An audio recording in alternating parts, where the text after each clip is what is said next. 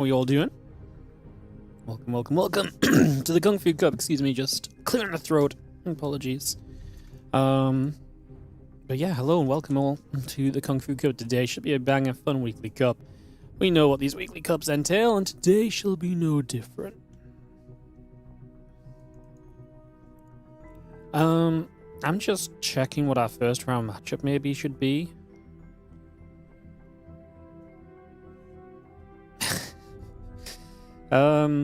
It's actually very well seeded. Oh, Christiana Shameless probably has to be our first round matchup, actually. So Christiana Shameless first round PvP, but then winner versus solo, and it just gives us some good matches to kind of go from. Okay, let's do that.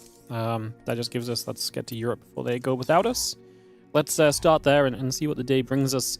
As my webcam needs turning on. Hello, everybody.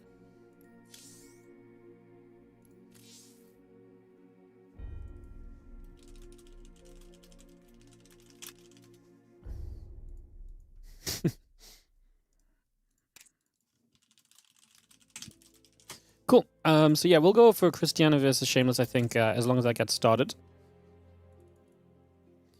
Just waiting to see if he's gonna be around or not, and we'll figure this out and get this going. Hello, everybody. How are we doing today?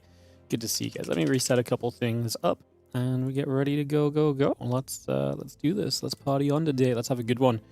Always nice to have a Kung Fu Cup because it's just something I don't have to run, which really does make my life so much nicer, not having to run things and stuff. So yeah, it's definitely a positive. And yeah, hope you guys are doing well. We're all ready for some StarCraft 2 and yeah. How's everyone doing? Did I miss anything at the start of the stream? Nope, no early subs or anything today. Good. That means we are on track, as Shameless has just hosted up a lobby. So I think we're going to be getting into this. I don't know if TKL wants to be here as well. He's just sat on Europe, so I'll throw him an invite. Not sure if he's AFK or actually wants to be here or what the dealio is for him.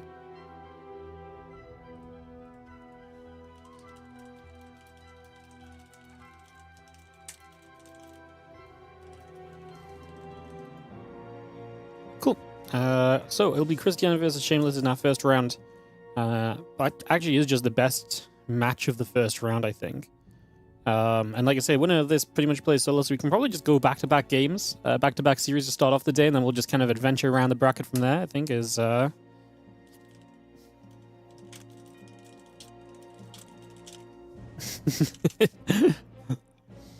the rest of the bracket is not quite banger level.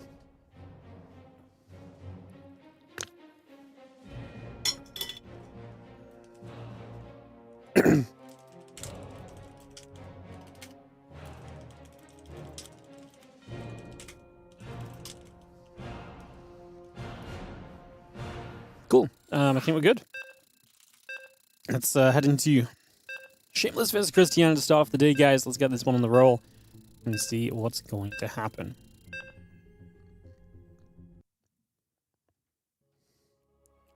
Coolio.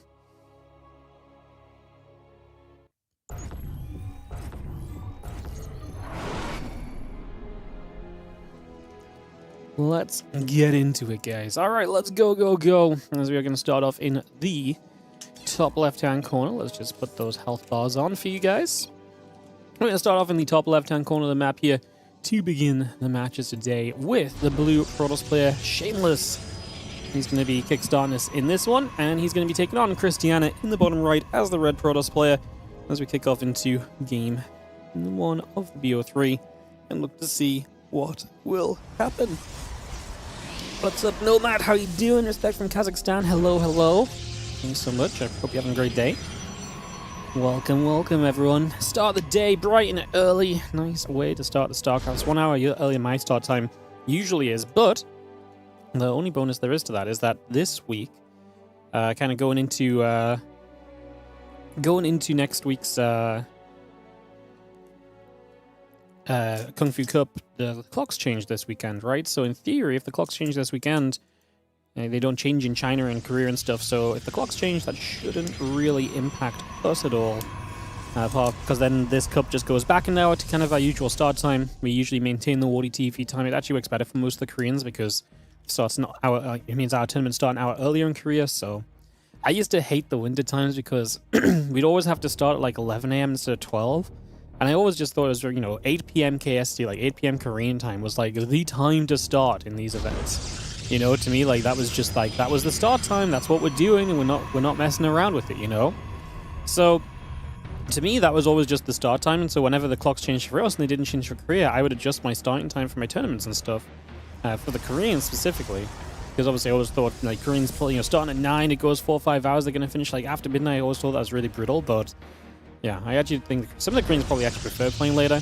But yeah, we stopped a couple years ago doing the alterations because I like my schedule starting at 12, and I run the tournaments, and like I say, the Koreans don't actually really complain for the most part. As long as you're not kind of giving them ridiculous, like, 7-hour days, then it's kind of hard to be upset about the time difference of an hour here or there. They're mostly up late playing anyway, so yeah, a couple Stalkers going to pop here from the gateways, as we are going to see the proxy of Christiana found. The robo facility spotted early, so straight away we know that that's over here, and we will see that robo facility still building up. So we build that up and take a few moments to get that on the way. Just going to be having that pylon coming through as well, so we bring that straight over, get that started. I'm just going to be seeing the Immortal going to start chrono boosting out for the next few moments as we get ready to roll. And obviously this is going to be the two Adepts Christiana. Going to buy some time. They don't necessarily deny this just yet, so we get a second pylon down. I mean, some time board is still good, though. It pushes you in the right kind of direction, I would say. So I think hard to be too upset super early on in terms of how this is going, because now the pylon is going to get up. So even this pylon's not worth finishing off because the other pylon's getting up. So then the Stalkers just back it up. Gonna go for a little run around to the right-hand side. So gonna see 4 Stalkers diving down through toward the natural expansion. 2 Stalkers and a ball poised on the left. A probe pulling over to the front. A sentry pops out. Good force field. Yeah, good force field. Ooh, we had high ground vision for a second there, but not for too long. And now these Stalkers are stuck. Yeah, Shameless has to drop the recall. I was going to say the target that other one. We do get 2 out of 4 Stalkers. It was an interesting move from Shameless. I liked it at first, but then getting force fielded out. I mean, okay, what are the benefits to this? You did force your opponent to kind of build a sentry. That's a lot of gas investment. I mean, he's built a prism secondly off the robo anyway, so maybe that doesn't matter too much. But you lose 2 Stalkers. I just feel as though it was a good trade. And yeah, it buys you some time, but it's also just giving Christian time to get his, prism into play anyway. So I really don't see this being a major downside to him, as he's just going to be shrilling with the Immortal. There is an Immortal now here from Shameless. So again, I guess time board for Shameless at home is something to consider. 3 gates and a robo of his own currently playing this situation out. As we do see the Stalkers, the Sentry, the Immortal, and Warping in the depths, joining beneath this prism, and looking as though they may get ready to make a move forward here in the next couple moments. Prism coming up, probe and the pylon on the way by, pylon on both sides of the map. I'm just going to see the Stalkers at depth, Sentry and the Immortal just going to step through here. Just going to be seeing that pylon already taking some damage. We have a couple units stepping across, just gathering for a couple moments. 2 more Sentries on the way in. Those 2 Immortals, just going to get a pylon to start off with. Actually, supply box Shameless straight away. The Sentries now actually have a further use as well, because having them over here gives you, potential to force field a unit forward, and, okay, you can juggle that with the Prism, but that still is basically a micro request that can be mistaken and, can be, missed and, misplayed and so on. So, things to watch for as we do think about moving up there. The Adept will get saved in the Prism. Drop a force field or 2 in return. Probably wasn't worth the second one there. This is the moment where Christiana has to decide what he wants to really do in this game. Does he want to just sit here? Does he want to try and work his way up this ramp? They're actually both going to go Stargate, so they're going to both build the counter to the robo units in the form of the Stargate. That's definitely going to be interesting as well. See how that plays out as the couple of Immortals get some more shots off. A few units peel away to the side. Prism of Christiana loads up, peels back around to the left side. Just going to see that Prism flying through. Another couple of Immortals coming in, and the Prism evacuates away. Adept Sentries and the Stalkers join. Just going to have them hitting the hallucination for a moment or so. But like I said, there's going to be some very real Phoenix very shortly. These Adepts good at tanking, but still a good micro from Christiana to make sure we're not losing too much at any point in time. Again, a few more kills, a few more pickoffs. There's a Stargate about to finish up from Christiana. So going to be Phoenix on Phoenix. Now, Christiana has started an expansion, so I do like his position more overall. And there's enough Stalkers and Sentries here that, like, one Phoenix popping out is not going to be the be-all and end-all. Like, we still have Sentries, we still have Force Fields. This army of Shameless cannot get down the ramp. So as far as that's concerned, I think we're actually pretty okay here. As the Adepts will take a chance to shade in over to the main mineral line, threaten that location for just a few moments. And drop one more Force Field down. The Immortals getting caught, and again, just being forced to micro back via the Prism there for a couple of seconds. Nothing too surprising. Like I say, the Phoenix coming out, it really is probably just get out of here time for Christiana. The more Phoenix there are, the more likely they are to actually really impact this. I don't even really hate the recall. We lose one Stalker. I just don't know if we needed to recall. Like, what are we afraid of if we're just walking home? It's kind of an interesting choice to recall. I wonder why. I guess he just wants to, just in case he starts. I guess maybe if the Phoenix fly after you and lift an Immortal, you have to turn and fight the Phoenix, which gives the rest of the army a chance to fight, and Christiana sees this as all he has to do is take a defensive fight. So I guess the recall is really just like a safety mechanism of like, well, let's just make sure, let's just absolutely guarantee that this is going to be okay. Going to be a lot of micro involved in this fight, I would imagine, as we do see the next though coming up from Shameless. So he may not actually fight, he could just sit back, take the expansion, and just work from there. That is a possibility as well. That is something else we can work with.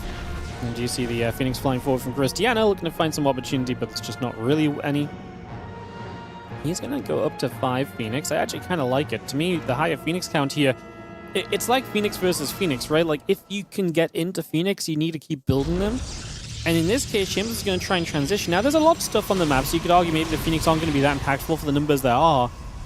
But if a fight breaks out, the Phoenix of Christiana winning the skies already, bam, 4 mortals get lifted.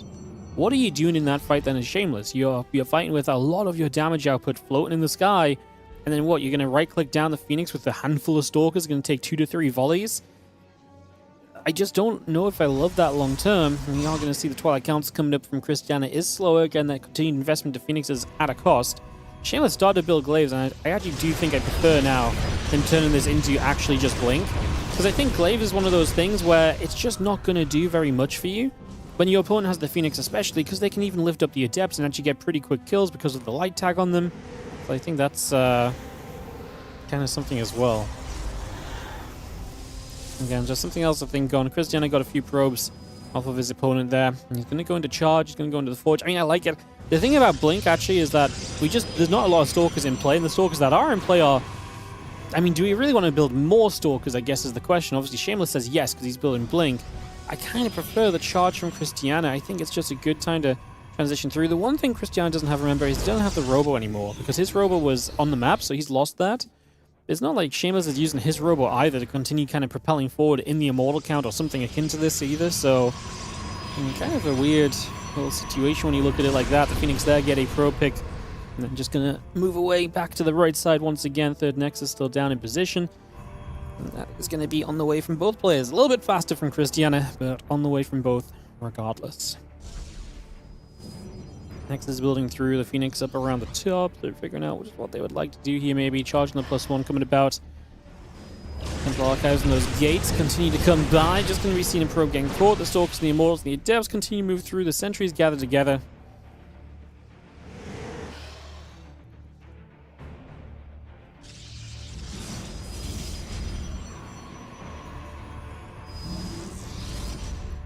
And Prism pulls back over the Adepts. Sentry Immortal just going to push through. The probe gets grabbed.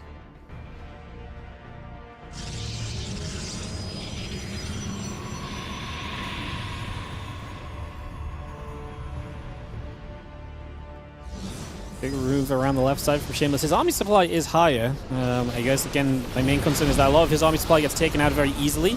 Good force fields as well. There's not really much counterplay to those force fields. Now we're going to dive into the Immortals with the Phoenix. Going to get a couple lifts off. The Phoenix of Shameless just kind of gets shut down. It's a very one-sided fight. I'm not sure what Shameless really saw in this. I'm not sure why he felt the need to make an attack happen. Like, maybe he just feels like over time it only gets worse for him, perhaps, but this was obviously never going to work. And like I say, I don't think you're in such a position where it's like, well, screw it, I have to go. Like, his economy was okay enough. I mean, you get absolutely crushed in this fight. +1's there from Christian too. Maybe that's part of it. Shameless just doesn't see the future in this game for himself, so he feels like he has to just go. I can kind of get behind it. Like, I don't necessarily completely disagree. It was so one-sided. I think you actually do have to give yourself the chance to maybe possibly kind of play on, you know? I think you do have to give yourself that chance to at least kind of play on a little bit and actually see the later stage of the game, because in this case, it was just never... Like, yeah, you're going to be playing from behind, but hey, maybe you throw down a Dark Shrine, right? Maybe the DTs do some hard carrying or something to that effect. I do think there are methodologies. I do think there's ways in which you can kind of, you know, make that happen and make that, you know, work out basically for yourself. So, yeah. Yeah, maybe that would have been a cool little approach as we get ready for a game 2 here in a couple moments, waiting for Shameless and Christiana to host us into a second map of this series. Just realized I'm not in the Kung Fu Cup chat on EU. That's probably why I don't see everybody online.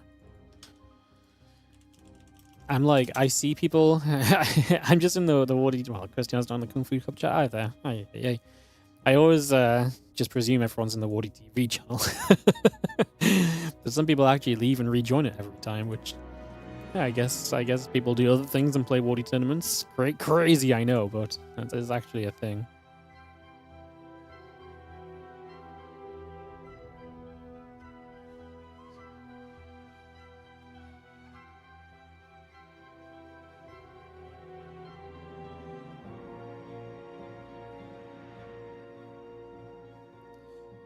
Lobby is coming up. Get into this in a second then. Christiana and Shameless game 2 in a couple moments.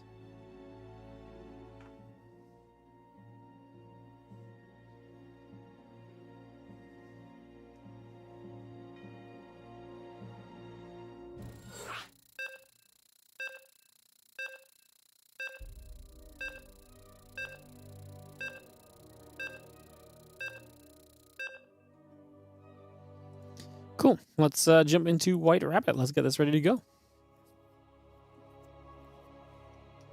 Game 2, and Christian takes a 1-0 lead as we get into the second map here. In the top right-hand side, he will be the blue Protoss. With that advantage, Christiana trying to bring it back. Get this on the go, and in the bottom left, our red Protoss player is Shameless. And get this ready. If you guys are enjoying the stream on the YouTube, I'll just take a quick moment to quickly early on say, obviously, nope, it's not that one, it's this one. To like and subscribe to the YouTube channel. It helps out a bunch, and those early likes go a long way to seeing a successful stream, so let's try and get a lot of likes in, let's try and get a lot of viewership in early. We appreciate it if you do. Thank you so much if you choose to take a second to hit that button. Appreciate it big time.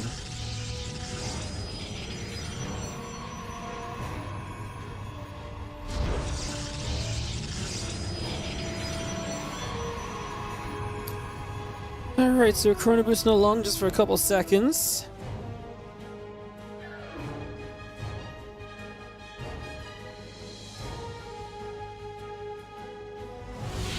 Game 2 of this BO3.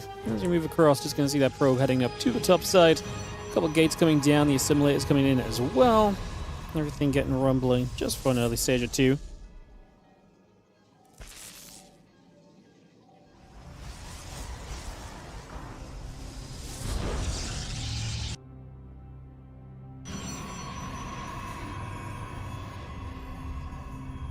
Probe comes back over, the other probe's moving around. Again, the cyber core's coming up, the gate's coming through as well. Just take a couple of seconds to get underway.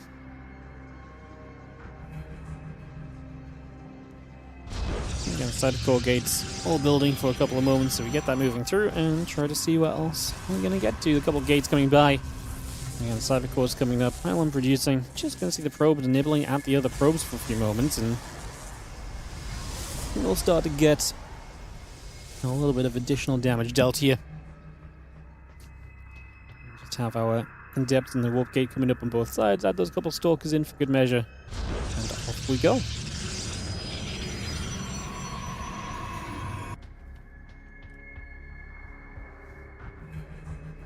So yeah, Adept Stalkers. Everything looking pretty cozy early.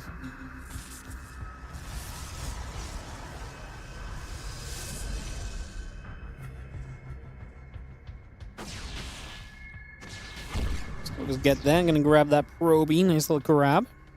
So you get to remove this.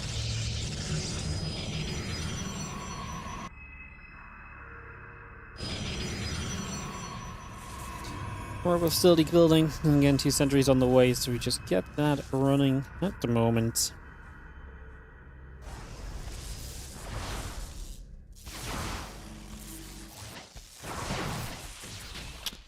That's a couple stalkers still poking. Pro's taking a bit more damage.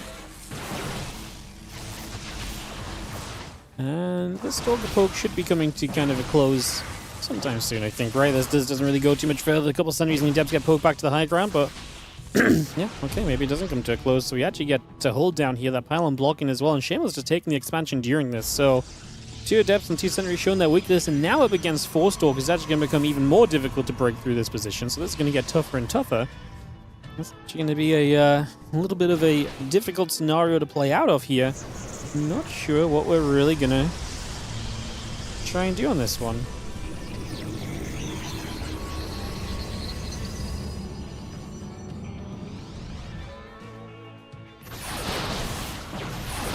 He's gathering up. He's going to be seeing the center taking some damage. A few stalkers popping back through as well. He's going to be seeing a couple of shots coming around, and adept loads up, drops down. You're going to see the other sentry taking some damage as well. Shameless obviously trying to get a lot out of this, and to be fair, he has gotten a lot out of this. We are now going to have the last couple of units trying to trade. We should be able to get that sentry right. Yes, we do. And now 2 more stalkers are here. So finally, Christiana breaks through. The Nexus is already done from Shameless, so you're basically looking at a scenario here for Christiana. He's going to throw down and expand, but surely we just got to go across the map and try and make something happen. Like, surely we got to do a little bit of something on this one.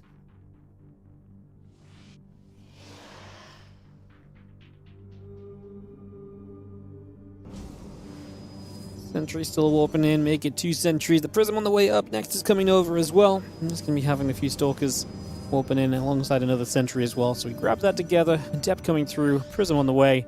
Next is finishing in a couple of moments' time.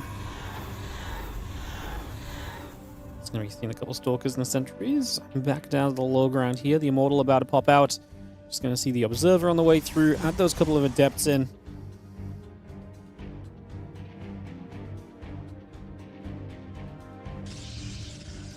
We're going to take a shade out down.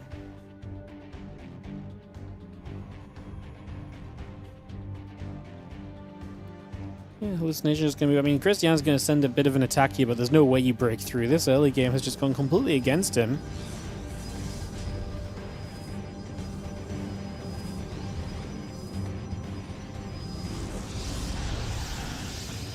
Teams gather, just going to see the Adepts are going to go shading for a couple of moments.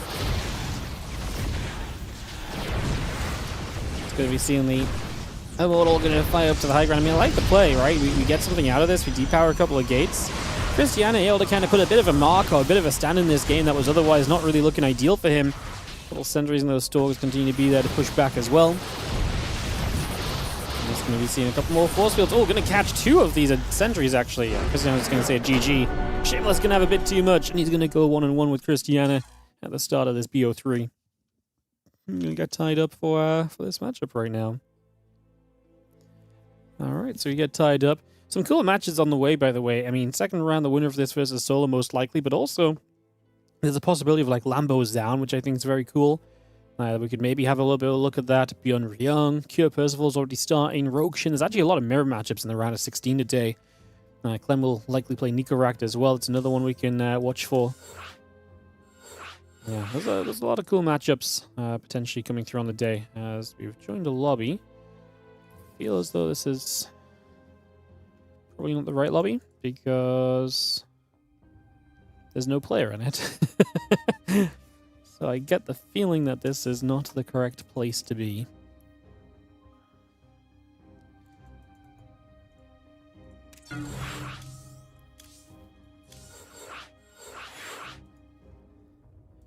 Alright, it's going to be Wind of Madness. They host Ruby Rock. It's meant to be Wind of Madness, so that is why. So we'll just take a moment or so here and get resumed, guys, and get back on track in these next couple moments.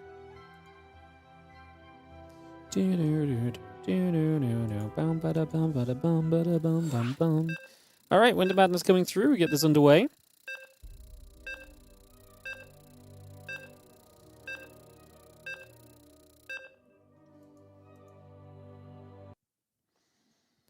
Let me get this ready to start up. So, get into Winter Madness here. Kick this one off.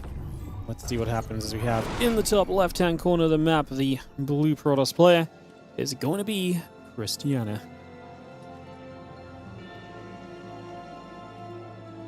Taking on, in the bottom right-hand side, the red Protoss player, Shameless. We get up and underway. Probes, pylons coming on in. Get settled here for a couple of moments and see where we can go, what we can do.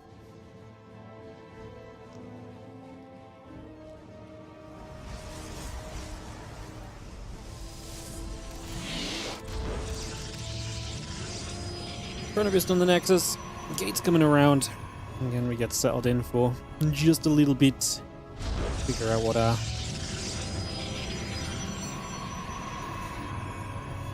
game shall be.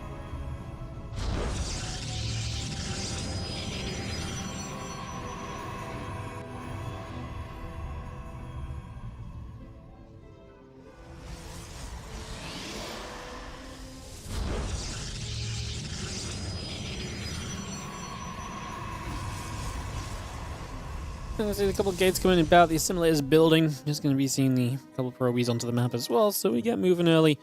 And obviously 2 gateways each to see what happens.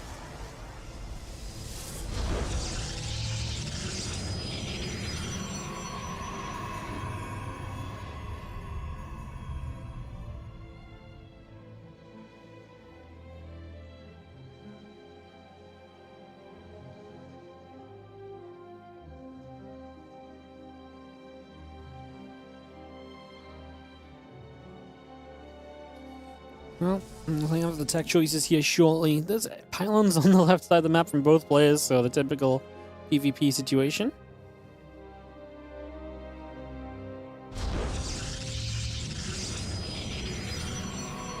Just going to be seeing a Stargate dropping down here, robotics facility coming through.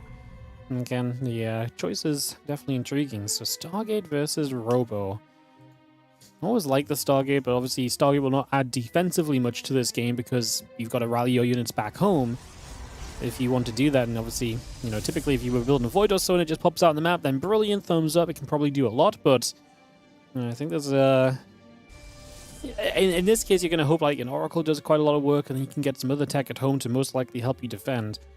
And by that point, it might just be a bit rough for Christiana. Shameless might have a lot of pressure on the map and available to him. So a lot of choices, like I say, available here as we have our robotics facility. Chrono boosting along, finishing very shortly.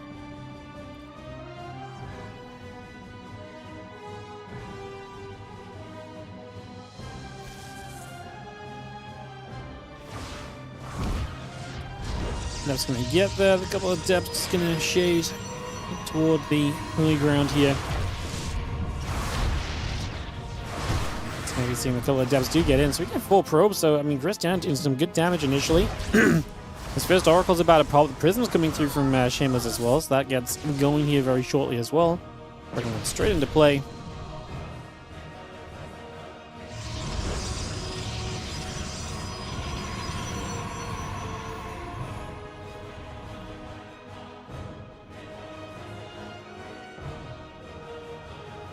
Model making its way through that. Like I say, here's this Oracle. It's going to be a big determining factor of how much we get done. There's only a sentry in this mineral line, so we will not do too much too quickly. This is going to be a lot of probes lost from Shameless. He's down to 15, 14.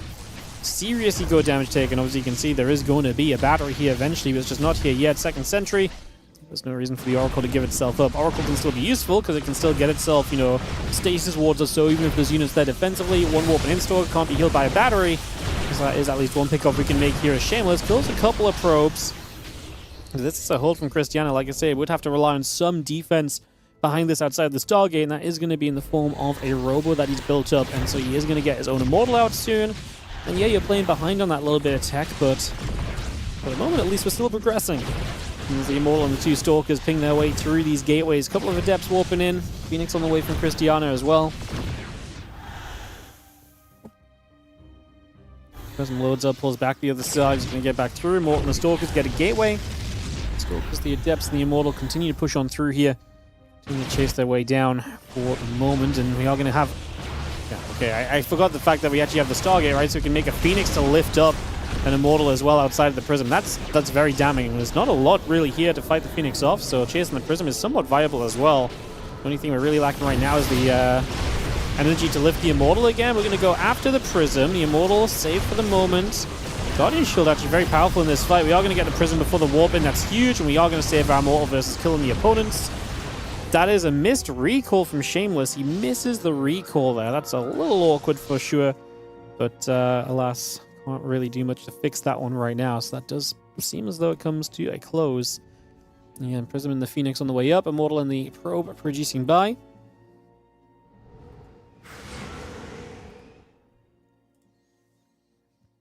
And the Prism is moments away from being done, give Christiana a chance to get back across the map. It does feel like Christiana is moving through here. Looks as though we're going to have Christiana into that next round of the competition in today's Kung Fu Cup, making round of 16. Yeah, just going to see that Immortal getting caught up in this, guys. Christiana loses an Immortal, to be fair. It's not super clean, this attack of his. He went a little bit soon. Like, he kind of went before he was really ready. And Shameless, it's actually going to push this back a little. Okay, Christiana is not going to win this game straight up, because that was a little bit too much of a throwaway on some of those units, unfortunately. So that, yeah, pricey. Pricey. Bit of a mistake on that one. And as the Immortals come through, the Phoenix going to build by. Just going to see that Immortal still coming about. The Phoenix going to fly into the main base. Try to see what they can do over here and put a bit more pressure on over these next few moments. So again, try and get a little bit of something extra on the go during this. Adept, Sentries, and the Stalker will find a pylon to the left at least, so we can right-click on that and take that down. Two Stalkers and Immortal stepping over. The Phoenix coming across the map as well, ready to try and make a lift-off. Get this underway and make something happen. Best of one, sorry, it's best of three. Just misclicked the start, probably. Everything best of 3 today, finals best of 5. So you can fear not, there is going to be a bunch of games for us coming up. As the Prism gonna get caught. The couple of Phoenix gonna go after the Prism, the Stalkers, the Adepts, the Immortals gathering and getting ready to push toward the upper left. Hallucination pops through. Just gonna see the Prism taking damage. More Adepts just unloading already. Got a Pro. We're gonna get a couple Pros. Make it 2, make it 3. Adepts pull back and away again. Just gonna see the rest of that Stalker Sentry showing up as well. The Immortal coming through. And a couple of Immortals gathering together. Have the Phoenix still sitting up overhead.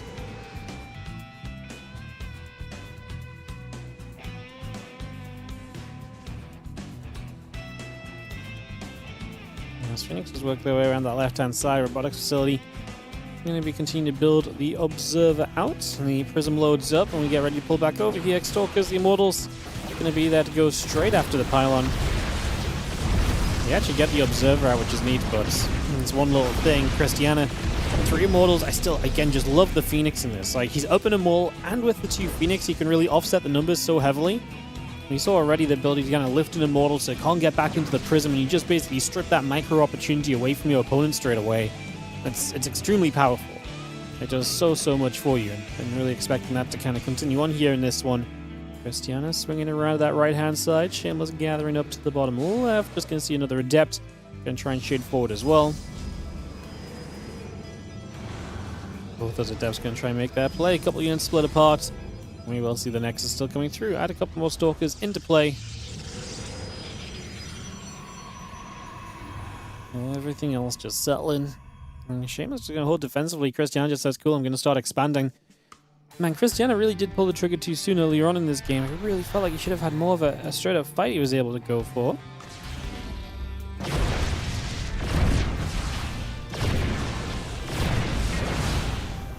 You can see the Immortal drop, obviously very powerful, and there's no Phoenix or anything able to get into play either. So you can't really just deny that by a Phoenix or so.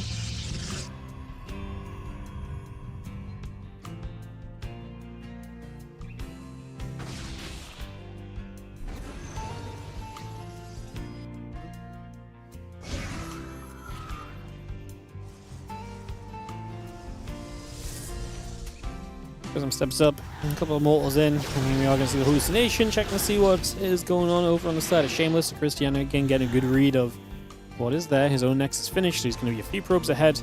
bit of eco ahead. Shameless getting his own robo up. Obviously, losing that robo in the middle of the map really denies what he's been able to build for a while. Like, he's actually in... I'm kind of surprised he's gotten so far off 2 gateways and nothing really else going on. Like, it feels like Cristiano should have a moment in this game where he should just be able to show up, push in, and look convincingly in the lead. And so far, that's not really happening. It feels like Cristiano should have that opportunity because, like, Shameless has been on 2 gates and only 2 gates for a while. And okay, you're making a good amount of gateway units, and yeah, everyone's building, you know, spending money on tech and expansions and so, but I'm kind of surprised that we've not seen, like I say, Cristiano, even with how things have transpired, I really feel like he still should have had that moment where he's had, like, a bit more of a boom, straight in, to clean things out.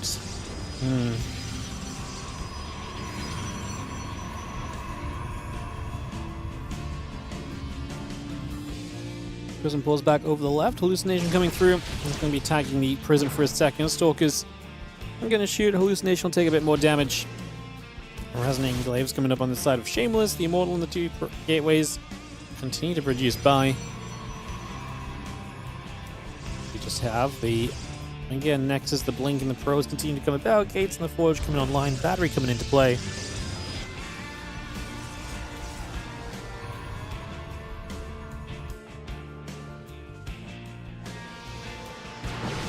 Hallucination steps through, and again, Stalkers in the center are going to be there to push the Hallucination back.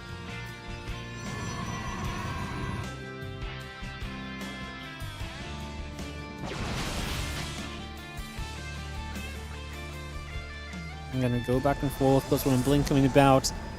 Dark Shrine gateways continue to come around as well. Nexus coming into place. I was going to see the Phoenix coming through. A couple of these probes just going to get grabbed.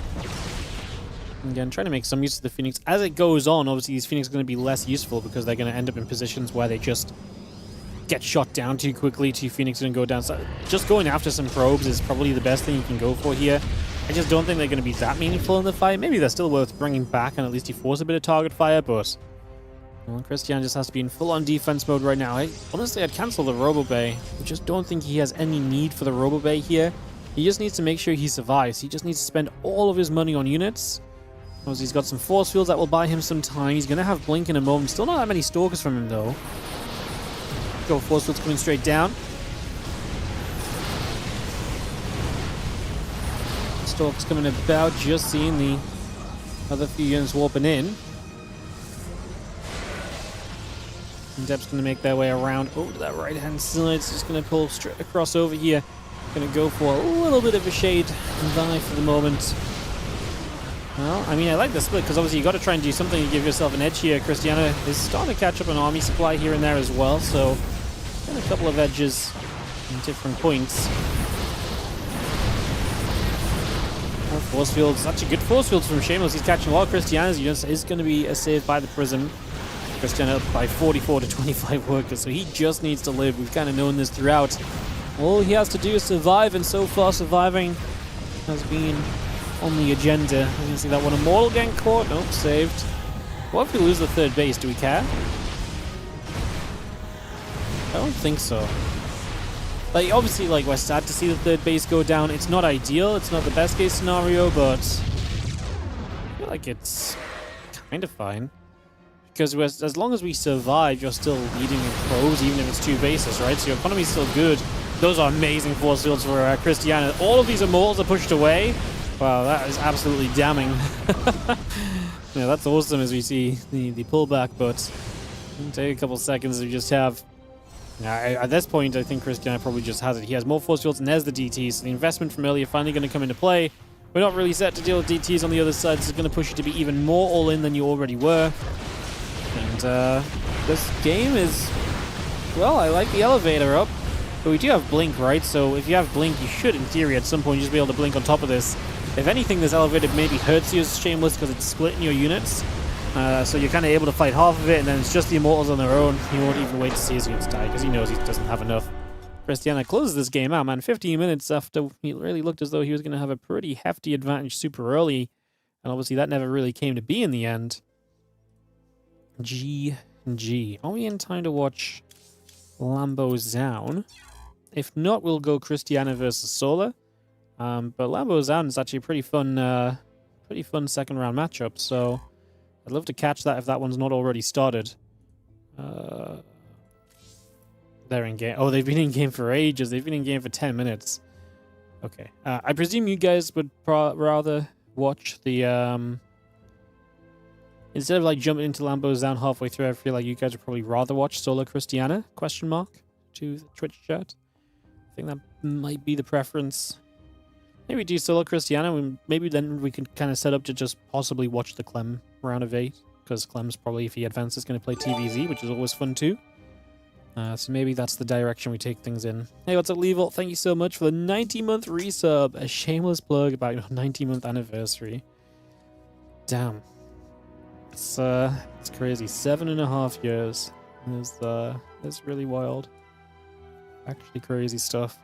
Keeping it going. Appreciate you, mate. Thank you so much. Appreciate the sub. Yeah, I think we're just gonna go solo versus Christiana, guys. Lambo and Zound just came out of a game, so we could jump into like a game 2 or 3, but I think I much prefer I do much prefer just casting a fresh series. I know solo's definitely a bit of a favorite here, but I think I do just prefer the fresh series over catching a single game.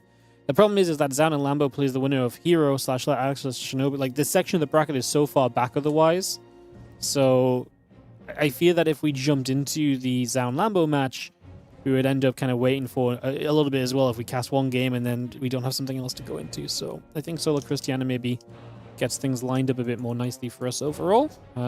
We just need Solo and Christiana to be here. So I think that's going to be our plan of action. I think that's going to be where we take things. Solo just hopped on. Yeah, perfect. Let's do Solo Christiana, guys. Like I said, I know some of you guys want to see. The other guys, I think the Lambo Zound game is on Inu's stream if you're interested in catching that. So that is somewhere you can go and check if you do so wish. But yeah, we'll go Solo Christiana and just stick on this section for a little while at least. For the moment. Coolio. Coolio, coolio, coolio. As they say. Do do do bum ba bum bum bum bum bum bum bum. Cool. Yeah, we'll just ask for Solo Christiana invite, and we'll get that ready to rumble. Awesome stuff, guys. Awesome stuff.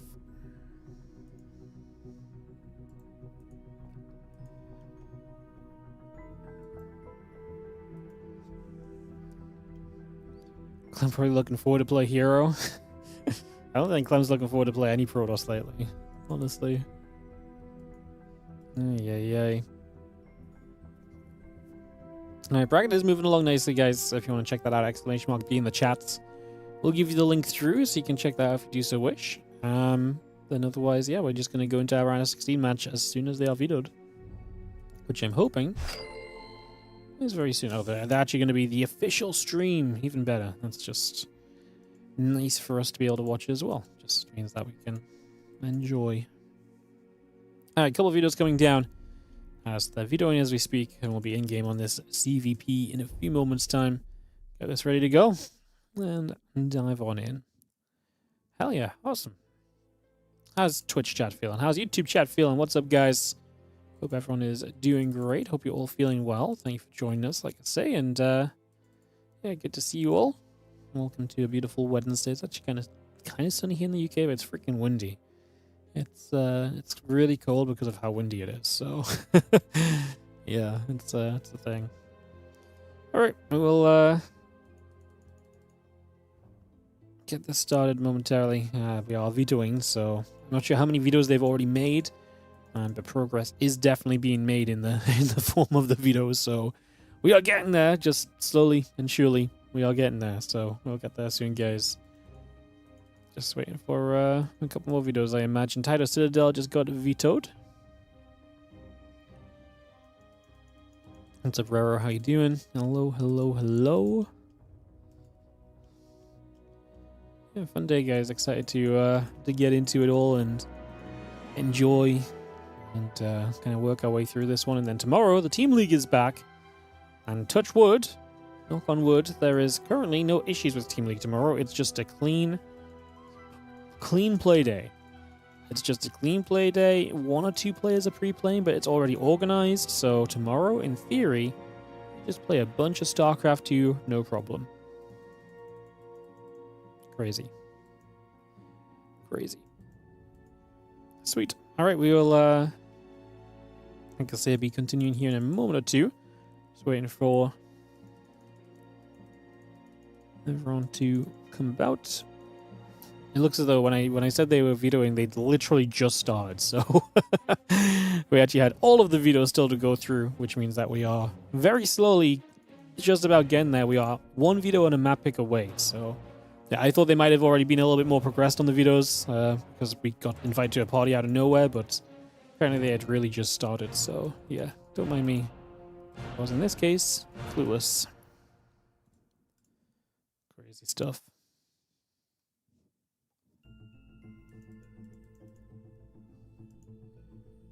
Crazy stuff.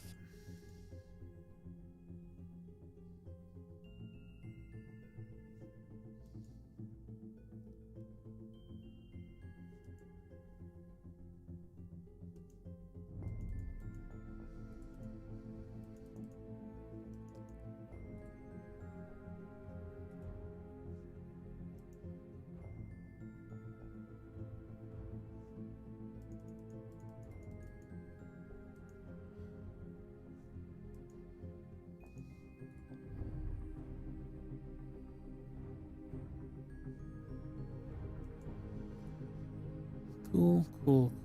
So just got distracted by my Discord pinging. Freaking logo going live every day.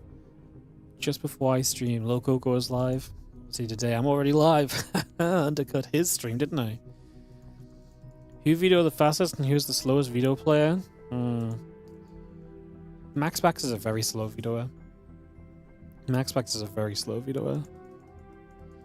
MaxBax quite frequently gets the question mark from his opponents, and he's just like thinking, or like they tell him it's like you're A, and he's like, yes, I know, I'm thinking.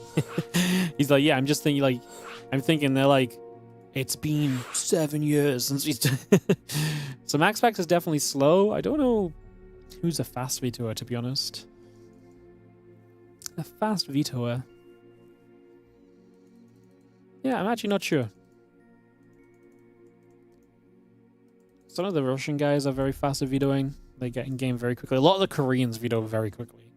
I think most of the Koreans veto very quickly, actually. Yeah, all the Koreans are very efficient with getting into the next game. There's so often we're watching, like, you know, a Korea versus Korea match, and I'm like still talking about the last game, and I'm like a sentence in, and I'm already like counting down into game 2. Well, I guess that's because they pre-veto. Oh, okay, better example. We come out of a series, I'm just like, right, guys, let's run some ads, and then bam, the lobby link goes up for the next series because the Koreans already vetoed and ready to go. This happens all the time when we do, like, the WardiTV group stage games. We do, like, 2 matches at a time and stuff, and we come out of 1 best of 3, I'm wrapping it up, it's been, like, a sentence or 2, and the guys are already like, let's go. Like, they're already, like, 5 vetoes in, and I'm already having to host the map and stuff. That's the better example. So, yeah, that is... The Koreans are very quick, just in general. I don't think there's a specific player who is the fastest. Harstem is fast? He's not. Harstem has you believe he's fast. He sprouts all of these words about calling out slow vetoers and, you know, all this stuff about how proactive people should be when vetoing and stuff. He actually vetoes very slowly himself. He talks the talk, but he doesn't veto the veto, you know? He does all the talk, and all talk, no veto. Yeah. And then he claims it's because my tournament rules let him be a slow vetoer, but I don't believe it. You don't veto slow on purpose. You veto slow because it's difficult to consider which maps are in the map pool because brain capacity. I'd be the same. I'd probably veto kind of... I mean, I think most of the time vetoes should be fairly obvious. Like, you either are vetoing for the matchup, or maybe you think a little bit about, maybe there is a bit of a choice. What I don't understand is when people veto slowly over, like, their first veto. Because there's almost always the first veto is very obvious, so... Anyway, guys, we are just moving through here and getting into a little bit of PvZ to start us off and to get things underway. Hatch, gas, and pool all coming through. A couple dronies coming up as well, so we bring all of that by. Get this ready to rumble. And I look to kick this off in the next few moments, get some activities in place. Actually onto the low ground again, the gas and the pool coming up as well, so we get a lot of that online straight away. Just see where we will continue with things in the next little bit. Go, Solar. Yeah, be cool to see Solar make a run. We actually have all the Zergs playing today. Lambo, Shin, Rogue, Solar. I mean, that's pretty much all the Zergs. So, you know, don't play in these things still. At the moment, at least. So, yeah, all of the Zergs are participating. Which is cool to see.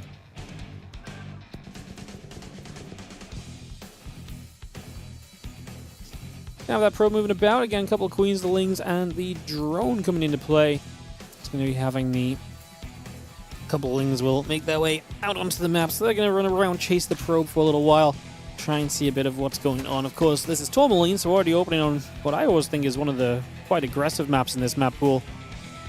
And we're playing, you know, a PvZ with Solar. It's almost always going to have some aggression attached to it, almost definitely, so got to keep that in mind as we get our way through these early stages. Maybe it's a couple of Lings. We'll take that chance to nibble up at some rocks, so we work on that nice and quick. And yeah, the Adept on the way through, the Stargate and a couple of probes coming about. Warp Gate coming into play as well, so again we get all of these bits and pieces coming through for a moment. Get that settled into place as the Adept going to shade to the natural. Again, Ling Speed, the Hatchery, the Queen and the drones coming about as well, so quite a few just different pieces coming together. It's just 3 minutes in, we're early on. Christiana, in terms of PvZ, big fan of the Archon drops. One of the few guys that was still kind of Archon dropping until, you know, in recent history in this matchup, so it's something we might see out of him, so kind of eyes open toward that kind of build order where you're typically more expecting to see like the move into Blink and so on and so forth early. Not that he can't play the standard stuff, he does like what he does. I do think Solar is someone who's kind of figured out a little bit of how Christiana plays. He does know and understands well what Christiana does and understands what Christiana does well. I do think Solar is great at exposing that kind of when someone plays a little bit offbeat for the meta, Solar is typically the guy to say, well, this is why you can't. And there was a couple matches where Solar, you know, did not necessarily have that against Christiana, but then recently I feel like he's really been on the ball when it comes to playing against this Polish Protoss. So I do wonder a little bit for Christiana what this then looks like. Do you actually go into your, you know, Archon drop, or do you do something a bit different? Because, like I say, you're probably going to have the fear of something else going on. That's a major lag spike. I fear that that's, yeah, I was going to say, I almost feel that that's me, because it was so long before we, yeah, it was so long before we, saw a lag out screen. Usually if it pauses for that long, it's like your screen's going, because the lag out would already be there. But in the end, it is actually our observer, who I imagine we do have to wait for, because we are obviously on the Kung Fu Cup, and this is the Kung Fu Cup's stream, or one of their observers, so it's one of their ways to kind of keep an eye on everything, as we're just going to check their ping, and hopefully get resumed in a second to get right back on track on this one.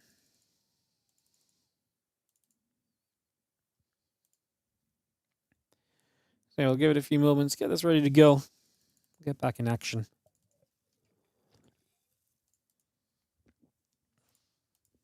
And seeing where things end up. Again, PP 1-1. A little bit of poking about. It'll take a few moments.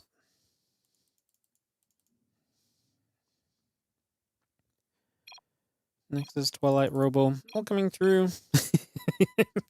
Solar drops the 2-3 just to follow up the 1-1-1s.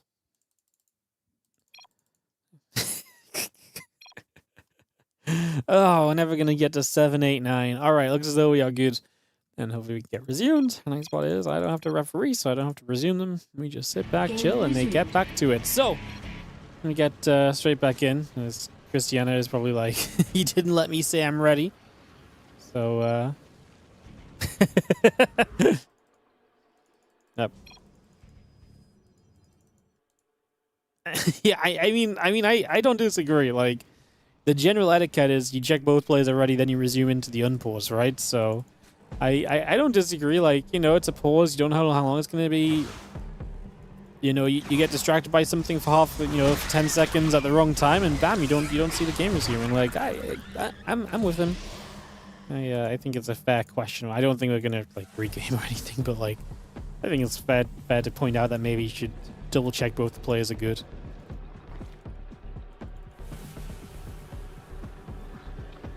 Anyways, a couple of oracles coming down. There is the Temple Archives, there is the Prisms. The Archon drop is going to be well set and ready to go soon. 2 drones go down here initially, so a couple of drones getting picked just to start us off. Now we've got that Prism popping out from Cristiano as well, so we get that straight into play.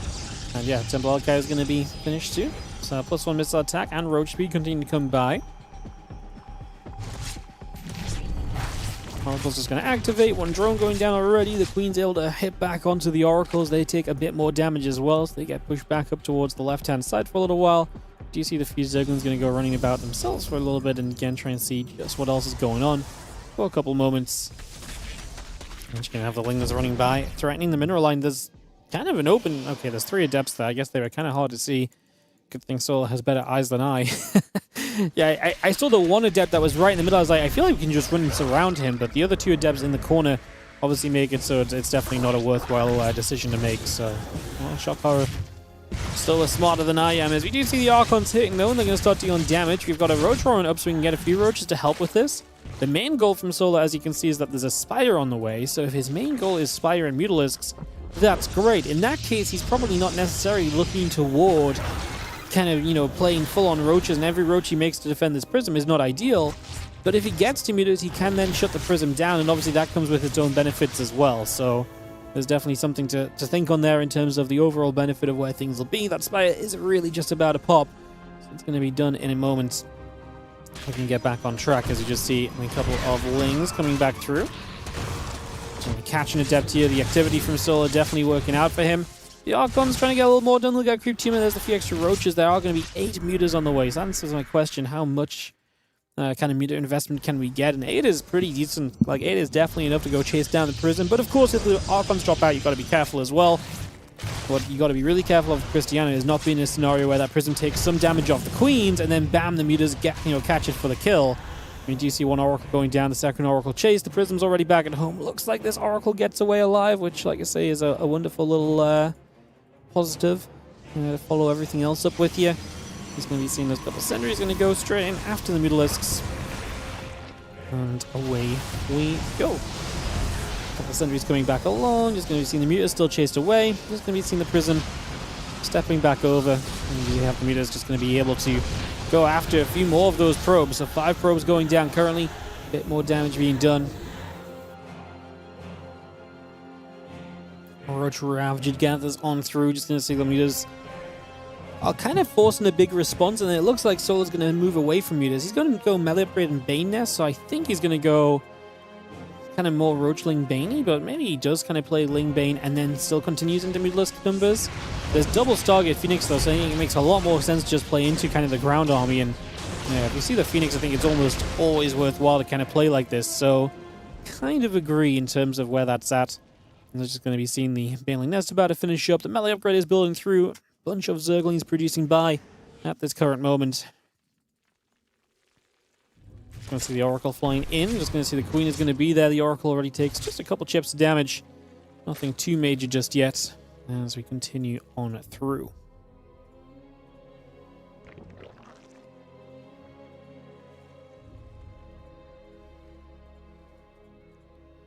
And +1 that Storm still coming up. Melee upgrade coming by. The Ling Bane all in production right here. So I'm just going to see the actual Oracle getting caught again. It's just a mistake from Cristiano. I shouldn't be letting that happen when you know the mutas on the map. It's just a little bit too adventurous. A little bit reckless, really, as we actually stop and fight with the mutas and the Queens against those Phoenix. So we take a second to just turn and trade, which I actually find very interesting that we choose to kind of approach it like that.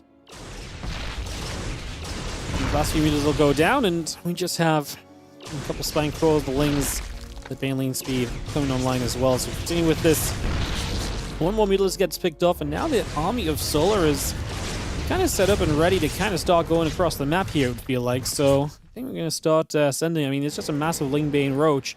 this is where you question, were these Phoenix worthwhile? Yeah, they shut down the mutas, and the mutas didn't do much else, but is it too much of an investment while also trying to afford an answer to everything else that's available here?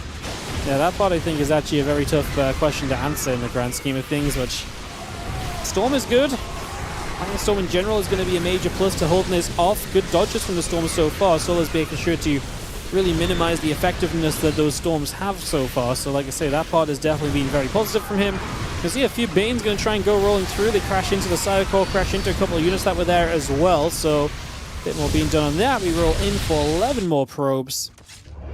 Now these Ravagers are going to come stepping away. A couple of Phoenix going to be there, going to cross with Violet. Will double kill. Okay, the Ravagers go down, but at least we remove the Phoenix as a cost. Insults charge up as well. We have to just back this off for a couple moments. Solo going to pull away. He has a lot of supply, but it is obviously a very teched up army on the side of Christiana, and that's what we're kind of playing around here at the moment. Let's see, those Banes still rolling through. He's going to try and get across. Got a couple of these Immortals taking some shots.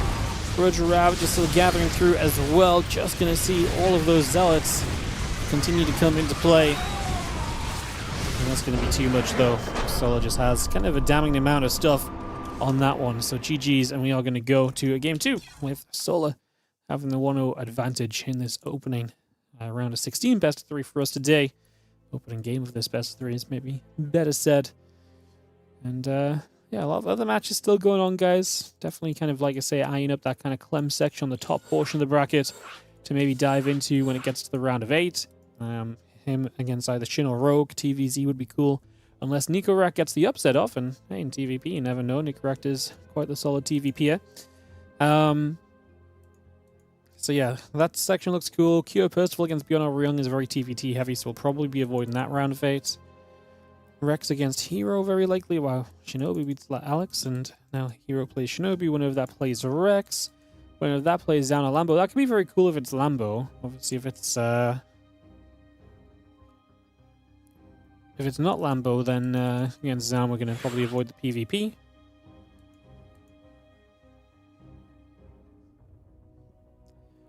And then Classic Cyan, Solar Christiana. So it's possible for like a Solar Classic round of 8 on this bottom side as well. That would also be kind of a cool one. That's also one we can maybe look at getting into if we get there, as we get everyone in and ready them up for Old Republic. I have to run ads, I just realized. Jeez, did I not run ads at some point? It's kind of weird. I'm sure we have been on point with the ads, but the fact that I'm about to play suggests otherwise. I didn't even realize that. I apologize. Alright, the race has got set up just in time. We nearly had a slight regame scenario, but we're good.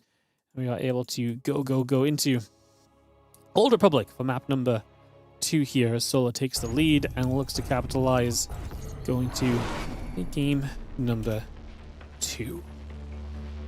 In the bottom left-hand side, he will be the red Zerg player. This is Solar. And he takes on, in the top right, the blue Protoss player, Christiana, as we kick into this one. And get this all set up. And Christiana bounce back or not. Yeah, Solar did just the typical, it's a move you see all the time, right? Just the mutas, but you only build 8, and the Protoss has to think, is he going to mass muta, or is he going to muta into ground army? And that's some information you have to gather, and otherwise you're guessing. And in this case, you double down on double Stargate, Fleet Beacon, and he goes into a ground army, in which case you've invested so much there, which just doesn't really help you. And yeah, okay, you shut the mutas down hard. They did a little bit of damage still, right? They found their way to get a little bit of something done, so still wasn't kind of super terrible. Gate in the simulator moving through the hatchery and the drones. Continue to build into play as well, so we get all of that online. Hatchery will just come about getting going. So hatch, gas, and pool all on the way in.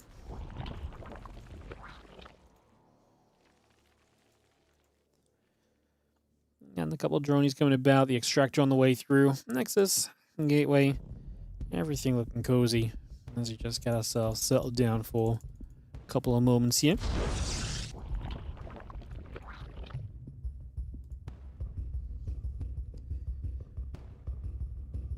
Probal's back to the front, just going to patrol. Hatchery will continuing, obviously getting that in position is always nice for Solar as well, so not sure on location, no shenanigery there, and we just have ourselves a little pylon off to the side, so we got that set up too.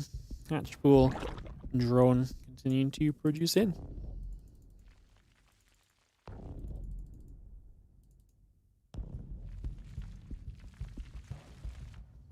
Queen will just continue for a couple seconds. Still got the Adept, the Probe, and the Nexus coming by. So again, we get that into position here. That link speed is going to continue up as well. So link speed continues by. A couple Queens just coming over.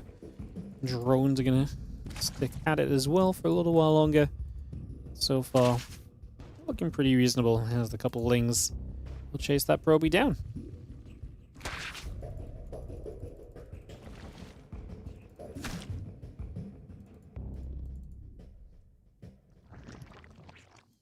No surprise to see a Stargate opening once again from Cristiano. Obviously, it's the baseline foundation of PvZ build orders. It keeps you safe, it applies pressure, it can put you into a lead.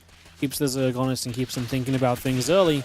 And obviously, like I say, the follow-up from that Stargate can pretty much lead into whatever you would like. Now, obviously, some players do like to go kind of straight Twilight Council builds. I think that's so risky against Solar, who is a guy who absolutely loves to throw the pressure on. He loves to just turn up the heat and all the rest of it as well. So I do think that is always kind of a good point to keep in mind, I suppose, as the link speed continues by. You're just going to be seeing the Overlord. The drones, the hatchery, continue to come through. The Oracle and the Warp Gate continue to build about. Yeah, that link speed still just trickling along for a couple of moments here.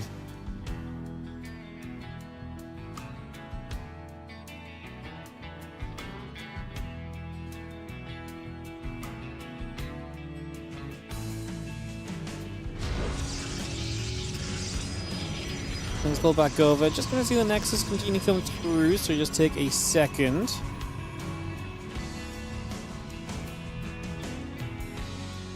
Oracle and the Warp Gate coming about. Just going to see the Nexus and the Gateway continue to come by. So again, we get a couple of those bits and bobs on the way in, just for the moment.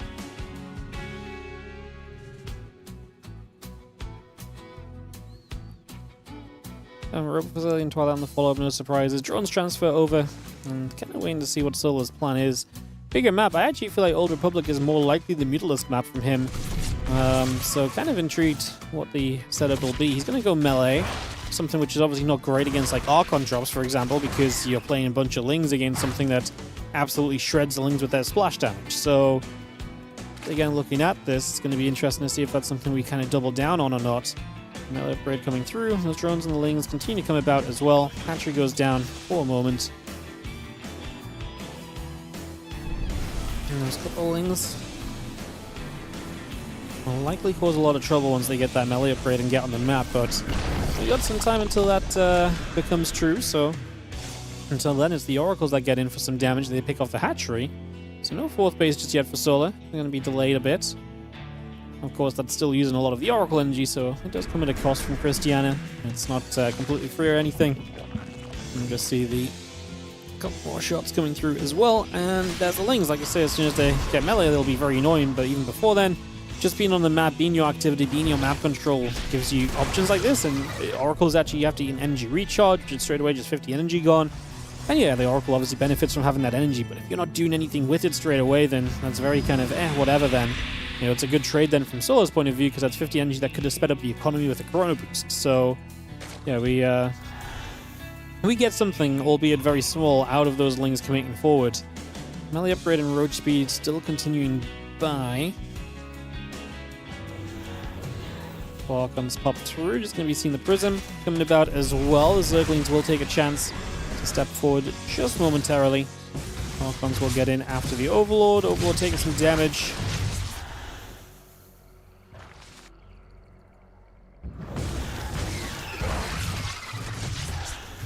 Queen's going to fire a few more shots off Prism. Still taking a few hits. Melee upgrade and the roach speed continuing into play. The roaches continue up as well.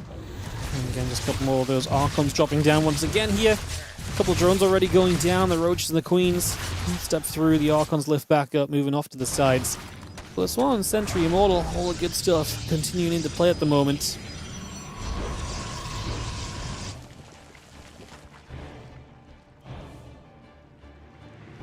drones coming through. Again, the roach speed, the bailing speed, and the +1 missiles all coming about as well. So bring that over. The couple queens, or the queen, going to be there to help push those oracles away again and continue to zone them away from the mineral lines.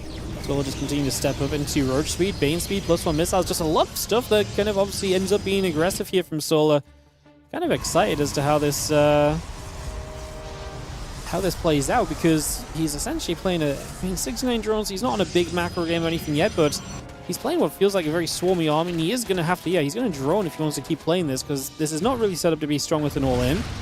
He's not really on the word count yet, so yeah, the 11 more drones make a lot of sense. He's going to feign pressure here by looking like he's going to attack. Christiana is respecting the attack, and he's adding on static defense. And of course, that static defense kind of, transitions through the future and can be used in future fights as well. But it's money invested now that could have maybe already gone into other things. So Solar actually stepping onto the map there, even if he wasn't going to commit, does have an impact on this game. It does suggest to his opponent a little bit of what's going to take place here, and kind of tells you a bit of, like I say, just straight up what's happening pretty much. So you get a little bit of that info straight away.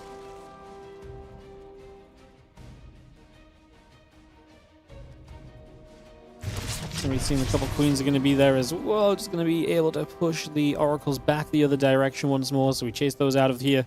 One of the oracles definitely hurting at the moment. Going to drop another little revelation down. +1 missile still coming through. Ling Roach all producing by, bringing a lot of them up. Just getting a lot of that ready to rumble. Stargate, Fleet Beacon coming through. A couple more Mortals and the High Temple all coming up as well. Add a +2 attack upgrade to that as well. Well, Mortals and the Sentries will just gather, and you can send this here as Soul. I mean, he's at 80 drones. In theory, it's good for him if he starts attacking and keeps attacking, right? And basically causes trades, because he's on that eco lead. So ideally, you start trading, you keep trading, you force, the pros to kind of stay on this lower tech army. I mean, it's not low tech, but it's obviously not moving in towards carriers and stuff, right? Or Tempests and so on. Pushing up this ramp, very one-sided angle of attack. We actually see a few Corrosive Vials landing. There was just a complete line of them and a couple of units trying to run back. Zealots trying to get out of the way. The issue that Christiana really gets to, well, first of all, he's eating a lot of Corrosive Vials, and that's a lot of damage. Every bile is something that's meant to zone. When it connects, it's finding insane value. And Biles here just going to hit an Immortal down to low HP, so Solo gets some crazy good Biles. I actually really feel as though without the Corrosive Vials, this is extremely difficult for Solo to really make work at all, but he did so much damage there. And if nothing else, these units obviously step away, but they drain shield battery energy, right? And Solo's ready to go again soon. 27 Banes are already morphing in. So there's no way he's going to be hanging around too long. Like, he is absolutely going to be raring to keep this action going. And there's a prison that just loaded up. That's not going to get a chance to get across the map before more happens here. So we'll see if it turns around or not. It might just keep going. He might want to get the pressure across the other side eventually anyway. The one thing I'm really surprised by is Solo's resistance to kind of splitting this army, and maybe kind of having a few units coming in from the left of this army, while also some come up from the ramp, right? Now, admittedly, if the units are on the third base, maybe that's not the biggest of deals, because then you're kind of still attacking into, like, if you're attacking up here and here, you're still attacking here, right? It still gives you a bit of a better concave to work with, though, so... I mean, to be fair, hard to really complain. It's working. That attack, little sort of Banelands hitting the mineral line, 13 probes go down. That one was definitely more so because Christiana was stepped to the left side, so he was kind of walking back into position while trying to deal with what Solo was up to, which made things a whole lot more complicated for him, unfortunately. Pullings run by, just going to go clean up these few Zealots. They've been an annoyance, but nothing more. So, again, that prism across the map, not quite as impactful as we maybe would have wanted it to be. Just to start things off here, the Immortals and the Archon still gathering through, Lingbane still building up, +2 melee upgrade building by. Hatchery and the Spine Crawler coming about, Stasis Ward just going to be popped immediately by the Corrosive Vials, man. Corrosive Vials have really been the bane of Christiana in this game. I feel like they've been so good for Solo. He's found so much value with Corrosive Vials in the last couple of fights. And obviously just cleaning out Stasis early is very nice. One of the benefits of just seeing the stasis going down, you know exactly where it is to bile. These veins are not going to be blocked from getting into this mineral line. The probes cannot actually get away, so it's going to be another 14 probes. We're killing some drones. The spine on the other side is not going to clean stuff out quickly enough to make this a complete and total defense, so we are going to have to see a few units responding to that, but as soon as we respond to it, we're just going to be right back onto the map again. We're just going to go with even more stuff and even more firepower, especially in comparison to what Christiana has, because Christiana is losing probes and economy. He's not been able to get off 3 bases. As he gets to 4 bases, he lost his 3rd base, right? So He's just stuck in this situation, and that means that eventually this continuous pressure of Solar is just going to add up and probably be a little bit too much in the grand scheme of things, I think. I'm not sure if these Banes really need to get through or so. Again, we're pulling back down. The only thing that's keeping Solar kind of going back to the other side of the map are these Zealot run-bys. Without those Zealots, Cristiano is truly in a whole big kind of pot of trouble. But he's kind of surviving through for now, at least. Again, the Ravagers and the Lings are going to come back across. Immortals and the Archons are going to step through as well. This hatchery over here is very much so going to be going down in the next couple moments. I mean, Cristiano's army is still a bit terrifying just because of just how good quality it is. And so still has to win one final fight against this. Let's see if he can do so. Not a lot of Banes. The few that are trying to move forward, again, going to be very reliant on Corrosive Bowels, trying to find some targets as well. If those Corrosive Bowels can hit, you can absolutely consider yourself in a much improved position. So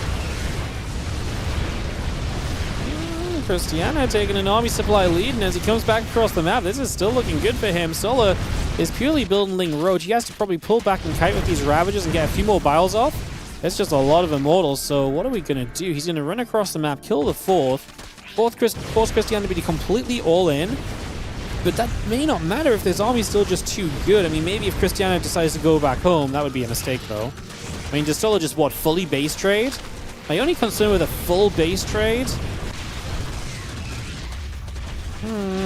is it a concern if he just fully base trades? I don't know. Are we actually going to recall? Okay, this might actually be an opening for Solar. Recall comes down. Now half the army is still on the map, unfortunately. Solar's actually already jumping on a few of these units, so the base trade is going to do its part in terms of getting this army split. Corrosive Bowels is going to force the Phoenix to dodge away. These last few units going down. We did not leave a prism with them, so no micro potential. Solar is going to equalize army supplies, and it buys him time where he's obviously been mining a whole lot more than what Cristiano has mined during this time frame, because Cristiano has been forced to be all in. He's down to 18 probes, so Solar gets more time to reinforce. There's still a lot of units that come back across the map. Another Corrosive Bile or two. Solar, does he have any more movement tricks to help him out here, or is this just a case of dropping Biles and hoping they land? The drones evacuate this hatchery. Solar is now a 2-base Zerg versus the 2-base Protoss, so this is a very, very tense end game. A couple Lings across the map. Going to see no probes long distance mining even, so there's nothing to really do there. Is Solar just going to run for it? If he mines a few more minerals, he can build a hatchery elsewhere and just commit to the base trade. Committing to the base trade might be the play again, because it's going to force your opponent to turn back around and come toward you. It's going to buy you more time. My question now is more time going to do that much for Solar? Well, he's going to be able to hide a couple of structures around the map. But this army is coming home. Like, this is not going to come down to elimination. This is going to come down to trading. And does Solar like this fight now? Probably not, because he's not going to have creep. He's going to have the high ground, though, so he does have the ramp. If we force our way up here, the Corrosive Biles will be deadly. A couple more Biles already dropping straight in, but you can see the Roaches and the Ravagers taking damage. Phoenix gets a lift off as well. Solar's army supply is once again down in the gutter here. I just don't think it's good enough. I actually think Cristiano has enough to push his way through this game, too, and to tie this series 1-1. And to really put a bit of a surprise out on Solar here. This felt like a game where Solar was doing as he wished and was really controlling. He was dealing damage well and everything else, but you still got to answer the final question. You've still got to kill that army one final time, and he failed to answer that final question in the game of, can you kill this army? No, he couldn't, and without killing that army, this game comes to a close, and we go to Mothership for map 3. Wow. A lot of big maps in this series. I mean, Tourmaline's not big, but then Old Republic into Mothership, a couple of big maps to wrap this series up, essentially.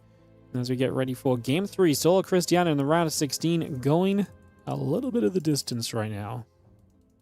The winner of this will play Solar. Lambo 2-1 down, by the way. I told you guys that would have been a good match to cast. Yeah, Lambo gets the 2-1 over Zound, so he moves through. That'll be a section of the bracket we definitely keep our eyes on, perhaps, see if Lambo can do more, because he likely has more ZVP ahead of him, so could be a cool run from him today. Nicorakt is playing Clem. The winner of that plays Shin or Rogue. Again, hopefully we get out of this series in time to catch that. I would love that. If Clem does get through. I do think Nicorakt against Clem's Protoss actually does have a shot, though. Like, it'd be hard to deny the guy who's been popping off in the TVP matchup a chance, at least, against a Clem who's actually struggled a little bit lately, so things to look at as we get into this game at 3 before we start off with the players. Thank you so much to Photobaz coming in for the 16-month resub. Morning from San Francisco. Go Christiana. Good morning, and thanks so much for the support, mate. As always, thank you for resubbing. And, go Christiana, bringing us to a Game 3. Exciting round of 16 matchup today in the Kung Fu Cup 2026 Week 2. This is a weekly cup now. Will be a Kung Fu Cup Grand Finals at the end of the year. And until then, we just work our way through week by week and see what happens as Solar and Christiana come out to play Game 3 in this round of 16. Can Christiana upset Stola? Move into a round of 8 would be against Classic, and I'm always going to say in a PvP it feels possible, right? Maybe Christiana could go on a big run today. That'd be very, very cool to see if it did so happen. Drones and hatchery building through. I'm just going to have ourselves a movement across the map for a couple moments. Yo, what's up, ByuN? Thank you so much for the 17-month resub on the Prime. The Wardy stream is as important by morning as coffee is. Or as my coffee is. Thank you so much. I appreciate that if you need your coffee. It's a big thing, so I take that full-heartedly as a big compliment. Thank you so much for the 17 months. Thank you for priming us up. Appreciate it, guys. If you're out there sitting on a Prime sub that does not have a home this month, consider using it on the channel. Obviously, this is not a WardiTV event today. We do run plenty of our own tournaments and plenty of our own StarCraft too, so if you enjoy watching the stream and you want to support, consider priming. It's a free way if you've got it, and if it's just sat there, it really deserves to be used. If not on our channel, use it elsewhere. You can get ad-free viewing here, of course, as well. Get yourself free of those ads for a little while. And yeah, we will take them and run them into more StarCraft content as well, with the upcoming WardiTV Spring Championship on the horizon, and a new season. It's going to be a lot of fun very soon as well, so looking forward to that. What's up, Seth Road? Thank you so much for listening to the call and priming us up.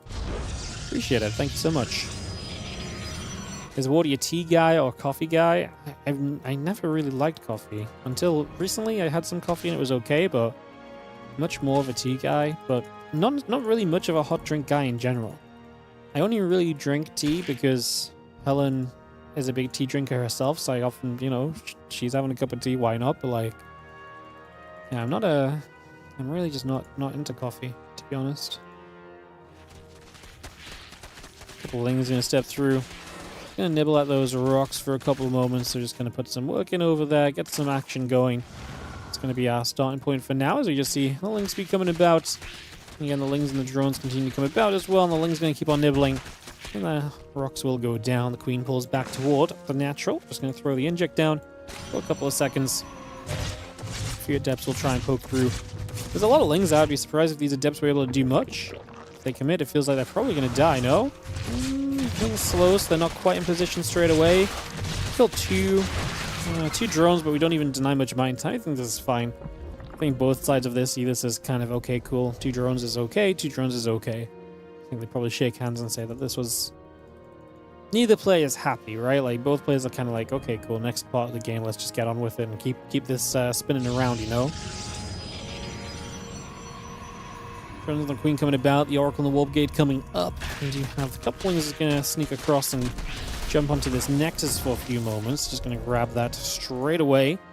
And the Oracle and the Warp Gate coming through, the couple probes are building up, the assimilators continue to come by.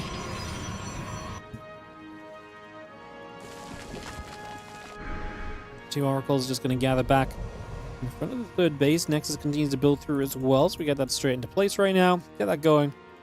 Try to see what else is about to happen here.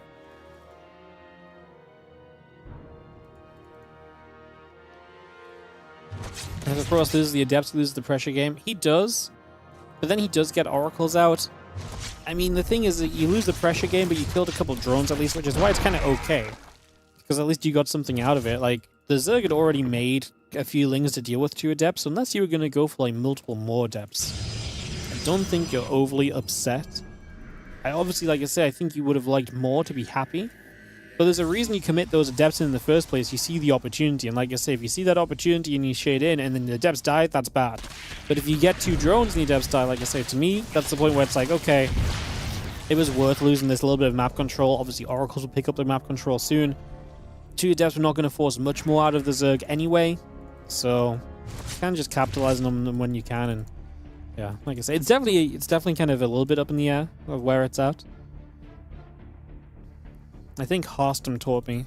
Once upon a time, he taught me 2 adepts want to get like 2 drones and a drone pull. If the drones pull away, that's where it starts to become good for the Protoss, because then you get 2 drones and you've denied some mining. So I always use that kind of as something of a baseline, I guess, myself, but it's obviously a very wiggly kind of movement or statement anyway, isn't it? We do see drop lords, so we are going to have Solar with the overlord speed already finished, setting up into a very aggressive game number 3 here. It's very Solar to be aggressive like that, and with the Oracle going down, it's only going to help him. So can this attack work out from Solar? Like I said, this is a very Solar kind of move. It's just going to be seeing the Archons setting up. So the Archon's set up, Christian doing what he does, which is to set up for the Archon drop, but he's going to have to play defensively instead. You can't bring the Archons across. Well, obviously you can fly them forward here, but they're going to immediately meet or see these units. So now you have to bring these Archons back. There's no way you harass across the map, but you do have a Prism to micro with. The only problem is Christian obviously did not know this was about to happen, so he is blind to this attack. He does not have preemptive preparation. Loses one of the Archons super early. That obviously should expect to micro a whole lot more. The Queens actually trade a lot of transfusions out already as well. They're going to get a lot of health back on themselves. Wow, they were on like the dying patches of creep spread, and they just about found the transfusions to keep each other up and healthy. So that was actually kind of huge for the Queens. Big deal right there as the Roach Ravager just hits this 3rd base.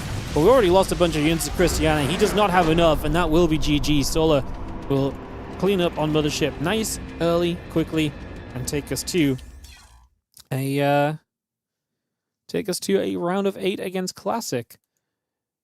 Alrighty, guys, I got a question then for you guys. The question will be, would you guys like to see Clem or Nicorect against Rogue, or would you guys like to see Solar versus Classic? Personally, I'm all about trying to get into that Rogue matchup, but obviously with the intention of that expected to be Clem, perhaps. By the way, update, Hero 2-1 over Rex, so Rex got a map, but it is going to be Hero Lambo in the round of 8 as well. Nicorect's been in game for 4 minutes. I actually think maybe we wait for Nicorect and Clem to come out, and the winner plays Rogue. What do you guys think? Let's see what you guys think. Clem, Nicorect, Clem, Rogue, Solar, Classic, Rogue, Classic. I think the Clem Nicorect section is more popular. I think it'd be nice to see Rogue as well. I think Rogue Nicorect could be interesting. I think then, obviously, Rogue is more favored. But, yeah, even if we get the upset, I'm kind of down with seeing where that goes. You want to see them both? Yeah, I know you guys want to see them both. I know. Lambo. Someone has to be on some of these other games already. Hang on, let me do some scouting of some streams, guys, and see where I'll run some ads, and I'll do some stream scouting to see if there's any streams we can kind of keep an eye on the other games going on. TKL's not in game. Steadfast is doing. He's also not in game. Yay. Indy. He will not be in game because he was in game with us. Rex, maybe? Oh my god, nobody's in game. Every single streamer is out of game right now. What is going on? Well, that was an absolute terrible scout. Absolutely terrible scout. Nobody is in game. Crazy. Alright. Saber's in game, but that's a Chinese stream. I don't have access to a Chinese stream. Inu might be in game, but that's a YouTube stream. It's not as easy for me to check because it's not on Team Liquid, so it's going to involve some searching. Damn. Commentary Cabal, give us both. Oh, I wish I could, man. I wish I could. The only downside of these cups is pretty much always the fact that there's so many good matches, and at some point you'd rather just cast all of them. I mean, in theory, that's what the round of 4 is for, right? You get to cast both semis back to back. Nicorect just jumped out of a game. He's in a replay, so we might have an update on Nicorect Clem. If we have that update, we might know what's happening there. So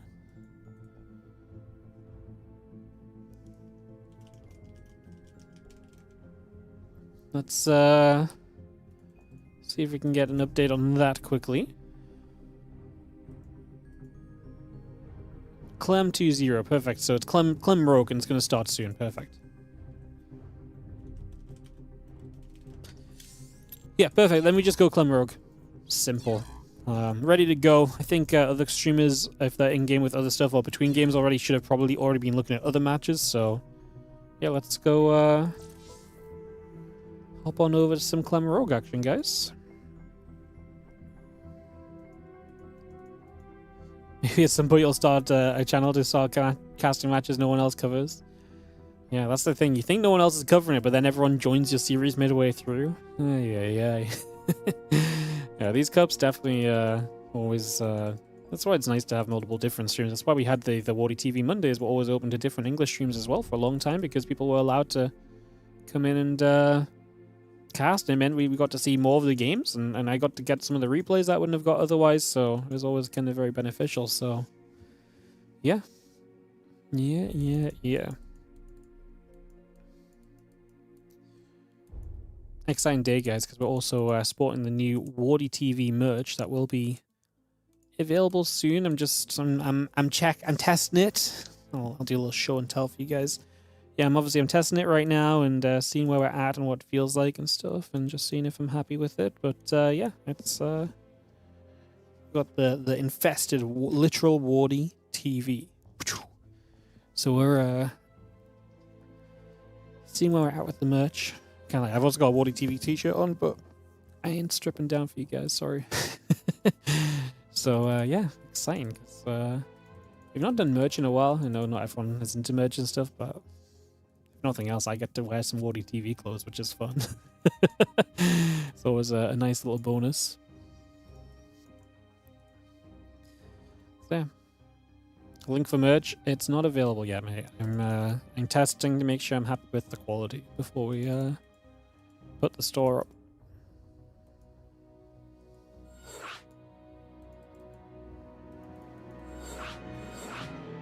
But it'll be up soon, I promise you. Probably, maybe like a week or so. I'm gonna wash a couple of the shirts and stuff a couple times or so and see how they hold up straight away, and then it's very cozy and comfortable, so I'm pretty happy in that regard. So, yeah. And probably in a week or so, we'll put it up. Alright, Clem and Rogue are readying up for some TVZ, guys. Everyone is in here to cast this one, of course they are. As we get ready to go. Lambo Hero's just about to start too. Also a great matchup. Hopefully some guys actually jumped on that one, because it's also a cool match. But yeah, we're gonna go Clem Rogue. TVZ is nice. I tell you what, there's all the Zergs today, man. So Shin lost to Rogue, so he lost out in a ZVZ. Then you've got Clem Rogue TVZ and Hero Lambo as a PVZ and Classic Solar as a PVZ in the round of 8. Or just have no Zergs in the round of 4. It is Cure ByuN as well in the other round of 8, guys. ByuN 2-1 Ryung, Cure 2-1 Percival. So actually some very close TVTs going on. I'm sure that will continue in ByuN and Cure. The winner of that plays the winner of this in the semi-finals. For now, let's jump off into this game number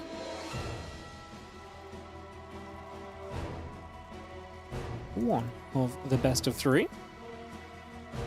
In the top left-hand corner, the red Terran player is going to be Team Liquid's Clem. And the bottom right, our blue Zerg is going to be Rogue. As we get into an opening map of this round of 8 Terran versus Zerg match. Rogue and Clem actually usually have some very good games. I do think Zerg versus Terran is the best matchup for Rogue in general at the moment, so I kind of stand by that and definitely think that. I think ZVP for him is much more kind of treacherous and a matchup he does not do as well in, but ZVT, I mean, he's taken maps off Clem fairly recently as well, so kind of going into this, I expect a fun back and forth matchup. I don't expect a fast... I mean, there are series of TVZ where you're playing against Clem, and obviously Clem sometimes just opens up, he macros well, he macros extremely well, and you just get behind and you just die at 10 minutes. So there's always the realm of possibility that that happens, but I do think Rogue is very capable of making a very good matchup out of this as well, so we will see.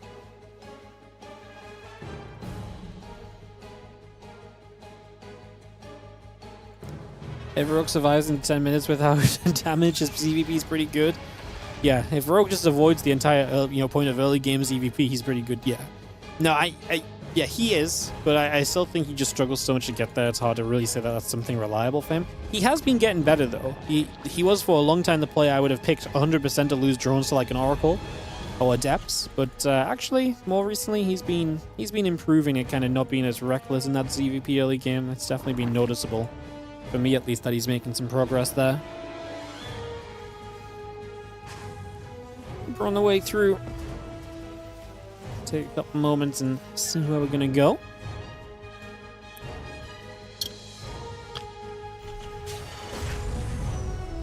LCV just patrolling, link speed on the way. A couple of things and queens all coming about. Just get settled for a moment or two. A few Reaper shots onto the Zerglings. They're going to pull back the other direction and go back and forth straight away here. That link speed, the queens all building by. Reaper steps out just for a moment or two. On we go for the moment. So we play back and forth a little. Again, link speed, the queen, the drones continue to come about here for a few moments to bring that all in line. Factor in the reactor coming up as well. Add those command centers on. Looking good so far. Yeah, just moving into triple CC. Like I say, nothing really too surprising about this just yet then as we continue by. And just going to be seeing that queen is going to be there to hit the Reaper a little bit. Drone will take some damage. A few lings get turned around. What a wild place for the third CC. Onto the low ground. What a statement of confidence from Clem to be happy to kind of place that on the low ground. Just seems so wild to me. It really feels a bit crazy. Oh, the Reaper gathering back up. Just going to see that link speed, the queen, the link speed, the drones, the lair. All of that continuing through for a couple of moments. Just going to see the feelings and get after the Reaper. Grenade going down, and Reaper is going to be chased for just a couple of seconds and push right up to the top. And that is going to go down already, so that is going to be a pick-off straight away. The couple of Hellions will come around the left side as well.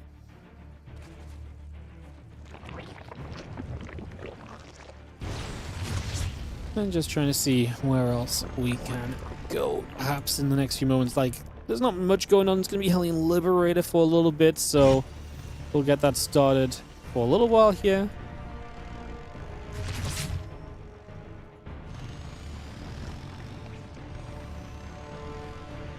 And yeah, the couple Hellions is going to pull back around, so again, just going to see those pulling back across. We take a couple moments. Yeah, Hellions Liberator Marine Stimpack building through for the moment. Getting that underway.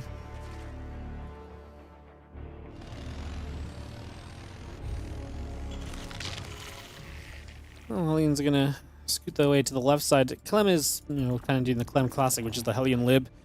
So good. The phrase we always use for Clem is the retention of units, his ability to kind of keep a bunch of units alive and kind of get maximum value out of them. And especially with the Liberator, oftentimes he is the guy to reposition that Liberator 3-4 times before it finally goes down. Maybe even if you just get a drone here and a drone there, it adds up if you're saving it that heavily. Going to threaten the run by the Hellions here as well. Now, Lings do have speed. The question will be, is there enough of them? Quite a risky play by Clem. There is going to be the Queen on the ramp, and that's going to block you from getting into the main base. During this, the Liberator set up siege on the third. So that's going to be 7 drones so far, 8. And like I say, the Liberator still in position, is actually getting a couple more drones still. So we're going to get to 9. I don't know if I really love it. I feel like 9, when you consider the Liberator added a few of those kills in as well, is pretty eh. This Liberator at 10 kills, so the Liberator actually got a lot of the kills as well, which is really kind of crazy when you consider how much investment it was there. Some of those kills must have been some of the Lings and the Queen, perhaps. But yeah, that's it's really not great, if I'm going to be honest with you guys. Like, that's I was basically giving up all of the Hellions for just so little value to be gained. That's where my issue comes from, that just we gave up so many of the Hellions. And now you kind of obviously are limited on map control kind of following on from this, so there's always going to be kind of that aspect to it as well as we get going on. 8 Hellions. So resource losses even, obviously you do get rid of some eco from Rogue. But like I say, now there's no map control, so now the creep spread goes crazy. The creep just spreads out on the map. The follow-up that kind of kills Rogue here is where it's like, okay, you actually do suffer those drone losses and you do not get enough online. Clem's macro is clean enough, one big push kills you.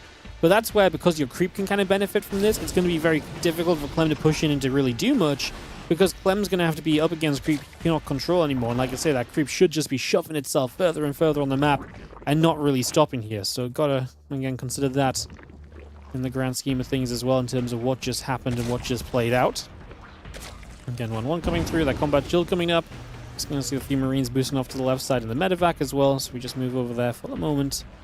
And again, a couple of Hydras, Infester, Overlords continue to build by. The Evo Chamber and everything else coming through as well.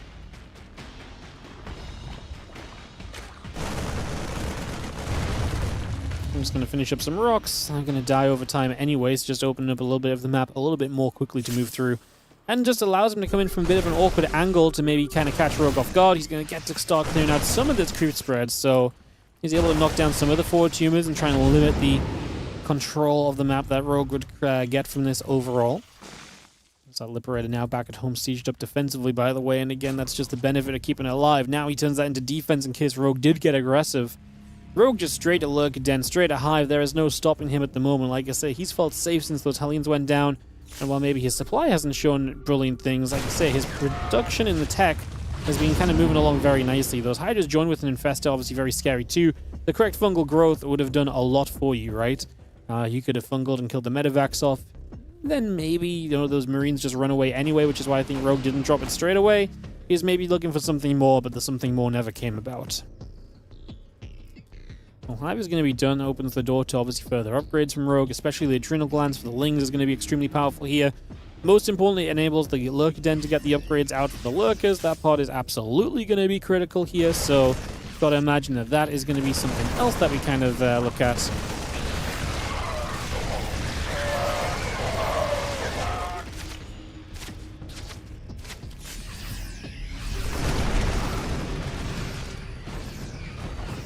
We've seen the Marine tank pushing through, so we're going to try and take a bit of a position down over in this spot. We are going to siege up the Spore Crawler.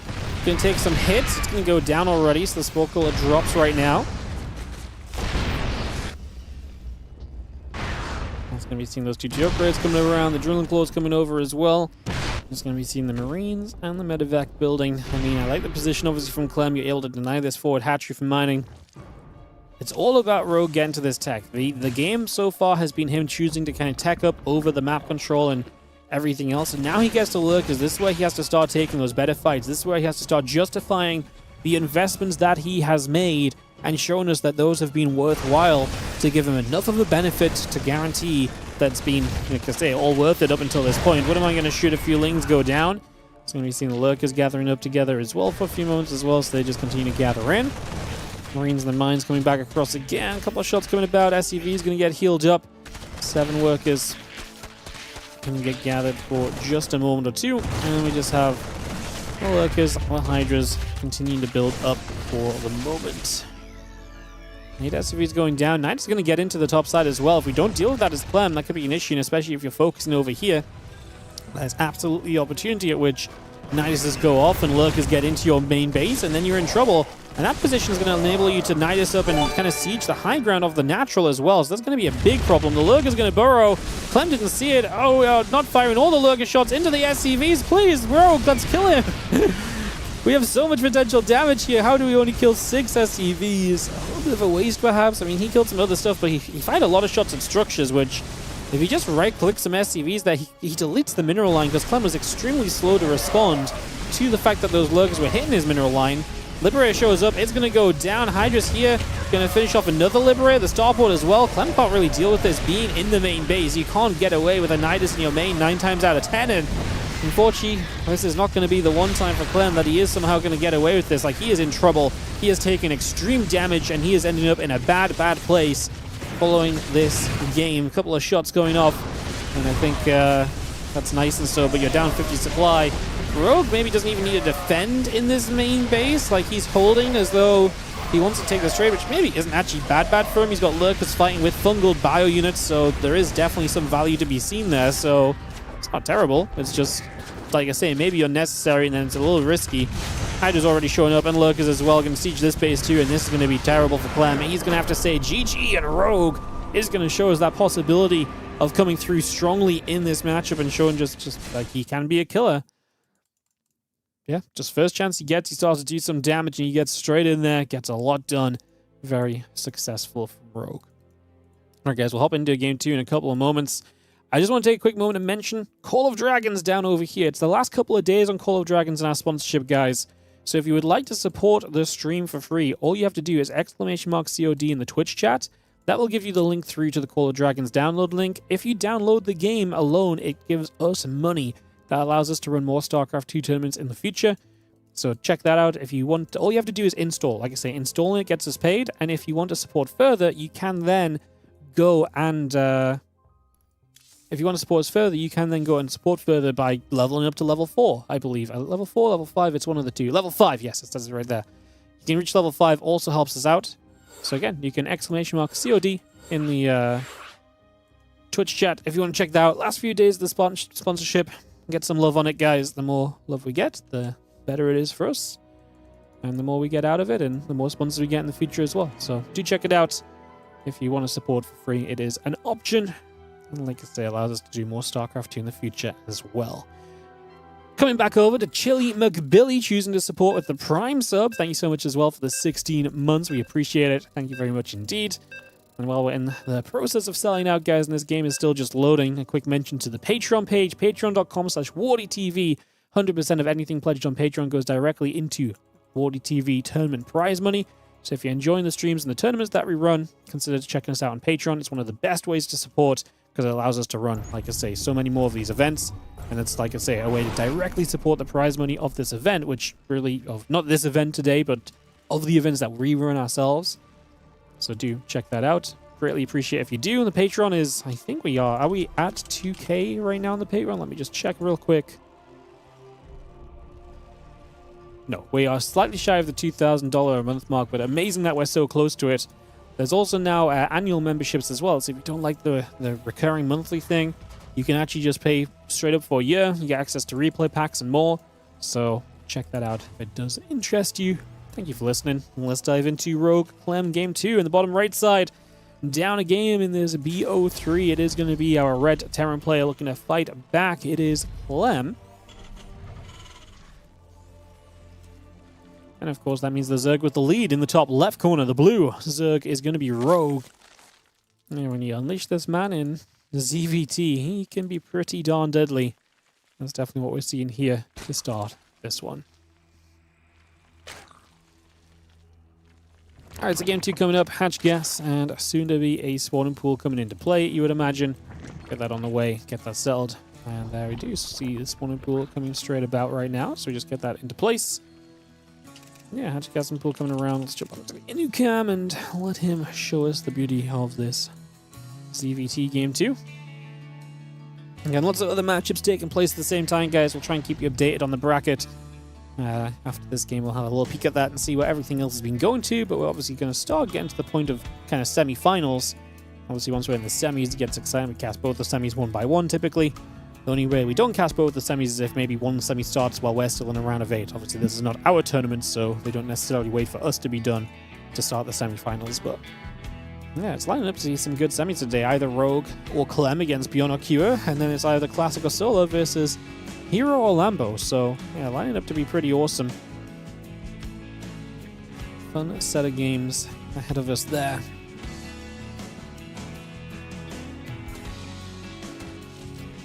As he pulls across. It's actually going to block the drone from expanding just yet. On the left side, at least, there's going to be another drone down the right side. That will put the hatchery down. The Reaper will go back and forth, dancing with the Zerglings for a couple of moments. So we just move around over here to see a little bit more of what can maybe be done. So yeah, Reaper fires a few more shots off. The Queens are still gravitating to the front a little bit as well, so we just pull our way in over here. Couple CCs building by, the factory coming online, reactor building. Again, lots of little bits and pieces coming online in total. And drones coming through, Overlord and the Queen still building for the moment.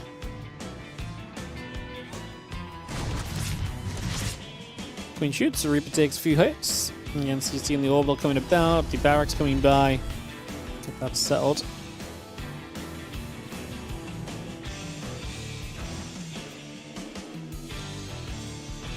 Falling back over, so again, we just take a moment or two to decide what we want to get done right now.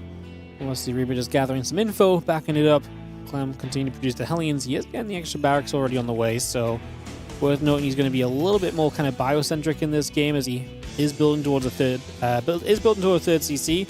but no starport. So no starport pressure this time. A much faster stim. And yeah, Hellions and a good group of Marines currently the go-to for Clem at the moment.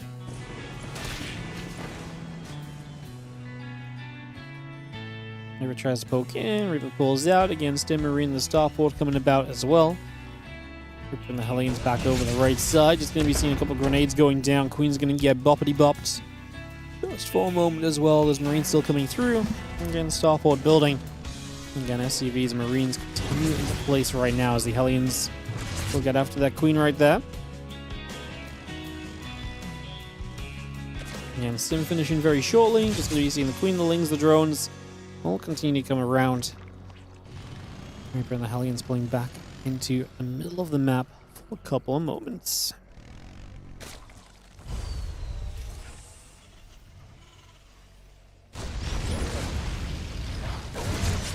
Tries to get the creep tumor, does not quite manage it, so unable to catch that. We do see the Evo chamber coming up straight away from Rogue, the double Evo chamber that is, so he's going to be very upgrade heavy.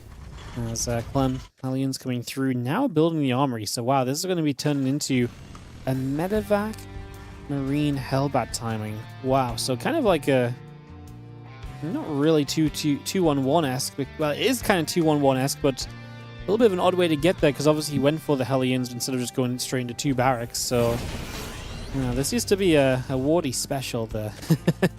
But I used to 2-1-1. I used to do like the 2 barracks, so there's like more of a 2-1-1 into then just never turning the factory reactor away. So a little different. Stim is done with its attack as well, so it's pretty scary. It packs a punch. And if you don't have the units ready for it, I actually worry for Rogue because it's going to be Ling Queen, and the Lings are not going to be upgraded either, so they're not going to have much to help here. Especially because it's his Hellbat to tank and then Stim Marines are damage. That's the real issue. The Marines are going to do so much damage so quickly. And Rogue might just be getting caught a little bit unprepared for this. As the Lings go down, there's still Hellbat to tank and the Queens begin to drop. There's not even energy to drop the transfusions. A couple more Lings pop. At this point, you're running Lings in 1 or 2 at a time as they spawn and just run into their death. And that's obviously not going to be pretty either. And Clem will chase through to get as much done as possible behind this. And that's just, I mean, with every Queen going down, you're left in somewhat of an impossible position as Rogue, because then you're playing without injects. And even if you somehow manage to clean this attack up, you're then left to kind of, deal with the follow-up, which, Clem, is macroing nicely behind this. He's not doing the Wardy style of this build where you float 2,000 minerals because you're microing your Hellbats forward step by step after the Queens. He actually does macro behind him. That obviously makes it a very powerful finishing move and follow-up move. GG's. And yeah, Queen Ling just doesn't... Queen Ling gets it done against a lot of Hellbat attacks. It doesn't get it done against these more invested, slightly later attacks. Like, you really need something better to deal with this by then, because you just can't deal with the damage output of the Marines with the survivability of the Hellbats combining. A little bit of splash off those Hellbats as well goes a long way, and that's why you just can't hold in that scenario. Like, just a bit too greedy from Rogue. Didn't know what was happening. If you have more Lings right away, and you can protect a little bit more at first and get a bit more of a surround to start it off, maybe then it's a little bit more possible as well. As map 3 is apparently going to be Motherships, I think we're going to have a re-host here, as they just confirm if that is indeed going to be the map or not.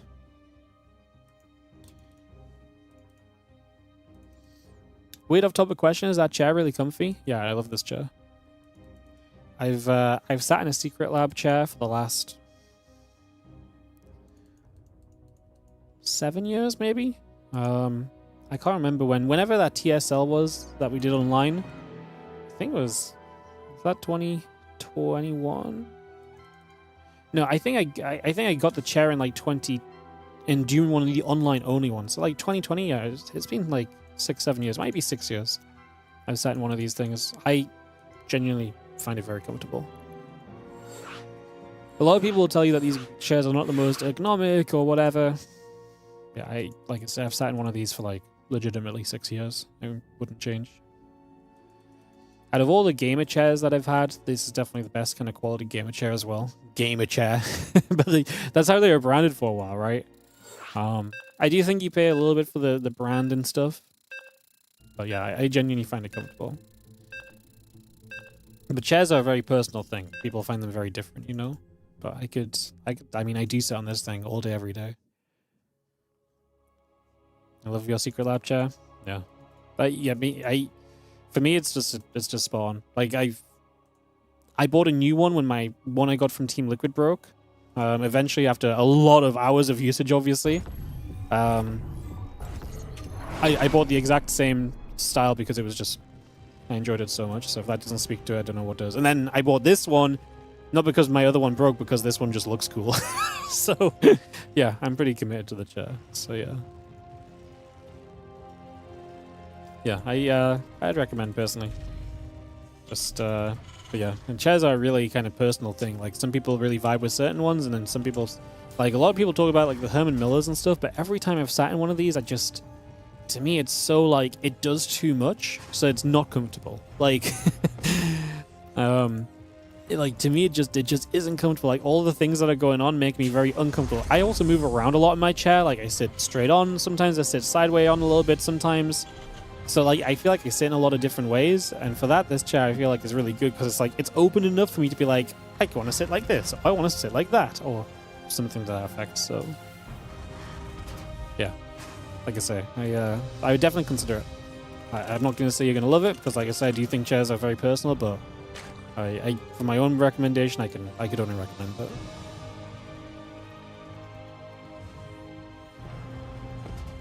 I'll call Secret Lab up and tell them to be expecting a purchase, and I expect my commission.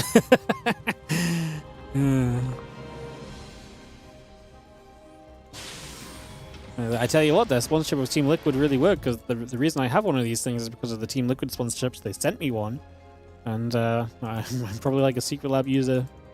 I want to say probably for life. I mean, you never know what happens, I guess, but like, I mean, I've already now bought 2 separate chairs of my own from them, so.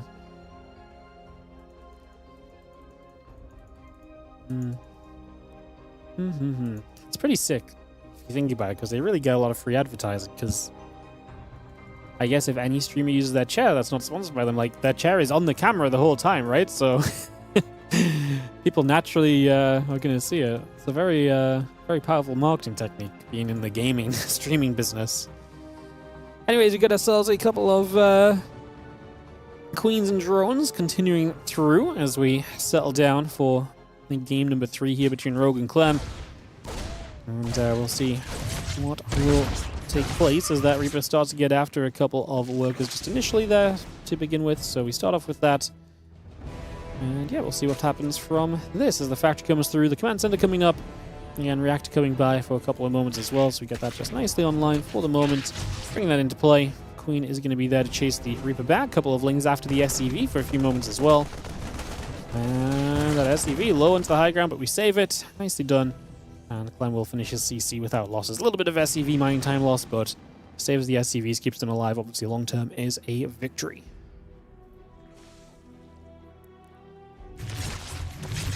Reaper just steps to the front and turned around pretty quickly by the couple of queens out of there, so pretty easy defense there for a moment. Again, the Hellions and the starport both building through just for now. Let's see where we go.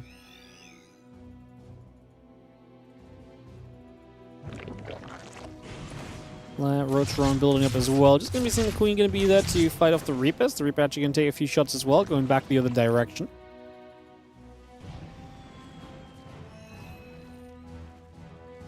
Yeah, that Rotron coming through about halfway done. The Evolution Chamber still coming up. Lair on the way. Drones on the way. A lot of that still building by just for now.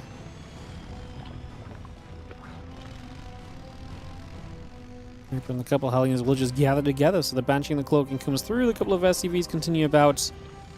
Just going to be seeing again the Lair, the Hatch, the Rotron, and the Evo Chamber continue to come by. 4 Hellions and the Reaper will be there to gather up. A couple of Queens going to be here, and Drone going to push to the front.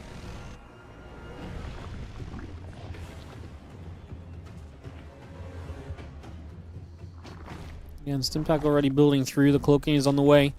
The Banshee's coming by as well. So I think I see a couple more SCVs coming about right now as we just see the Hellions and the Reaper together. We'll be in position. Push this back. Queen's going to be there. I would prefer not to. Thank you so much for the 107-month resub. It still baffles my brain every time you see anyone above 100 months. So it happens a few times a month now, but always crazy to see the big resub coming through. 9 years next month is really crazy. Thank you so much, mate. Appreciate the resub, and thanks for dropping by today. Cheering on Rogue to try and take down Clem and get us guaranteed into the semis. I'm not seeing what else has happened on the bracket just yet. I forgot to check between games, but we obviously do have a bunch of Zergs in contention to make round of 4 today. Rogue could be one of them. He's setting up into Overlord speed and Roach speed, so I get the feeling we're about to, what, are we going to do like a Roach Queen all in?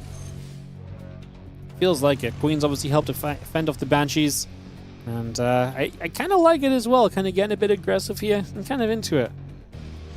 It's a big map. You definitely, you know, as Clem, are happy to go into the longer game on this one, so I think as Rogue, you're very happy to say no. We do not go into the longer game, and we do what we can to kind of, you know, stop this from developing into a later and deeper stage of the matchup, so I don't think that's a super crazy statement. As you see a couple of Banshees going to loop around, they're going to get onto those Roaches for a couple moments. Roach is taking some damage. One Roach going down already. Now a Queen being chased around as well. Just go back and forth as another drone gets picked off already. The Roaches moving their way through the middle of the map here. And just heading over as the extra Roaches produce. The Ravager's on the way in. The Overseer going to be stepping up. Banshee's going to head into the main. I'm just going to get after a few of those drones so we get a little bit more damage done. A couple of Queens going after the Hellions. They pull back. 4 drones already dropping. There's a few Roaches going to get straight in after the depots for a moment. I'm just going to get 1 depot taken down already, so just knock that through. +1. Combat shield coming up. A couple of depots starting to take some damage. A few corrosive barrels coming down. Again, the extra Roach Ravager coming about. A few more barrels again. Depot's still taking a few more shots. One of the Banshees being across the map means that it's not really helping here defensively, right? Is the only issue I do have for Rogue is that Clem is obviously getting closer and closer to having like stim and so on. Oh, no, he's already got stim, but like +1 attack. And then combat shield on its way as well. So like his army is getting to be significantly better. Rogue is droning at this point, so he's looking to continue through, you know, being 3 base against 2, but I mean, it's interesting because obviously Rogue is on Roach speed as well, so he's already on, you know, a fairly reasonable position to kind of play forward from in the game. The commitment in this game was not necessarily a lack of tech, but more so a lack of economy. And so you're going to see a bit of a step through here. I don't know if I like this fight for Rogue, even in a spread. The spread looks good. If he had Biles left for the double kill on the siege tank, that would be massive. He's eaten so many tank shots now that maybe could have been halted. If he saved a couple of Biles for the tanks, that would have been major, but maybe he just didn't see how good a situation that was going to be before he actually dropped all the other Biles down. Probably is what happened, because if he knew there was going to be 2 tanks clumped together, he could stop that. Yeah, this is nice as well, using the Overlord creep spread to deny this base for just a few moments longer, right? Anything you can do to slow down your opponent, you know, expanding is just going to benefit you. As Rogue is going back into more Roach Ravager, he does get here, chasing down that medevac. Medevac pulls back into the natural. More corrosive barrels. Marines just going to have to step away. The medevac's gathering up. A few more Marines going to stim forward as well. A couple of crypt tumors already going to be in some trouble as we come straight through. A couple of barrels landing. Not quite doing enough just yet. Marines pull down the bottom side. Just going to be seeing that Queen is going to get jumped on as well. So that Queen falls. Plenty of Lings, Overlords, and the rest coming through. Maybe too deep of a dive there. We do get a siege tank, though. Every tank we get rid of is big, because every time you're removing a tank, you're making it a lot more difficult for Clem to keep on defending against future units. But if you lose too much, then it doesn't really matter, right? Like, if you lose too much in the process of trying to deny that tank, then, okay, he has less to defend, but you have way less to attack with as well. So it's finding that balance of the trade-off of what you need to do here, essentially. A couple infestors, the Ravager coming around. Continue to settle this into play. Carapace upgrade about to finish up. Melee upgrade still coming through. The medevac boost back over to the right. Link speed, infestors, and the rest of this coming online, as well as a couple of files will get toward the empty medevac. There's no real anti-air, so an empty medevac can, in theory, continuously kind of keep an eye on what's happening out the front. We are going to start dropping the scans to clean up the creep. We'll try and fight against this a little bit as Rogue. He's on his way to Link speed, melee upgrade, and infestors and hives. So a lot of stuff on the way from Rogue that's just not quite in play yet. Not sure how much I love this continued fight. I just don't think the Roach Ravager force is trading well enough into this to kind of justify this continuing. So I think getting back away and kind of turning around from that is probably a much better place to be in the grand scheme of things. Jeremy doesn't block the third. No, not quite. The You do see a couple Lings getting over there, though, and a few SCVs will go down. Some nice run by from Rogue. Immediately able to get some damage dealt and put himself into a little bit of a better position. And you see the Road Traveler here is actually going to catch the drops as well, so we're going to say nuh-uh to those medevacs, and they will have to just dive elsewhere. They will spot the Infestor, so you see the tech up of Rogue, who is also going into the Ultraless Cavern. So again, a real good idea of exactly where Rogue is taking us, with Ultras on the way as well.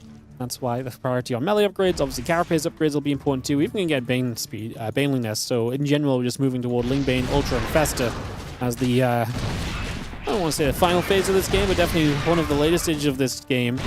And Clem, I think it's a big enough map. He's going to struggle to get across and do much. I love just a few Lings here. They kill off a Siege Tank. They force the SCVs to pull off the line for a little bit, right? Just little bits of damage that just add on up. Going to put Clem into a tougher and tougher position if these little things, you know, add up too much. And obviously, as Rogue, you just want to try and keep being a little bit annoying here and there to enable all of this other tech to truly come online and to really kind of take a stand in this game 3 of this series. Creep up top gets cleaned out, so we just push away on that. Those extra Ultras coming through, and the Marines trying to get underneath the Overlord as well. And Stim, Overlord goes down. Still got 2-2 upgrades, still got Concussive Shells and the +1 vehicle plating coming to, vehicle weapons, coming online also. Liberated Tank Marauder, everything building by just for the moment. Just bringing a lot of this through at this current point. Marines pull back down from the top. The Ultras coming over. Infestors are here. What are they going to fungal? Are they going to fungal? I feel like they could have fungled the bigger group of Marines already, honestly, but maybe I'm overestimating the strength of the fungal range. A couple of Biles here just going to try and zone out for a little bit. We are going to step on through. Tank getting a few shots off. A little bit being done onto that Road Ravager army. Liberate sieging. Tank shots good. Definitely helping to zone this away, and difficult for Rogue to just go running into this. The problem is that not all of Rogue's army is super quick moving. So like the Ultras can move in quickly, but the Road Ravager kind of stays a step behind. So I feel like he's in an awkward moment where it's just his army's not fully set to really run into these positions. He's going to get 4 new Ultras up, maybe swing around, a bit more of an attack on the left bottom side. Maybe that opens a door to the top side base. Obviously, Clem stabilizing on 4 bases of his own now is going to be a big factor here. And we also have Rogue getting himself to a 5th hatchery.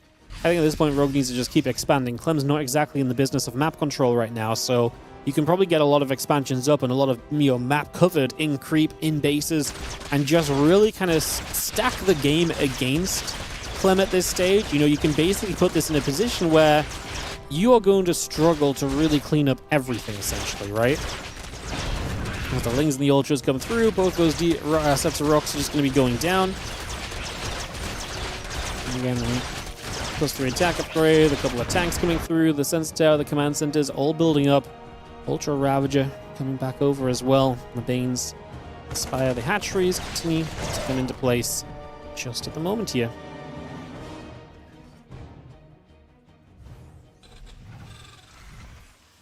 As that +3 melee continue to come by, so again, we bring that straight over, keep that going, and just have ourselves the Dropper Lords heading around the upper left-hand side, looking to make a drop in toward the main base next few moments. A couple Ultras at the front, but some Ravagers just going to be there to chase the Marauders out of here too. It's just going to push those back out the other direction as well, as we unload into this base right now. So a couple Lings and Roaches dropping straight in. I like it, just ways to try and pull units around. Unfortunately, I still feel like he's heading into a little bit too much of a defense, but that's going to be a nice Baneling run into the mineral line. 8 workers. Man, he pulled back 1 or 2 Banelings too few. Because if he'd actually pulled back, if he pulled back less, sorry, if he sends a couple more Banes in there, he gets the rest of the workers probably. So could have been better for Rogue, but again, just trying to be aggressive onto the 4 base of Clem. The main thing for Rogue is going to be denying base 5, typically in a game like this. However, Mothership is set up in such a way that a 5th base is going to be pretty easy to come by as Clem. The 5 base setup is very comfortable, even 6 base when you get up to the top side. So you take the central base as base 5, that's very cozy. The top side base is not too far apart. Getting beyond that is more difficult, but then we're talking about an extremely late game. And like I say, that's where Rogue covering the entire map early becomes a big factor. And even then, that might not be enough. You can essentially play with two of the main bases of the kind of 3-player map. And Clem is likely still going to be able to hang on because your army is designed to run in, trade terribly, and just keep on trying to trade like that. So Clem's going to be extremely efficient as this game provides content for us. It'll be interesting to see if it'll be enough for Rogue overall. I actually do think it's a bit of an uphill battle for him. I don't necessarily love where he's at right now. Microbial Shroud coming up, plus 3 melee upgrade coming through. 14 Overseers are going to build.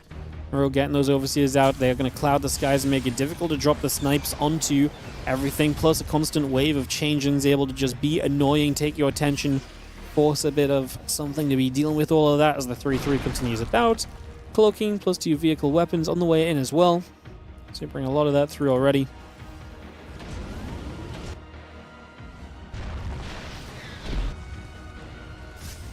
Step around for a couple of seconds here. Just going to be having the Bioforce. What are you thinking about moving out? Clem may just want to sit back. Like, I don't know if Clem is necessarily in a situation where he wants to go across the other side right now, you know? The roaches, the Ling, going after that tech lab for a couple of moments as well. Jump straight onto this as we do have the tank and the Marines firing the roaches, taking some damage. Great Aspire is already building up. The +1 missile attack is coming through as well, so we bring a lot of that into play. The Marines gather in the main base. A couple of those Marauders actually get after the Infestor for a second too, so we just chase that down. And yeah, Neural Parasite coming through. Great Aspire, +2 flyer attack upgrade coming into play as well. The 3 Marines also stepping down. Just going to be seeing the Changelings are stepping across as well. Let's try and get done as much as they possibly can.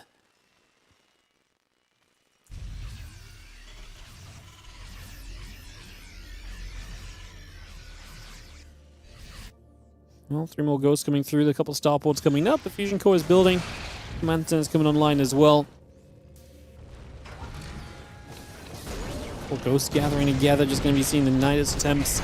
Obviously, we think back to that game one off the back of the Nidus, and just saw how deadly that could be there already. That's going to be something we've got to make sure it doesn't happen again here as Clem, who is obviously a lot of money, you know, very rich. Even if the Nidus gets up, it's going to be more easily dealt with this time around because you've got Ghosts that can kind of fight from afar. You've got a lot more bases to work with too. You know, the earlier it happens, the more damage it's going to be, but it's still not going to be something fun to deal with as Clem sits tight on his base count and just sits here and readies himself to, like I say, let this game go deeper and deeper. From his point of view, he is in zero rush to try and get out there and to make something happen right now.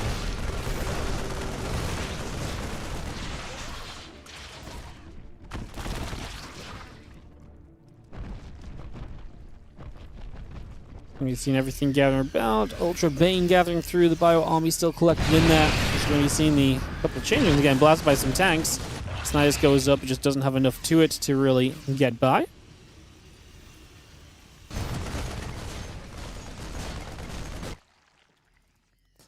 It's a massive Overseers, of course. That's what Rogue is known for.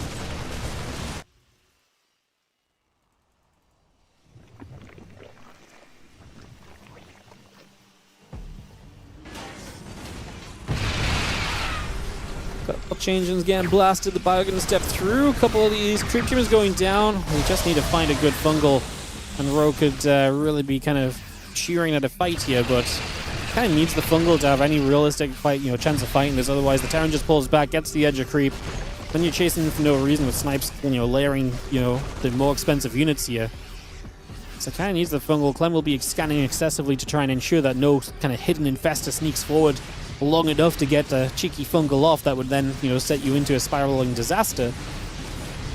Still just has the units back dealing with these Nidus networks. We've not really stopped to look at resources lost. There's not been too many trades. 8k to 13, almost 14k, so it kind of tells you about a 6k difference, a little less. Already seen that efficiency of Clem being true. Obviously in a game where they've not traded a lot, you know, you expect this game to potentially end up at 50k plus resources lost each if it goes long enough. So there's a lot of trades to be made, and obviously as these armies get more expensive, we're definitely going to see those trades becoming very apparent as well. It's going to be seeing the Liberator sieging for a moment or two. Just going to get that settled down. Again, Ling Ultra going to start chasing down those bio units. The medevac's going to lift off. We're going to retreat away. +2 missiles, +3 flyer attack upgrade. The Bane Nest finishing. Oh, the Bane speeds and that's Bane speed just finished, right? Speed? No, I don't think so. Surely not. We've had Bane speed for a while. I just saw something finishing. Probably a +1 upgrade, I think. I just saw a green upgrade on my brain default of the Banelings. Anyways, yeah, I think it's +1 flyer car upgrade. Sorry, finished. Yeah, you can see it on the YouTube stream delay. Yeah, both on Flyer Carapace finished. As the feeling is actually get out of it, Nidus. Clem dropping the bottom right side. Some units on the left side going to run through. They're just lings, so not the craziest of moves as they just run around. They might get a tank, probably not. As Nidus in the main base has been... It's been okay. We actually get another one up, so we could build and bring more units out, but is it worth it when Clem's already here with so much? Ultra's in the bottom right, and Clem does not see the units in that fight, so he's just going to lose that drop. A little bit un-Clem-like to be unable to respond to that, while there is, to be fair, so much going on. It's a testament, I think, more so to kind of just what is, or how much is happening at once in this game, less so than, oh my goodness, Clem just made a mistake, right? So I think that's pretty noteworthy in that regard is, yeah, Rogue still kind of testing Clem's multitasking. You can see all those additional resources banked up. Rogue and Clem both rich. Obviously, as Rogue, if you could get a full wipe, then you rebuild so much more quickly, but it's unlikely that a full-on fight gets to the point where both players have to fully rebuild. Much more likely you have to fully rebuild as the Zerg, and the Terran does not, and that's obviously the issue with this kind of later-game Terran, is they're so efficient that kind of one of the main strengths of the Zerg, which is the instant rebuild, is not that effective because the Terran doesn't lose enough to worry about the instant rebuild. But that's where Rogue kind of taking the entire map and slowly kind of chipping through the economy and just slowly taking base by base is a big factor. There's a bit of a logic, I was going to say, up top. We get there now. There's a Microbial Shroud or two went down, and we're not going to see Rogue pulling away with that army in the end. Killed about 10 SCVs here. Not going to say that that's a concern. In fact, it's going to give Clem larger and larger army supply to work with at any point in time. He's not replenishing the SCVs at all. So now Rogue has to fight against 150 army supply with 120 of his own. But with some good spellcasting, you can absolutely offset that army supply as well. So there are definitely ways to make this work. We'll just see the ByuN going to get back onto the hatchery here for a couple moments. Take that down, knock that out. So at least we get something. One base of Rogue going down. We'll look to replenish it straight away. The changelings, again, taking a bit of attention. Not all of them killed, so a couple of them will sit there and just continue to provide the vision for Rogue. Another Nidus over into the natural expansion. And again, we're finally maybe getting into some of these Niduses that are going off. There was a lot of kind of regularity of the Niduses before, and I think Clem was in a good routine of cleaning them up. But now, not so much. And we're actually going to see a couple of cheeky infestors actually going to get to burrow forward, so they may be in a good position. A couple of units show up, the Liberator's Siege. But Rogue is going to take it as maybe the distraction and pull back the units to maybe set up the fight elsewhere, aka on the top side. Like I said, we got these infestors up above. Oh, Clem scanned them, and he gets the snipes on them. No fungal coming down. If we fungal those ghosts, that would have been disastrous. Now the Banes are still chasing. These ghosts are still being hunted. Can we get far enough forward? The tank is not going to be good enough here. Oh, the ghosts are going to be good enough, though, and they are going to be able to hold out. Clem loses 8 SCVs. The supply does drop. So does Rogue's. Rogue rebuilds into 100 Zerglings for a moment there on the production tab. It was a clean 100 before a few finished up already. 6 libs from Clem. More tanks, more stuff that helps him to sit back, defend, and survive, essentially, in this game. Is where we go right now. Lucius Reactor as well. Give the Medivacs a chance to heal more so throughout this game as well. So an additional right there as Rogue and Clem. 23.5 minutes on Mothership so far, and no end in sight with both players having massive banks. But Rogue's issue still going to be just taking the fights that enable him to just benefit from having had all of these extra bases. Let's see if this is one of them as he dives right in. Like I say, it's hard to see what's going on with those Overseers. So Clem backing away for a long time. A lot of Banes rolling through. But do we want to keep sending them? Probably not. Don't disagree with the pullback there. I think there is time just to sort of say, no, we can't really just fully send this. And pulling away and stepping it back from that probably is the right kind of idea. Tanks, libs, and all the rest continue to come back around as well. So you just keep bringing the rest of that over for a couple of moments. See those changelings begin to go down as well. It's just going to knock a lot of these down in these next few moments.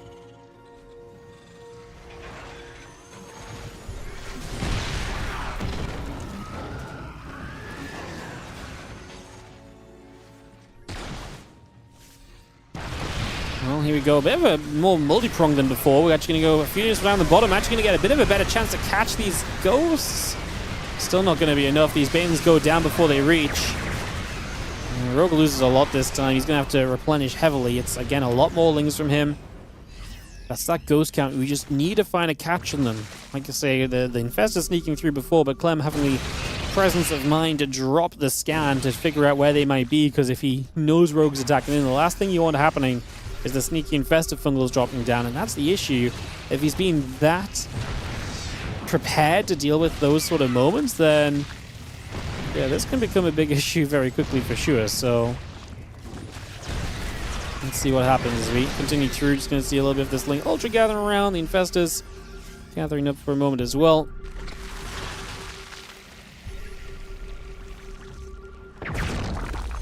Showing up, moving around here for a couple moments.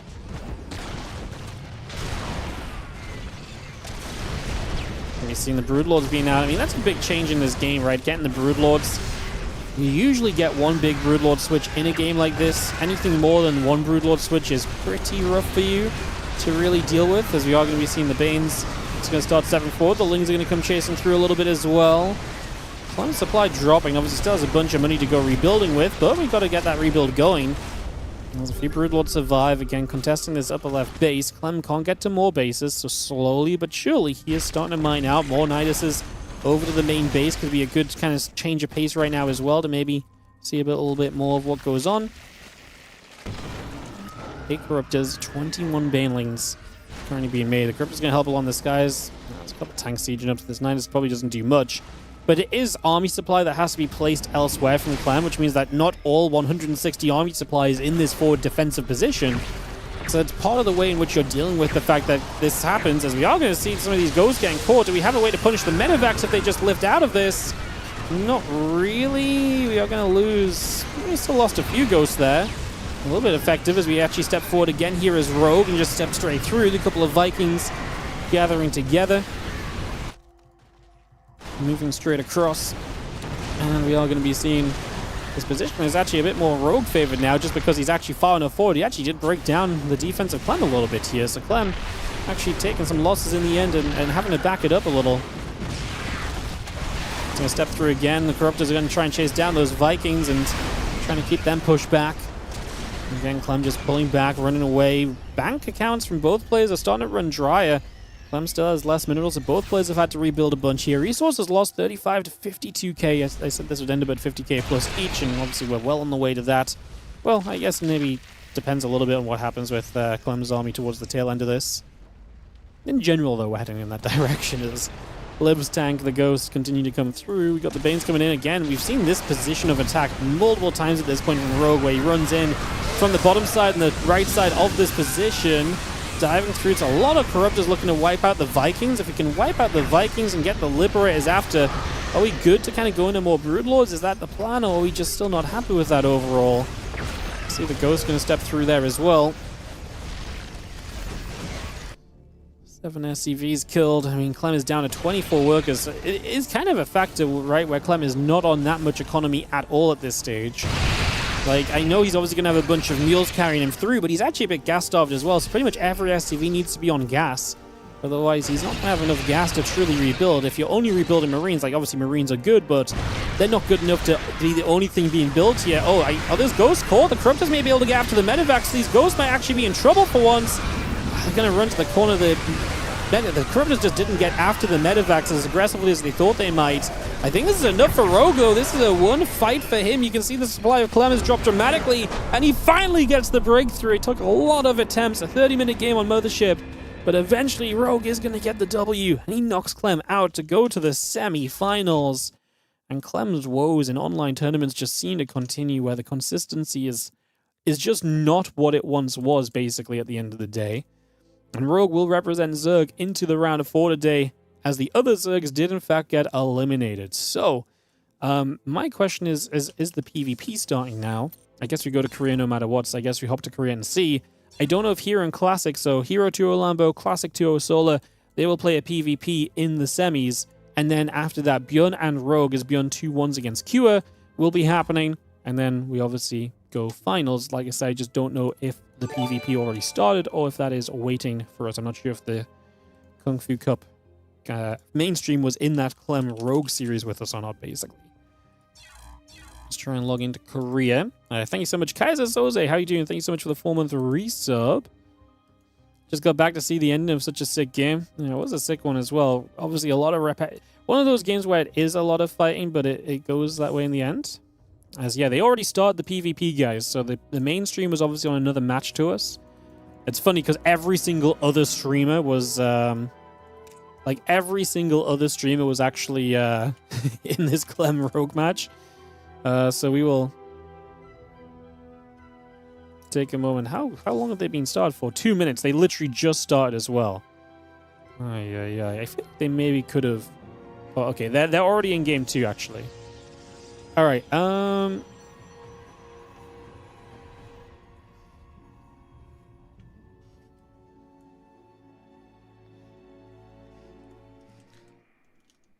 I don't know how well this is gonna work. Let me try show this on screen for you. It's gonna be very low quality from the Chinese stream, but maybe better than nothing. But this is Hero Classic going on right now. I don't think I can turn the quality up on this, guys, because you have to have like a ByuN account to watch in higher quality. So I'm pretty sure this is the max I can do at the moment.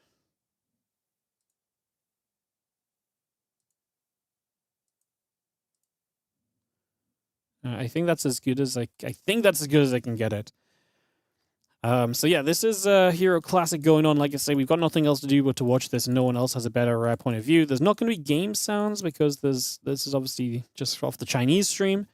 So yeah, but we can at least watch to see where this goes. Hero up 1-0 in this semi-final. As let me try and see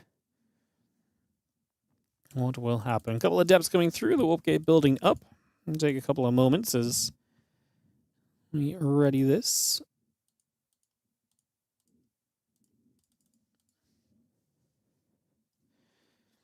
So yeah, let's see what happens here, guys. Quality wall, yeah.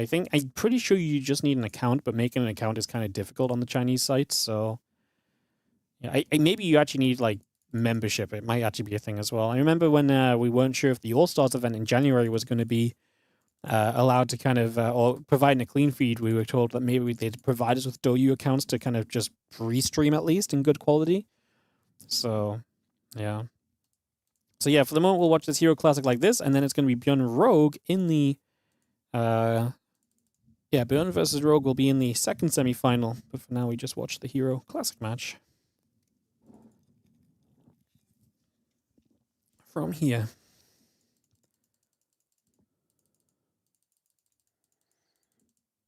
Quality paywall in an old game. I don't think it's necessarily on them singling out the StarCraft stream, though. I'm pretty sure they're singling out. It's just how the website works in general, to be honest.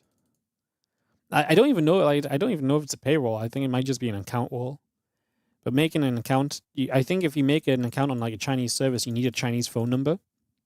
So it becomes a lot more complicated to actually do that than it would usually. So it's not like I could just be like, screw it, I'll just make an account quickly, you know? Although maybe I should just have an account in general because it'd probably be useful over time. Like, we don't use it all the time. It's very rare, but yeah. Anyways, as you can see, it's an attack from Hero. He is setting up quite aggressively here. Void Ray coming out defensively. Classic has expanded early. He's trying to channel his inner max packs on this one as he gets this set up and running. So we get that underway. That's going to be seen a few stalkers in the center. He's firing. The Void Ray taking some shots. Void Ray taking a lot of shots. I mean, we just have so much damage output from Hero, not enough from Classic, that we've just drained the batteries of energy.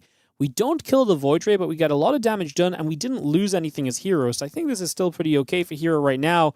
Prismatic's still available, and we're actually going to have double Prismatic pop for a moment here. That makes it a very awkward fight to commit into as Hero. You're taking a lot of damage output specifically on your Stalkers in that scenario, so I think we got to be a little cautious in that situation.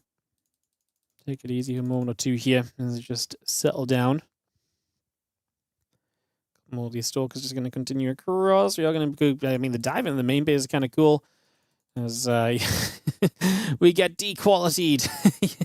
Yeah, see? They're like, how dare you watch without the account? Yeah. Okay, well, we'll watch it like this as we're getting the general gist, at least, of what's going on. Fortunately, it's not going to be a long game, it would seem. And we should be able to join in for Game 3 if there is one, but I think it's more likely it's going to be into the ByuN Rogue matchup because Hero is going to have too much. He is going to take the 2-0, and Hero will be winning this out and moving on through into the finals. So Hero into the finals of the Kung Fu Cup today. As, yeah, we'll be heading into another game very shortly. It was yeah, it was Solo that beat Hero in the finals last week, 3-1. So Hero back finals, and I might play against another Zerg, as it will be ByuN Rogue that comes up for us in a few moments' time. Let me put my own sounds back on, guys. We can get ready for this to resume. Potato quality, I know. Alrighty, let me run some ads. I haven't even finished the ads on Twitch, but I'll run them on YouTube because I don't think I ran them before. We'll take a moment or so, guys. Well, instead of ads, should we just do the WardiTV sellout button? It's been a while since we played the sellout button. Let's play the sellout button. Hello, everyone, and welcome to the WardiTV sellout button, where we It's too much energy for me, man. I just can't actually sit here and listen to it. It's too much energy. All right, if you guys are enjoying the stream, then you can obviously support the channel by subscribing, following. If you're on YouTube, like and subscribe for free as well goes a long way, so we appreciate it if you check that out. And obviously, you know, use your Prime subs. Check out the Patreon, patreon.com/WardiTV. Appreciate you guys checking out all of that. We are already in the lobby for ByuN and Rogue, so I actually don't have as much time to kill as I thought we might. Looks as though we're going to go pretty quickly and just send this into semi-final number 2. I'm actually very interested in how this looks compared to Rogue Clem. Rogue beats Clem. ByuN is the kind of guy who will sit there and camp as well. He is not afraid of...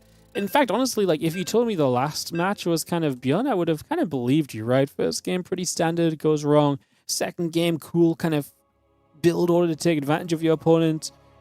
Yeah, very ByuN kind of thing to do. And then game 3, we end up in a more campy game on Mothership. Like, that absolutely could have been a ByuN kind of a game. Or ByuN kind of a series, to be honest. So... yeah, interested to see if there's some similarities here as we run into this best of 3 and get this going and get this started up on the semifinals of this Kung Fu Cup. Rogue versus ByuN, best of 3 series. Let's see what happens. Let's see what happens, and let's see what takes place as these semifinals begin.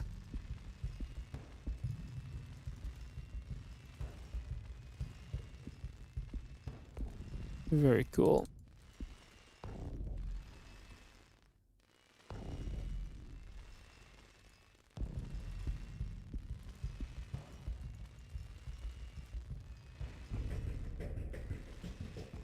So, we sell and put ourselves onto the observer of choice. It's Indy for this game, and we'll see where we go with this one. Game number 1, best of 3, Rogue and ByuN. ByuN already opened in a way we didn't see in the previous series with the multi-racks Reaper. I guess maybe that would have been the biggest sign it wasn't ByuN if the names were kind of silenced, because, yeah, multi-racks Reaper is obviously something ByuN does a lot. Across a best of 3, maybe not every game, but he does throw it in there at least one time, almost every best of 3 in TVZ. So, gonna go for the multi-racks Reaper. He's actually gonna go more aggressively on the multi-racks Reaper than usual as well. 3rd barracks. Usually 2 racks is the limit nowadays. Yep, we do not see the 3 racks multi-racks Reaper a lot because it's just very committed to not necessarily get a lot done.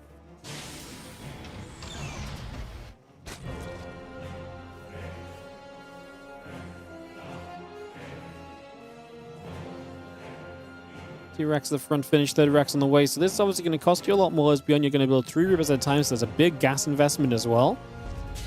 And that obviously delays your command center by quite a significant amount. It also means you're probably not going to just build 3 to 4 Reapers and then you're done. So this is going to be a much bigger investment, a much bigger Reaper build.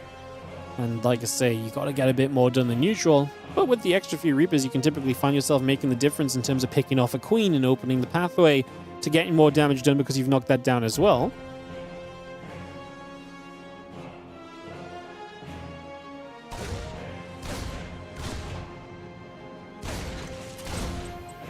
Couple Lingers are going to chase. Reaper will get pushed back.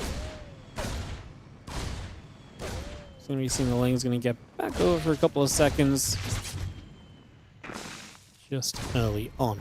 Just going to be seeing the couple of Reapers will continue to go. And Link speed coming up. The drones are coming about as well. Just going to be seeing the Reaper still trying to fight.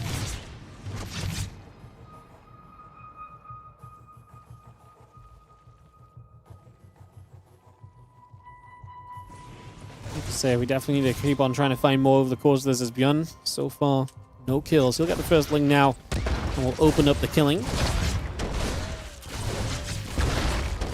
going to see those Reapers actually going to get queens. This is what I mean. This is the sort of stuff that doesn't happen with 2 racks. Reaper killing a queen is very unlikely in that scenario. You're forced a much larger response from your opponent as well. It's a lot of lings on the way. Ling speed is 15 seconds out, so we're going to see the ling speed soon. ByuN got to respect that finishing and be ready to kind of kite backwards and try to minimize the losses on these Reapers when that ling speed kicks in. He's going to be up to 6 at the front. That's a good amount of kill-off lings as they kind of run at you, so we'll see in a moment or so as we just have the CC coming about, Engineering Bay coming up as well. And that's a 7th Reaper 2. Rogue is waiting with those lings. He's got them spread in a good concave, ready to try and get the best possible wraparound when the moment arises, so just playing toward that at the moment here and seeing what we can maybe end up going for.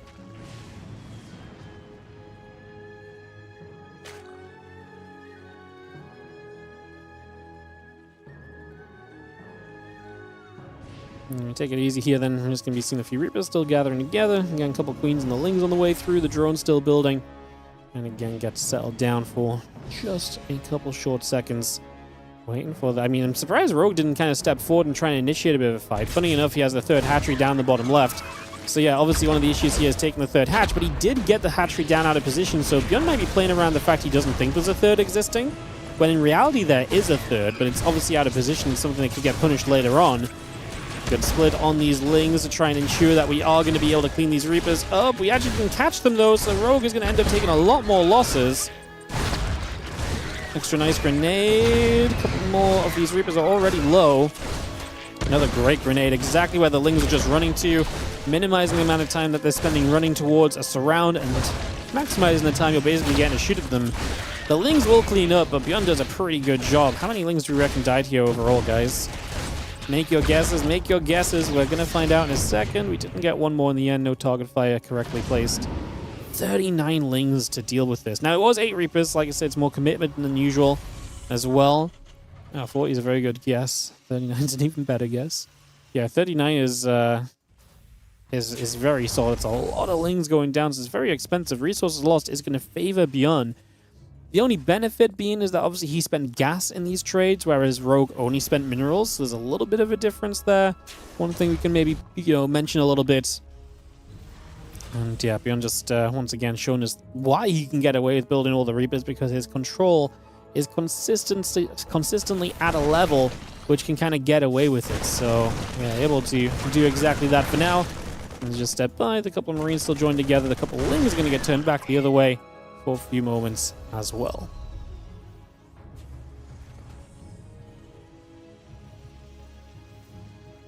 Marines, Medivacs, Combat Shield already over halfway done. Stim's already finished as well, so his upgrades are in a very good place. And the follow-up from ByuN may be quite deadly considering Rogue took a lot of damage early. This attack's not going to be easily dealt with, and we're building Lings, Queens, 5, going to be 6 Queens maybe, and then just a ton of Lings against Stim Marines with +1. Maybe even Combat Shield before we commit to this as well. This is going to be an extremely difficult scenario to break out of. I think that's going to be very, very tough. It's just going to see the Medivacs coming over. Marines and the tanks joining us, and Medivacs are stutter-stepping. Okay, there's going to be Banes. If we target fire down the Banelings, though, it's going to be extremely difficult for Rogue to then fight this with the Lings, especially if you spent the money on the Banes as well. So we're going to try and get a few more Banes up. So far, the Bane's been dealt with, but it allows us, because we're focusing on the Bane lanes, it does give the Lings a chance to surround without being killed. And so ByuN, I don't think he's upset about this because he maintains a lot of his units, and it does cost you as the Zerg because you lost the Banelings as well still. So I think ByuN's still okay with the trade in terms of how this went overall. Again, Bane speed coming up, drones, Evo chambers continue to come about. Get settled in for a couple moments here. Just going to be seeing all those Marines head over to the left-hand side, Medivacs included. So we're going to make a push to the left, and where are we at? Lings and Banes looking to kind of come through in the next couple moments and maybe jump on this. The Marines betting some pickoffs. A bunch of the Banelings go down very quickly. Just going to be seeing another Marine coming across. More Banes can still be target fired here. We only targeted one. I thought we might get both of them. But yeah, we only get a 1. We in the end have to lift up, but then we just have more reinforcements coming. Is this game just slipping out of Rogue's control? And we lift up, we pull back. Medivac nearly went down, but it was just about good enough to stay alive. The Lings commit to the low ground, realizing they can't fight there. They have to pull back, and there's still a tank remaining, which means that If you want to fight this, you got to run back into tank range or kind of consistently kind of run away from ByuN. He's going to keep trying to kite you back into tank range. And that's where ByuN is just able to create so much efficiency for himself over the course of this. A little bit more of that Ling Bane coming back around. We are going to see the Marines still stepping through here.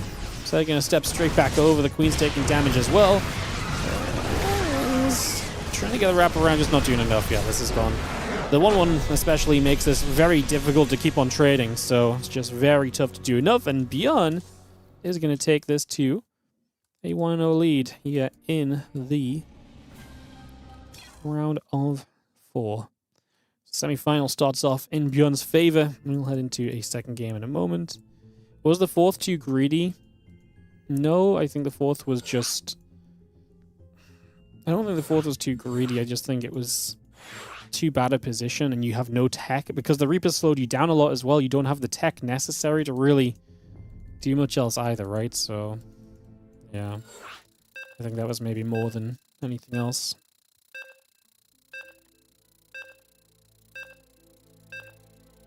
Alright, we are counting down into game number 2, guys. No time wasted between these guys as we are ready to go into Mothership for the second game. ByuN leads by 1. Can Rogue undo the advantage, or will ByuN be facing Hero in the finals today? Who do I think is a more interesting final? I think ByuN struggles against Hero, even if he's been looking better against Classic lately. I don't know if Rogue would fare much better, honestly, against Hero, though.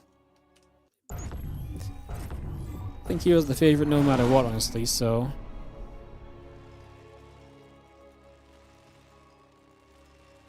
Bottom side of the map, we are going to have ourselves the blue Terran player. This is going to be ByuN. And he is up 1 against Rogue in the top right side as we kick off in the Mothership. Well, we just spent half an hour here, not 15 minutes ago, with Clem against Rogue, and Rogue won that one out. And definitely could imagine a world where Rogue comes in and plays very, very aggressively. Or plays very kind of slowly. Maybe, I mean, obviously that game against Clem was very aggressive into kind of the macro eventually and so on, so I guess we'll see what happens. Extractor cancelling. Drones gathering up. Racks and the gas coming through. And get this ready to rumble.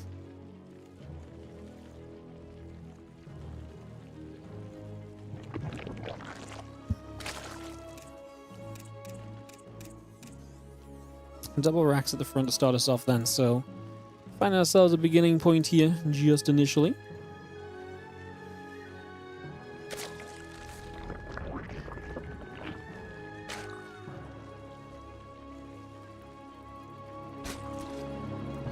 And we're starting off with the Reapers. No third barracks this time though, which I think is the expectation, right? Third racks a second time, and on a larger map as well. Probably just doesn't make a lot of sense.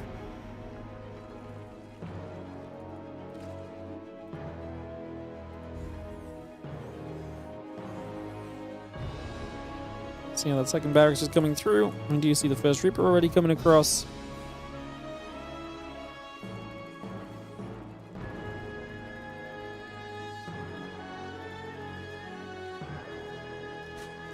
Reaper building, SCV on the way. A couple of Queens and the Lings coming by, the Overlord and the drone building as well. The Reaper heads up to the right side just for a few moments, so we get that in position.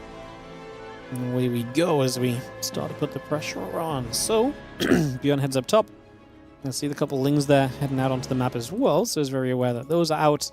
And we'll begin to try and deal some initial damage. So, first drone has to become a Spore Crawl already. Queen now popping out. The Reaper quite deep into this mineral line. Gets a drone. Should just be able to run out of here, though, unless the Lings come from the other side. This should be fine. And we do, for the moment, at least get out of this. The Reapers escape away. The barracks and so continue to come up as well. Bring a lot of the rest of this through just for the moment.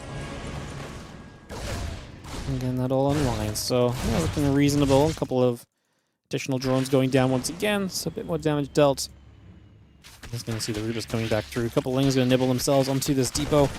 And the Marines just going to start stepping back away from that, trying to keep themselves clear of issues. The Queens are fighting once more. Reapers still taking damage for the moment.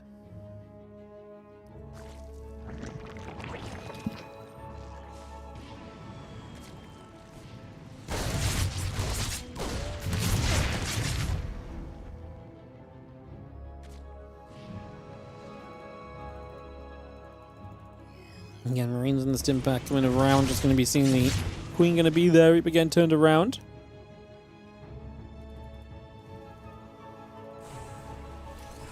Roach-Roan Overlords continue to come about. Just going to see a couple of those already building through. Stim pack and combat shield building as well. Marines in the orbital command continue to produce. The SCV is on the way.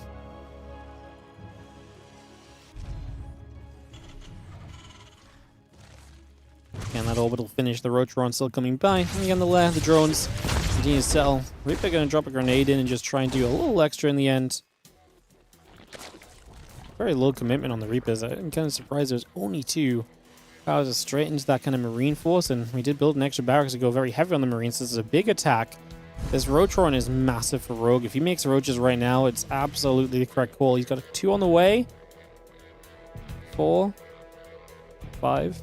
He's getting to the right place. This is an attack from ByuN that's looking to capitalize on kind of Rogue's hopeful unawareness. Now, some of the Roaches are going to be out. Some of them are not going to be ready yet. But I think just the fact that we've got some of them available should be kind of close enough to being okay here. Marines gather up. We join together. Just seeing the Marines stepping through for a moment. Roaches and the Queens, I think, are going to be too much. Going to try and dive into it. The extra Roaches showing up. Yeah, it's going to be too much. Took a while to get across the map. Took a while to get going, honestly, for ByuN. And kind of gets just figured out pretty quickly. Because the Marines do take another chance to stim back forwards. They look for a couple of kills. It's not all doom and gloom.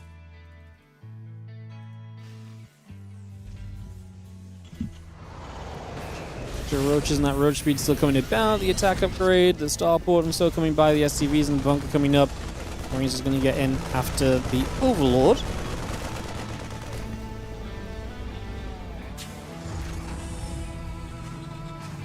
I was going to finish that up, so we'll clean this out.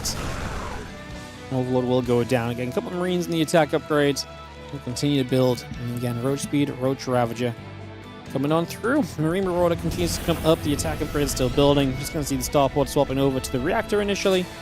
Just going to pull that straight through for the moment.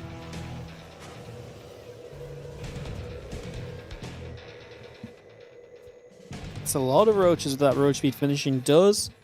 ByuN have enough to play defense here. Obviously, he's on his way to a siege tank. He's got a bunker out the front to buy some time. The Marines, if they stim, are going to be very committed. They're going to be very low HP. Bunker holds for the moment, so for now we're going to be okay. That Roach Ravager steps away, but obviously this is not the only wave of Roach Ravager that's going to hit, so there's going to be more still to come. As tank sieges, the problem is if the tank gets sieged, it's now going to be viable. However, we're losing a lot of Roaches very quickly here, and I actually think this is going to be okay. We can kill a Ravager off as well. And the ByuNs are so low. The medevacs that are popping are so important. Get some health back on these Marines. Let them stim again without basically be, having their legs and arms hanging off them. Give them some health. And they are getting healed up. A couple of corrosive battles coming straight through. Like I say, that tank out. By the time we actually battle that tank down, there's going to be another tank available, I think. And a Liberator very close to being done as well, maybe. Actually further back than I thought. And this ByuN, I think has done enough, though. I don't think Rogue is getting much more done here, and you can see the drones already piling through on the production tab, so Rogue is agreeing this attack will not do enough, and Rogue has to step away. He is going to be retaking a worker lead now, but yeah, this was a commitment from Rogue that did not work out, and it definitely poises ByuN into a better position in this game than he would have been in if Rogue had decided just to macro up and kind of build drones and then units from the very get-go.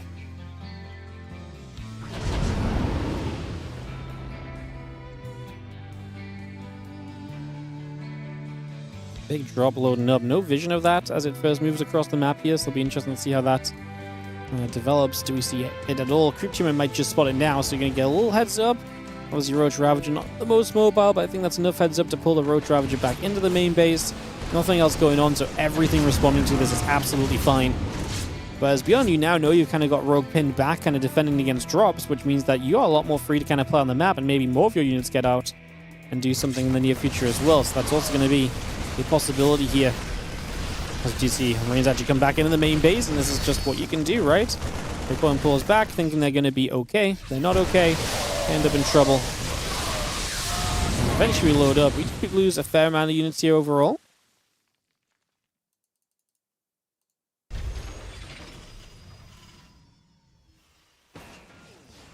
Again, melee upgrades coming about, that link speed coming over, so again, we bring that straight through just for the moment. The Infestors are building as well. I like the Infestors. I do think the Infestors are the kind of thing that help Rogue to turn this game around a bit, right? Spellcasters, big high impact units are what you kind of need in a situation where you're otherwise looking a little bit doomed in the grand scheme of things here is the essential kind of statement. So yeah, I kind of like seeing those infestors coming out. I think that's a big plus for the moment. Bio gathering. Because of shells, the armor upgrade coming through, +1 missiles, +1 carapace continue to come about here. You can see that bio still coming across, and again there's the hive, the drones, the lings, and the ravages building as well, adding on a queen, getting the rest of this up and running. And we see a fungal, that's a massive fungal! Talk about a momentum swing. That's the kind of fungal that might give it to you, right? I mean, that was spot on, dead center on the bio. Still no upgrades for Rogue, unfortunately, so you can't fully capitalize on a fight perhaps, but definitely a definitely not a bad place.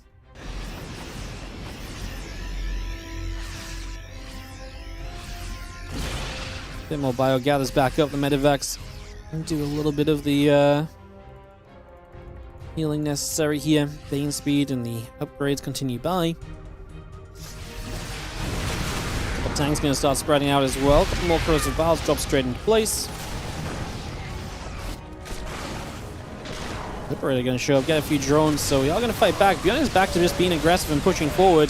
Infestors do not have a lot of energy right now, so that does seem to be a problem that we are going to be exposing as ByuN continue this fight, pulling back. Tanks doing some work. They're going to start getting biled down. Do we have enough to get through these Ravages? It's only Ravages. And the problem with only Ravages is you don't have the tankiness kind of in the front lines. It's not going to be enough at all. GG gets called. ByuN is going to take this as a 2-0 and will play Hero in the finals today. So ByuN Hero TVP final. Hero lost in the finals last week to Sola. Can ByuN pull off an upset maybe? We will be finding out soon. We'll get that ready to go. I'm going to nip BRB for just a minute or two, guys. When we come back, it's ByuN Hero Best of 5 final in the Kung Fu Cup 2026 Week 2. See you guys in a moment.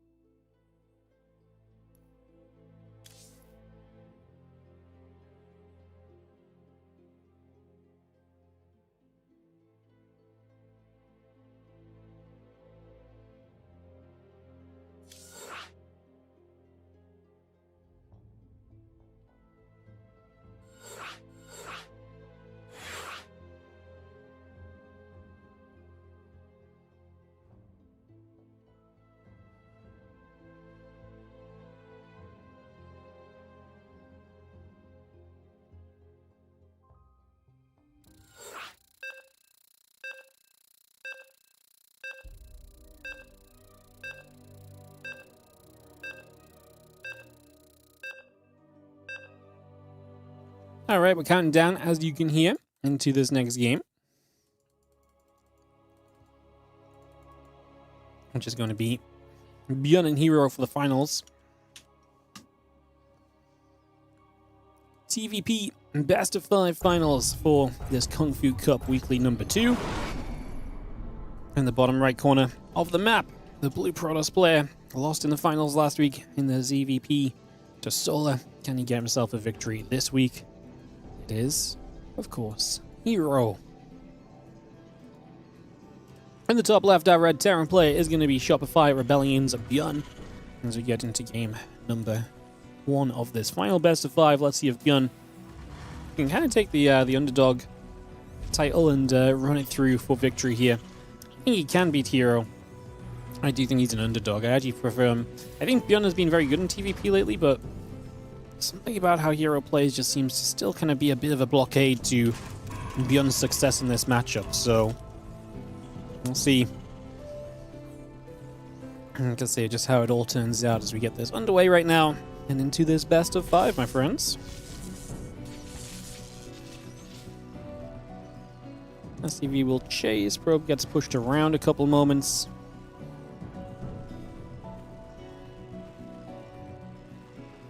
So yeah, we get pushed around by that SCV. The probe pulling back over to the sides. SCV continue to hunt for a couple moments and getting into play. Just for now, it's going to be seeing the probe pulling across. SCV going to take some damage.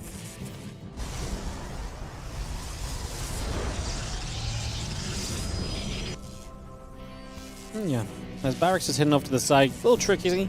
Just trying to make it so that Hero panics, but obviously Hero finds it, which means you do not have to panic. Obviously helps a lot. Not having to panic is generally a big plus. Not having to worry because you actually know what the dealio is. So yeah, good scout from Hero off to the side. And just a little bit of trickery early from ByuN. Is not going to be too crazy as, ooh, we do kill the probe. I think ByuN is just saying, yep, happy to get rid of you. Bit of overkill. I think he's angry that I got the scout off, so a little overkill at the start of this one. Definitely not worthwhile to pull all the SCVs to kill a probe, I'm pretty sure. But hey, at least we got it. At least we got it. And there is a benefit at the end of this, if nothing else.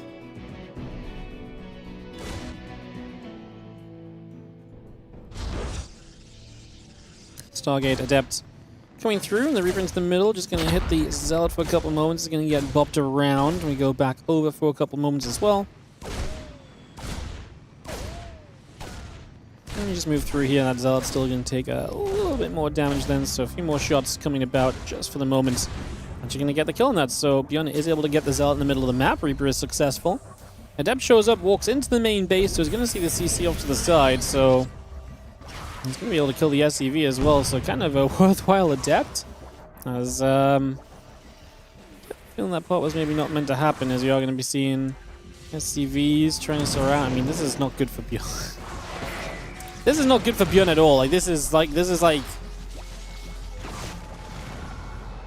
maybe just give it up sort of territory. I mean, maybe it's not that bad, but like, you're pulling so many SCVs to fight a freaking Adept. That is not how it's meant to go, guys. I can't really emphasize that enough. Do not pull your SCVs like this. Don't let the Adept in the first place if your best response is to pull SCVs like that, basically. You just can't let that Adept in. You can't let that happen. Unfortunately for ByuN, it happened, and the mistake was made. I think it's going to be a little bit tough as the Oracle activating, the Cyclone coming back through to chase down a little bit. Cyclone is going to come about.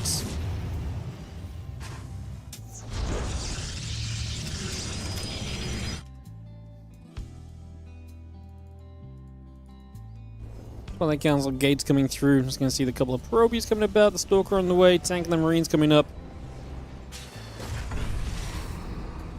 Oracle and the Revelation coming back through as well for a moment. And yeah, just going to be seeing the Tank and the Marines still building by. Twilight Council and the Probies coming up as well. Probes rallying into the mineral line over here. And just going to have ourselves the Twilight Council finishing off to the edges. Combat Shield coming through, the Marines coming over.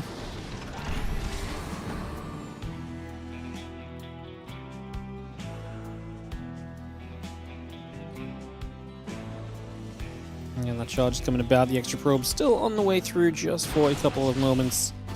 Getting that underway right now.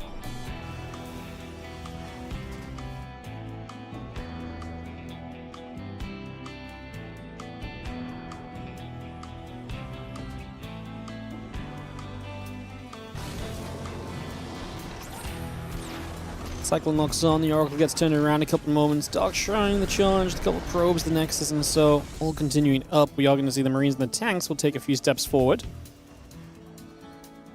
Again, there's that Dark Shrine, the Nexus, all coming through. The Assimilator still building by. That Dark Shrine up over here. Just going to see the Cyclone locking on to chase the Oracle away over through the top side. Marine tank is going to head through the center, so push from ByuN. Try and set this off and pulling the SCVs as well, so he is very determined to try and end this. I mean, going to be up against charge. The SCVs will definitely help tank it a little bit, so maybe we have some opportunity here. The Stalkers start to try and slow this down, of course. Good to put the tanks in the front. They have the range. That will give you enough of an edge. And then goes up the ramp with the Marine first as well. Here the Zealots charge about to kick in. Tanks sieging. Can we fight the Zealots off is my question. I feel like the Zealots do so much in this circumstance. Gonna get rid of one tank, a few Zealots now going down, extra tank showing up. Is that gonna be enough to maybe swing things and keep this going for ByuN? Right now his supply is good. It's the Zealots I'm worried about. Like, more and more Zealots showing up here are just constantly so difficult to deal with. As you're gonna see, yeah, this is actually gonna be next round of Zealots cleaned up as well. Hero down to just 4 army supply for a moment there. Now DT's warping, however. If these D2s do a bunch straight away, this could be really bad. We need like an instant scan to get rid of this. I mean, the problem is you basically have to constantly scan or build like a missile turret, but I don't think we have an engineering base. We can't build the missile turret. There's going to be DTs across the map as well. This is going to be the major issue. Scans the second DT. Oh, that DT warped in range of the freaking... Oh, that's so sad. He walked in range of the scan, but he didn't get the kill on it in time for did ByuN. DT at home is, like I say, going to be an issue as well. Now we actually send this as ByuN moved forwards. No scan for the DT. The probes pull in. He's going to kill a lot of probes, but I'm just not sure if it's going to be enough with the DT's doing so much. He does kill 16. Losing SCVs, like I say, that's going to be an issue to deal with on the other side of the map. Army supplies even out. We are starting to build the missile turrets that will help to fix this problem. That Dark Shrine being the absolute saving grace here in the end. Now, there's too much damage here. These DTs are going to break this position before the missile turret is up, so we are going to just see, plain and simple here, a bunker remains alive. The DT is actually going to get out alive as well from this scan. The turret comes up in the main base, but obviously the DTs have slowed down a lot of what else is going on. I think there's going to be one warp in the Zealots too many this time. GG is called. DT's safe hero from the brink of defeat in this opening game. He really was on the verge of dropping down in this one, so that was a good save. The DTs getting the job done.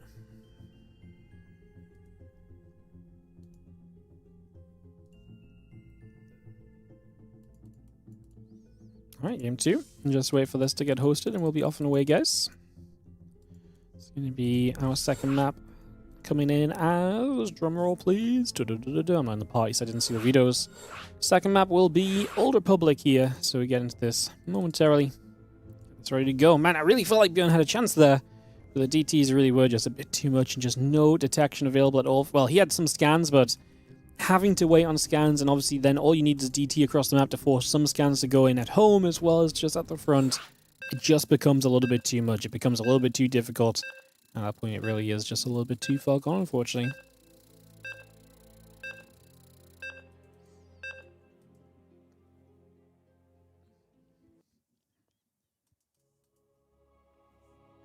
Alright, Old Republic for our second game. Let's see if Hero can take us to a 2-0 lead, or if ByuN is going to put a bit of series back in this matchup.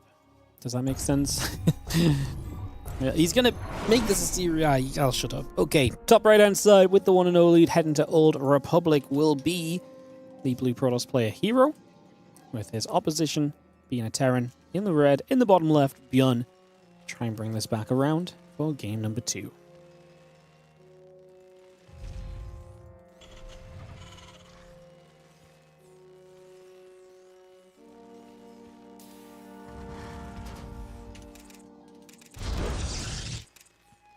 Alrighty, so Old Republic here.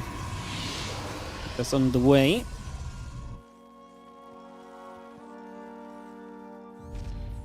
Barracks going to come down. And the assimilator coming up as well. So take a couple of moments to settle that into place. Just initially. And yeah, going to have the barracks building. Get that up and running.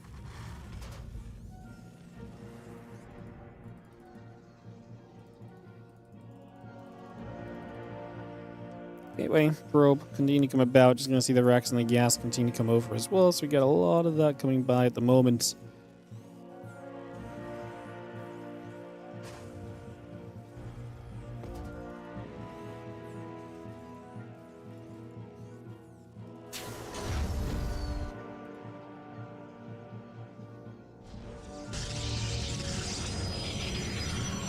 Gonna get the Nexus down onto the naturals. Just gonna get that set up initially and get that into place.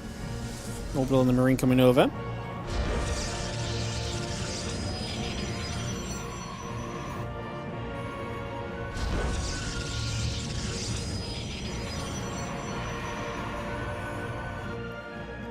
So yeah, Nexus the Cyber Core coming up. Just gonna see the simulator coming by and the Orbital Command Factory and the rest continue to come into play as well. So a lot of that just coming online here already. And yeah, that probe back to the high ground, chilling at the moment. Yeah, no scout in this game. Everyone's playing nice and greedy, huh? Yeah. How dare they get away with this? And there's the Nexus coming about at the moment as well, so bring that up. And again, the Stalker, the probe, the Nexus coming by, the Warp Gate still coming into play as well. Bring a lot of that into place at the moment. That factory is about to finish.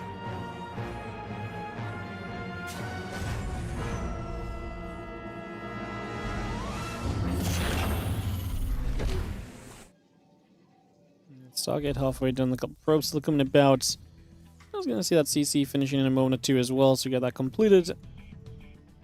And yeah, Nexus continue to come around here. Playing the Marines coming about.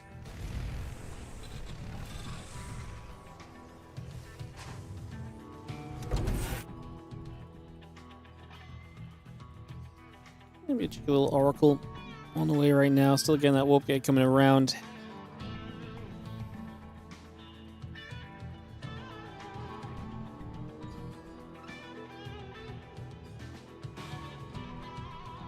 I think just going to be patrolling. And yeah, we're just playing a bit of a map control game at the moment. Nothing too crazy. Settling down and seeing where we go. Total Council going to be the tech droids from Hero, and ByuN is going to have a Water Mine drop on the way shortly. Obviously, he is up against the Oracle as well because it's a Stargate opening. That part's a little bit weird, so we'll see if he can deal with the Oracle. Obviously, it is not a Phoenix at least, so the Water Mine drop doesn't just get blindly shut down. However, he took the Marines across the map too, so this Oracle may actually just have a lot of potential because there is not going to be any anti-air at all available right now. So we fly. SCVs have to evacuate straight away, so right off the bat, damage being done. 2-3 SCVs. We are not going to have, like I say, any anti-air here, so this Oracle just gets to stick around till it's out of energy. A few Marines, but we can even get rid of a couple of these freely. We actually didn't get one. I actually thought he was going to get one and maybe commit through. Yeah, we do have to deal with this on the other side. The Phoenix will show up. I mean, with the Marines here, it doesn't make it a little bit more complicated. We're going to lose a few probes as Hero pulls them in and try and deal with this. The Water Mine goes off. Medevac goes down. The problem is it's just a full cleanup, right? We kill a few probes, but then you lose a bunch of army while doing so. So you've basically, on both sides of the map, we've seen 8 probes go down. Sorry, 3 probes go down, not 8. We've seen 3 probes go down each side of the map, but for ByuN it cost him an entire medevac of units, and for Hero it cost him nothing. The Oracle is still alive, it used some energy, but that is it. So definitely benefit to Hero. It actually starts coming across the map. If there's no bunker up, these few Stalks could poke around and maybe get quite a bit done. There is a tank building now. No tank out already. There is going to be a Cyclone, though. The Cyclone should help a lot in these scenarios. Maybe the Phoenix Lift can actually get that in trouble, though. So you got to play around the idea of the Phoenix Lift being available, too. There's the Cyclone. Are we going to try and send this? We lose the lock-on, so that helps.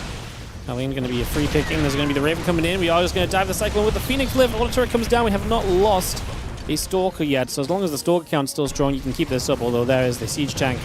It's pretty much going to be the end of this. No way the Stalkers want to attack a Siege Tank if they don't have Blink. But still nice for Hero just chipping away at the units of ByuN, making this more and more difficult for him to succeed.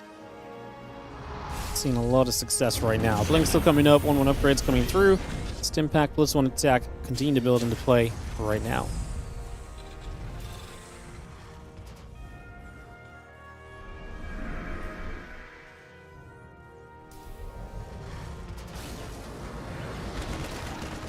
The Marines will just get after the Oracle.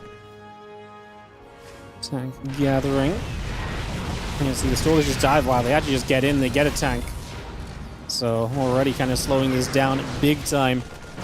It's a big plus early. Every time that goes down is going to be less defense available once Blink kicks in, which is right now. Oracle's still staying active over in the main base as well, creating issues. And this game too is just starting to slip further into Hero's favor. He's going to get Stim. That's not great. We're going to lose a Stalker to get Stim, but obviously slowing down Stim is a pretty major net positive.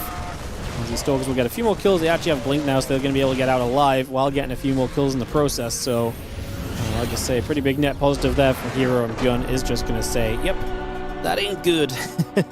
That ain't good at all. GG's. And Hero is going to go to a 2-0 lead. This game just got out of hand extremely quickly, and our finals is getting out of hand extremely quickly just in general.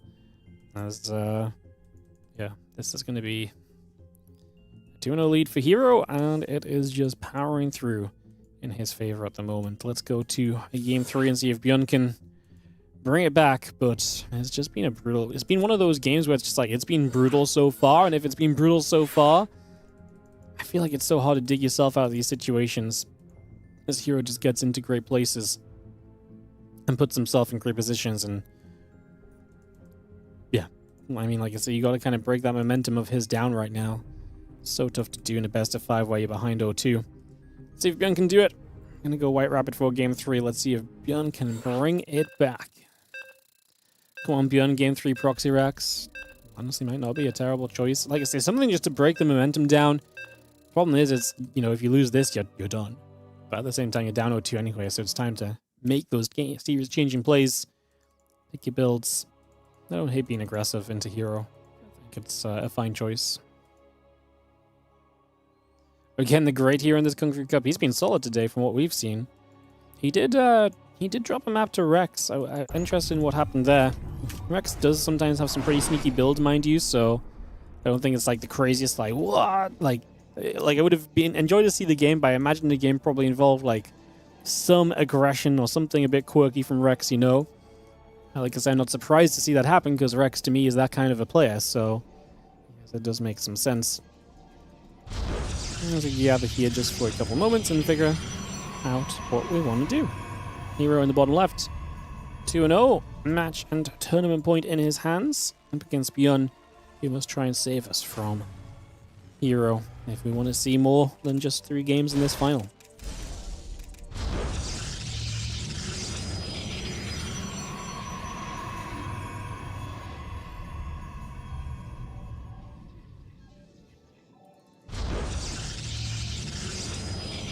Got the simulator and gateway coming through, no proxies from either player. Hero already has a probe across the map, so he's actually getting a very early scout on what's going on. So that's actually good for ByuN that he didn't proxy, because Hero would have known so quickly that something was wrong in this game. And that probe coming across super quickly just says, no, I'm not going to let you get away with anything sneaky here. Yeah, and ByuN obviously doesn't try anything at all. It's been a series where Hero has gone from early scouts to no scouts, or no scouts to early scouts, so he's been mixing up that scouting a lot. Makes it extremely difficult for you to make the right prediction early in the game to try and just get a net advantage straight away. You know, you'd be rolling the dice at pretty much any moment, basically, so...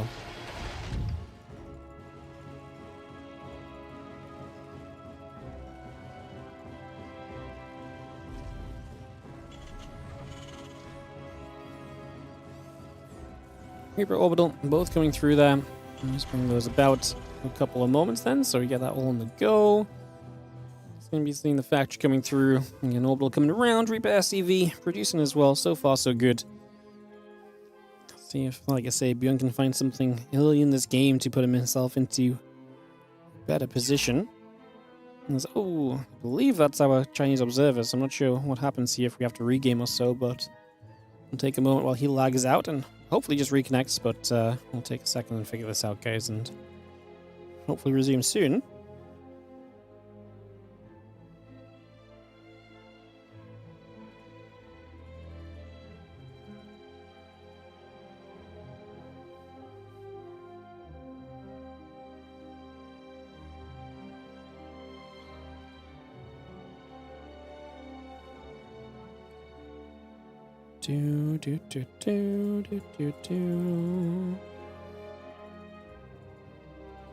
looks like a DC. Like I said, I'm not sure if we just get to resume straight after this or what the deal is, so we'll just take a moment to figure this out.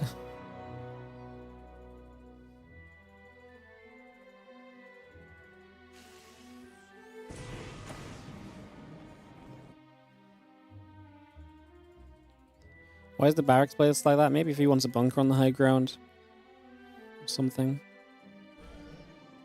And the wall instead of the barracks in the wall. Hero gets like very aggressive in this game 3. It just means your barracks is a bit more safely positioned, tougher to get through. The Reaper gets into this main base. Oh, chrono boosting. Reaper, you got a few shots off. First Stalker is now out, so it's going to deal with this well. And probe across the map is going to force the second Reaper to reveal itself and come in to save the SEV building that command center. So the probe goes down, but the command center, obviously seen and so on as well.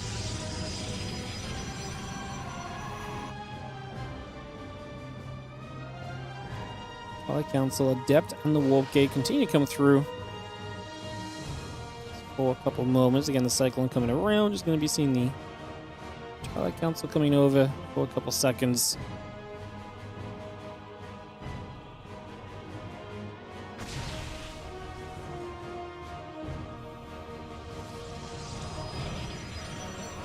So bring that straight into play. Again, the Cyclone and a couple Marines continue to come about. Factory lifts off. Tech Lab going to come through. Just going to get that placed in the next couple of seconds as well. So just put that in position. And again, 2 Reapers and the Cyclone gathering up at the front. Just sitting up atop this high ground for a few moments. Getting that underway. Game paused. Now, ByuN is going to pause. I wonder if they're asking him to regame or something. Because the Chinese observer's not here would be a very probable situation. Yeah. So I think they have to regame and recover this one because the Chinese observer dropped. Okay, it says Hero 341. They're going to resume it, and we will get back into this in a few moments, guys. So we'll just regame for the Chinese obs to rejoin us. They're going to restart 341. I mean, they both played on E1 DC, so we'll just load straight back into where we're at. We just need to get the Chinese observer back in so they can watch the conclusion of this game 3.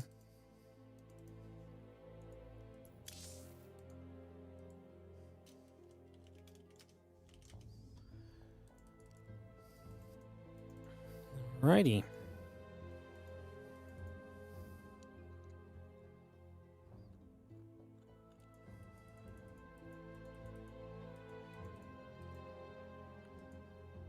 Just have to wait for the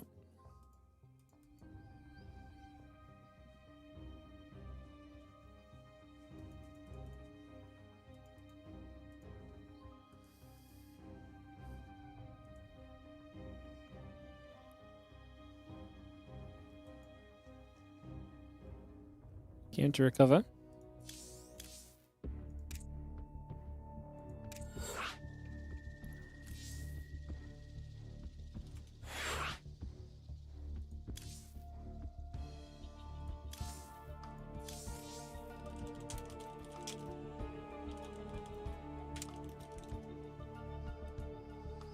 Apparently the main observer doesn't have the replay because of the way that they DC'd, so we are going to have to host it myself.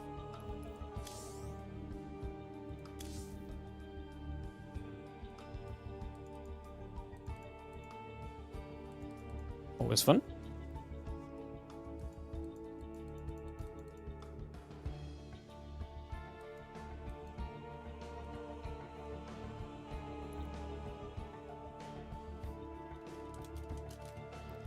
Double check we got everyone.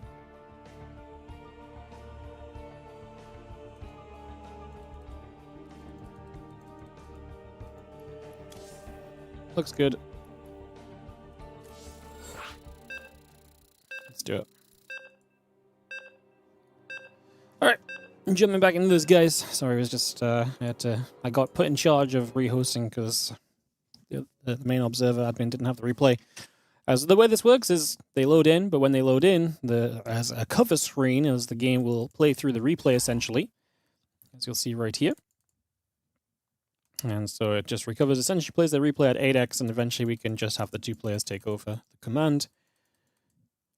Because they'd already built into the game when they made this the the kind of resuming from the kind of resuming from a replay, so people could like replay certain positions out. And this is just basically a form of that. Just it automatically does it. Just obviously it blanks the game out as well, so you can recover without people seeing what happened in the game so far.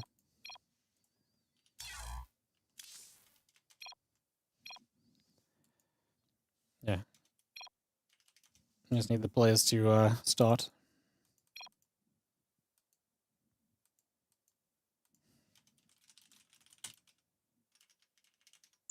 There we go. I have no way to talk to them, so we'll just have to wait for them to figure it out. Alright, we get back into it. Eventually they do. There's only so many reasons we'd still be sat here waiting when the players are ready, so... One of them would be because none of us have the ability to fix it. Alright, and back in we go. So, a couple of Reapers in the cycle. I'm going to get into action. Going to see a Stalker being grabbed already here.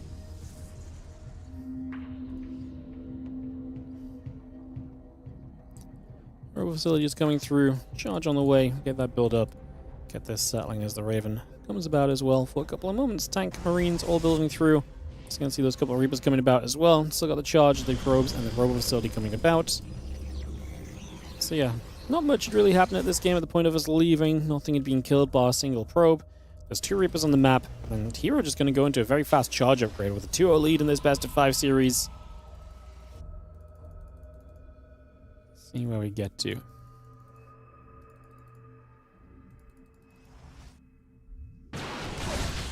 Reaper's going to shoot. Stalker's going to take some damage. Stalkers will put out some damage as well as we go back and forth there for a couple of moments.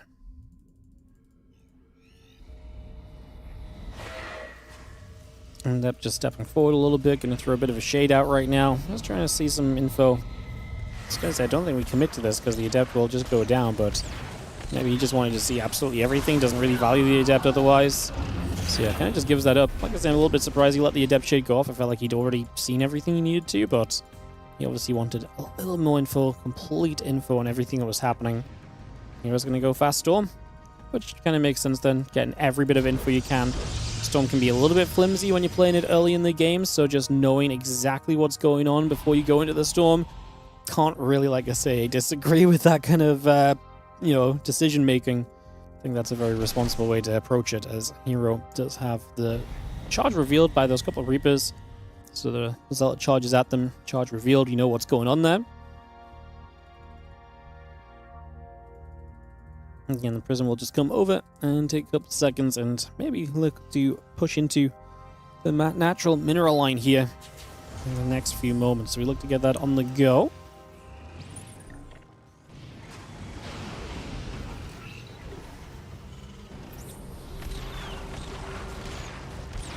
Nice little catch. It's going to pop that Observer. So it's going to be a good grab as the High Templars showing up. Hit a tank shot on them. Only kills 2 SCVs. An unsuccessful Storm Drop. It's actually funny. We don't see many Storm Drops go... Didn't go badly, right? Because you didn't lose a High Templar. You still killed some SCVs. But, like, it's so rare you don't see them actually just getting a bunch of kills. There's 2 less Storms to deal with the army moving across the map. So we'll see if that comes back to bite you as Hero. See if that investment is one which he regrets a bit further down the line.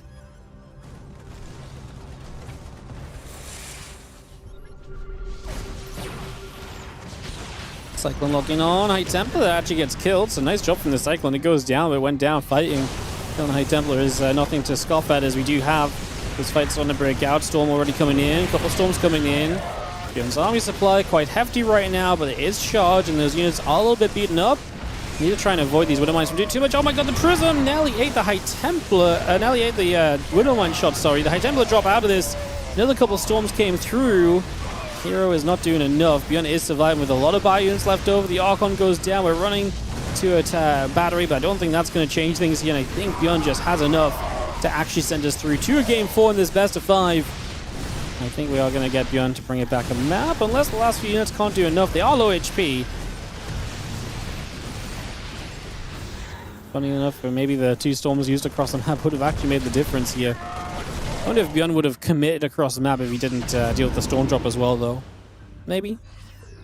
Well, the game doesn't end right now, but it does come out in an okay position for ByuN. He's only 7 workers behind.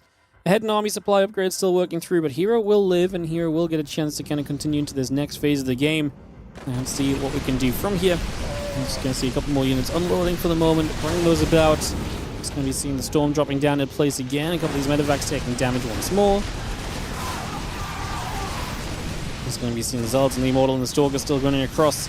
Just going to see a couple of those units take damage. We're going to force to lift up. Could we lose them medevacs? I guess no blink, right? So hard to get back underneath them to really take advantage there. So I guess not going to be too detrimental in the grand scheme of things. Again, +1. The Immortal, the High Templar continue to come through.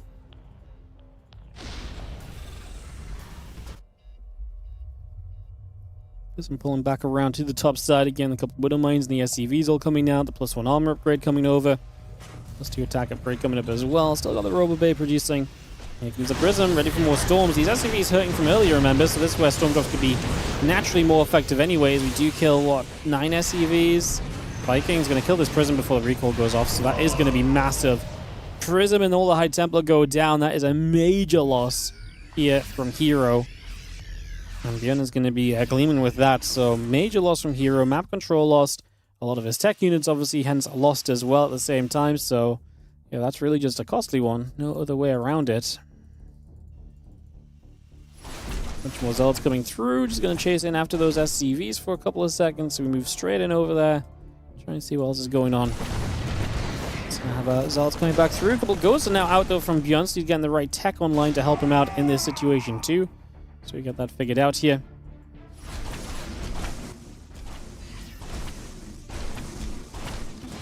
Again, a couple of ByuNs. The Ghost is going to be there, chase the Zealots back around for a couple of moments. So again, we push that back over that direction. Just going to see the rest of the Bio gathering back together for a few moments here.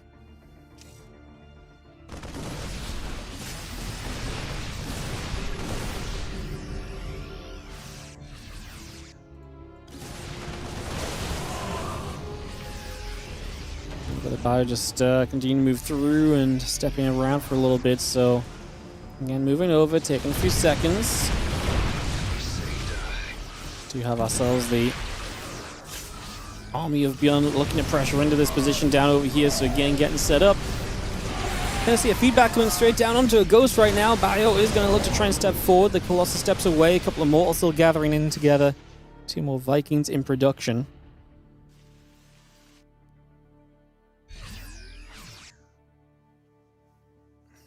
I'm scared for ByuN, man. Hero is 80 workers, army supply booming, and honestly, it feels like he might just get across the map and send things right. Like, this feels kind of crazy.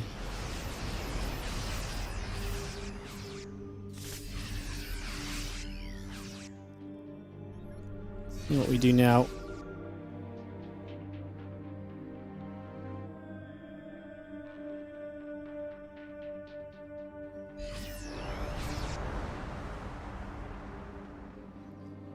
Bio Ghost coming around, the rest of you just gathering up.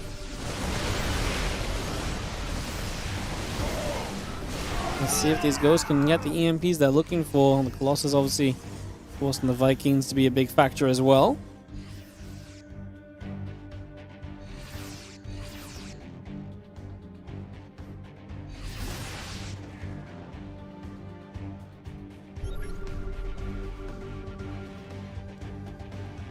A chunk of Zealots going to work their way out over that right-hand side. So that's going to move across over there for a couple of moments, so...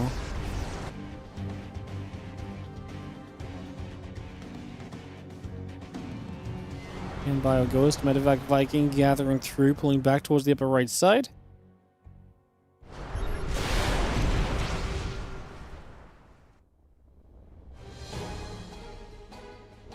Shots coming about, Factory pulls back over to the left.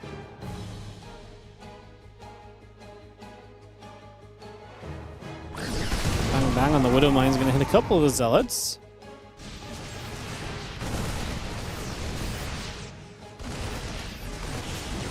So, of course, is going to maybe cancel up a CC, so we break through a little bit over there.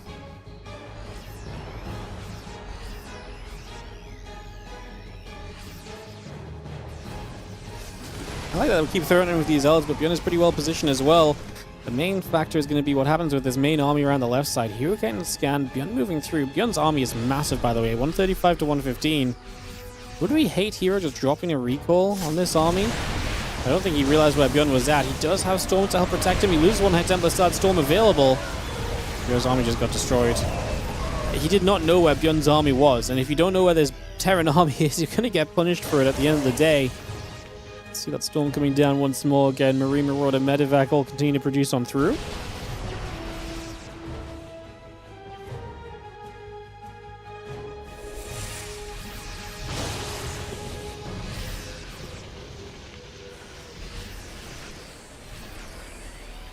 Viking land, Viking lives. So the storm comes down, a couple of Vikings get hit. The Observer taking some damage as well.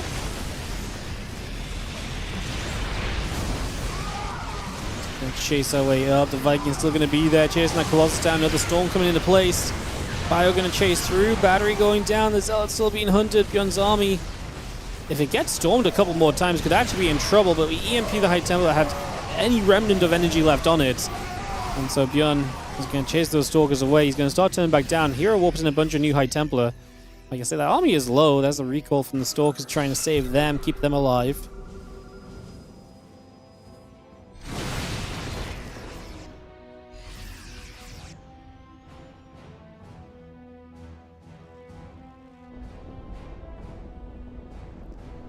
You can see the CC floating back across for a couple of moments there. Medevac's overhead.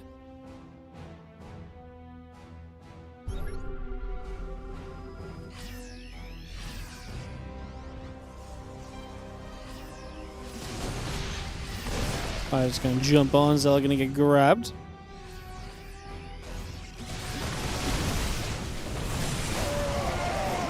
Couple shots coming in by army taking damage. You can see the pylon dropping, Stalkers blink down. Hero continue to try and play the survival game here, if at all possible. The Stalkers coming across, a little bit of the Marine Marauder coming over, blinking in again. A couple more shots continue to come through. A little bit of an extravagant ghost deaths animation there as we have continuation here. Then just going to be seeing a bit of Bio going to turn back the other way. We're just going to see everything else. Stalkers, the Colossus and company gathering through. 3 upgrades on the way up as well. So again, we bring a lot of that just into play already. Got that settled. A couple of those Tempests building as well. Fire Force gathering together. Medevac's overhead. Vikings joining us. Army into the center of the map at the moment here from Hero. He is just still surviving. Still has had good economy, obviously, but you're kind of just meant to have good economy in PvT because the Terran army typically sits on less workers, and obviously you throw Zealots at them, and then obviously you're kind of, you need a good economy to kind of overcome that. That's kind of part of the reason why his supply bounces back up. It still means that ByuN has a very strong army with a lot of army supply in play at any one point in time. Vikings, Marauders, +2 ship weapons, and the cloaking continuing about. Just going to see the rest of this army gathering again. Bio, Viking, Medevac back over to the bottom. And we move through. +2 air weapons, +3 shields, just in case you're wondering. Sorry, +3 armor on the ground, in case you're wondering where we're at in terms of upgrades for Hero. ByuN is already 3 and 3. We are getting Tempests out. Hero's army comp is looking decent. The Stalker's just going to chase. Gotta be careful. The Stalkers alone don't necessarily pack enough of a punch to be overly effective here, as we do see the cloaking coming about, +2 ship weapons coming through, command center still building. Nice sec auto tracking coming into play as well.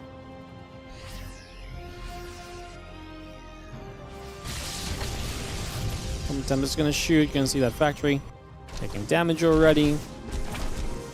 Couple Zealots into the mineral line, just annoying. Whole position's not gonna stop them from succeeding there, I don't think so. Continued issues. We do see the High Templar looking forward for a, we'll say a storm. They drop an EMP, then a drop a feedback, then a storm. Do you lose a few SCVs there as ByuN? And like I say, those Zealots actually quite effective. They really stepped in and did quite a bit as the Oracle goes down. Revelation fell as it went down as it fell. Time Wolf coming in as well. I think Hero expected this fight to be a bit further back than it is. And we're just going to engage through and keep pushing forwards. Hero's army but maybe get more done. That storm coming down, hit a lot of those ByuNs. A couple of Archons getting wiped out immediately. Couple more storms coming down. Hero stepping away. The Bio army pushing through. Assimilator pylon. Nexus going down. So at the same time as ByuN is taking damage on the top side of the map, he is at least dealing damage as well. It is meaning he's missing some of his army. Heroes is going to send this in here. There's a Plandry nearby, of course, right? So that Plandry makes it a lot more difficult to keep pushing into. But I do not love ByuN's army that's left. It's low HP, it's hurting from before. We're losing so many probes as hero, though. We've lost 25. It's a very serious number. Significant amount of damage dealt there. +2 air weapons, +3 shield armor. Those upgrades I mentioned before are now about to be in place, so hero is about to level up a little bit, while ByuN has not had any upgrades finish in that same time frame. So hero is just about to be on kind of a better group of units and a better fight in the next few moments. Just seeing this army still moving about. What's interesting now is obviously ByuN's bringing the rest of his army back. He's going to commit, stims for it. High Templar should be able to zone this back. He does eat one AMP though, so the High Templar will not get the storm off. Still did the job of kind of pushing this away, however, so sure, we're kind of fine still. For now, at least. Just gonna knock down this base and gonna keep ByuN from getting established on the 5 base setup, so gonna make his life a little bit more tricksy in terms of getting fully set to continue through. 4 SUVs going down, the Vikings and Marauders still coming up, the Orbital coming by. Fire steps over again. There's also the Tempest is going to put some damage out, firing onto that command center already. It's going to go down. It's going to see a couple of Vikings getting shot at as well. And take them back forward. The EMP's coming down. EMP's on the Archons are flanked from 2 sides. And obviously a bunch of units morphing into Archons right now are not exactly going to help you in this exact moment. ByuN's supply lead is very serious. It's a massive time warp though. Running through the time warp is huge. What would have been amazing? It would have been 1 storm left over here. Storm into that time warp would have been perhaps enough. As it stands, it looks as though ByuN will just have the power to get through this Protoss army, chasing down the Tempest. A little awkward because it's mostly Ghosts that are chasing the Tempest. That's actually a really good Storm on the Marauders. When low HP, the Storm hitting the Ghosts now. Can the Tempest actually win this out? Because ByuN is just giving up all of his Ghosts to be able to chase these Tempests, and they don't all go down, so every Ghost falling, the Marauders walking away. The Tempests are going to start to clean these out. Hero just has nothing left, but he does have more workers. Bank accounts spent from both sides at the moment. Hero is going to survive. Pulls back. Wow. ByuN is establishing 5th base behind this, by the way, guys, so he is going to have a new bit of economy available to him. Still has a massive army supply in his favor. Just needs to get stuff up that can actually fight off those Tempests. Those Tempests are the only reason that Hero lived here. There just wasn't enough anti-air. And even, I mean, there was Ghosts, but Ghosts obviously trying to chase Tempests are going to get kited, and that's exactly what happened. In a more open space where the Ghost can more easily run underneath, sure, but with the ledges in play, it doesn't happen this time around.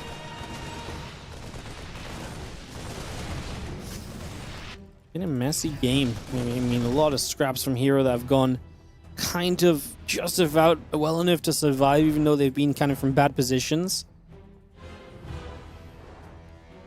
Bio Ghost gathers back around, Medevac, Viking, everything else continues to commit through here. It's going to scan a few moments, scanning one way, scanning the other. Results will just take a chance to go after the Sense Tower. A couple of SCVs are going to get chased down, 4 workers going down already. Bio and the Vikings continue to pull back as well, so again we step back over here. ByuN at least having to pull back to defend is a benefit to Hero. Hero drops the Storms, that's pretty much as good as it's going to get for him though. He needs Storms to carry him through this upcoming fight if he wants a chance to win. His army is not large enough to win in any other way. He needs splash damage to do absolute wonders for him right now. And it's obviously not ideal to be reliant on. It is nice to get rid of these SCVs, but ByuN is building more. Unless you're kind of making him build more SCVs, right? It's money that's going into something that's not the army. And the army's already big enough.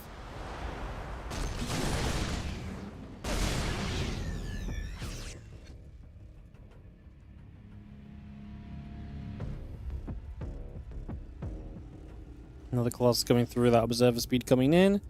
Nexus, Pylon coming about, the Vikings and Marines setting up as well. Gonna see the Bio Ghost coming back over, just gonna see everything else gathering on the left side, ready to make a bit of a push up. And this Hero actually able to force a fight that works for him. It's crazy that Hero is the one on the map, tempting the fight. But I mean, I guess he feels as though it's better if he feigns strength rather than ByuN just running at him and being like, oh, I can kill you now. More shots coming through. The Colossus get chased away. Tempest as well. We are going to see the Storm coming down. A bunch of Vikings taking damage.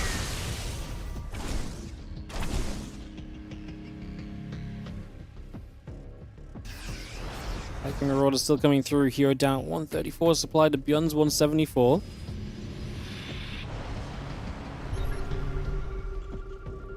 One more scan about. We see what else is going on. A couple of EMPs already coming straight into place. Gonna drop that storm into play as well. So again, just trying to keep this back. Hero trying to just replenish units. I like the disruptor. Oh, massive EMP gets onto the High Templar. That's going to be good enough. One ghost just gets through. Oh no, what a disaster that is for Hero, because without storms, it feels like this fight's never going to go his way. And alas, here we are. Somehow he's still pushing it back. I don't even know what's going on anymore. One cloak ghost just walked forward and just EMP'd all the High Templar. And somehow that wasn't the end of the game. I actually have no idea. You drop a storm, new High Templars available with energy.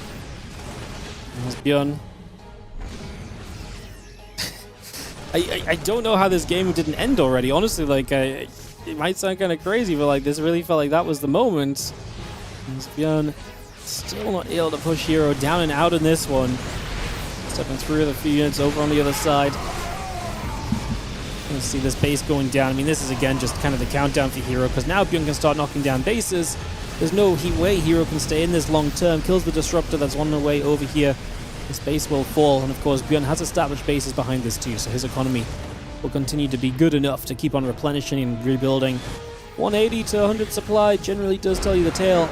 It is going to be GG from Hero in the end, but man, what an effort as we finally brought this one back into ByuN's favor. I mean, I say bring it back. I mean, he was in ByuN's favor for a while, but finally closed it out, I should say.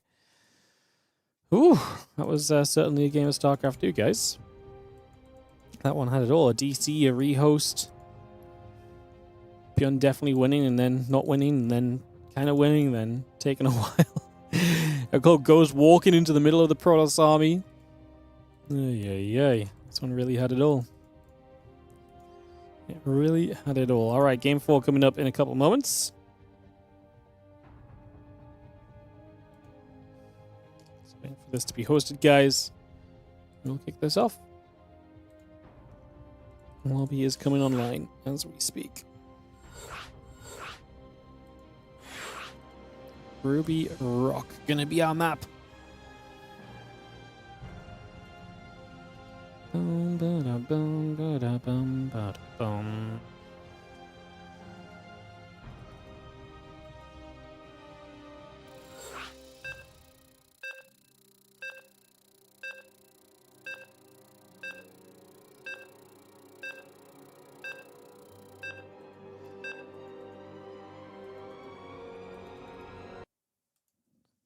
Alrighty, guys, I'm going to continue through into this next one. Game 4 of the finals. ByuN does get a map back. Yeah, I said let's find a way to break the momentum down. I feel like that's the kind of game where he was like, well, it still went pretty well for me despite being a terrible situation. So if I'm Hero, I'm almost full of confidence. Because even though it went so wrong for him early, it was still such a challenge for ByuN to win the game. ByuN sits here as our blue Terran with a map on the board. I feel like he quite regularly takes a map off Hero, but actually converting that into more map wins in a series is kind of tough for him. Hero in the top left. He's one of the players to beat in this day and age of StarCraft 2, and like I said, looking to be Kung Fu Cup champion this week. See if he can put the finishing touches to this one and bring it home.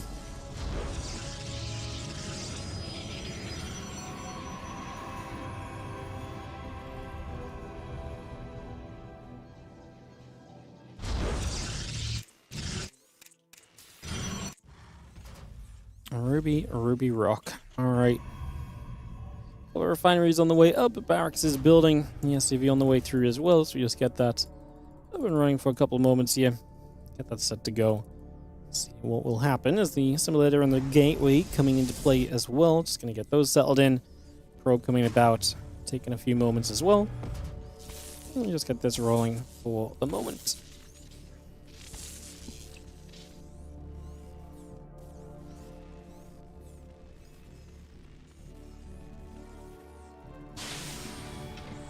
SCV chases the probe for a couple seconds, just move around. Again, Cybercore coming up, Reaper and the Orbital coming through.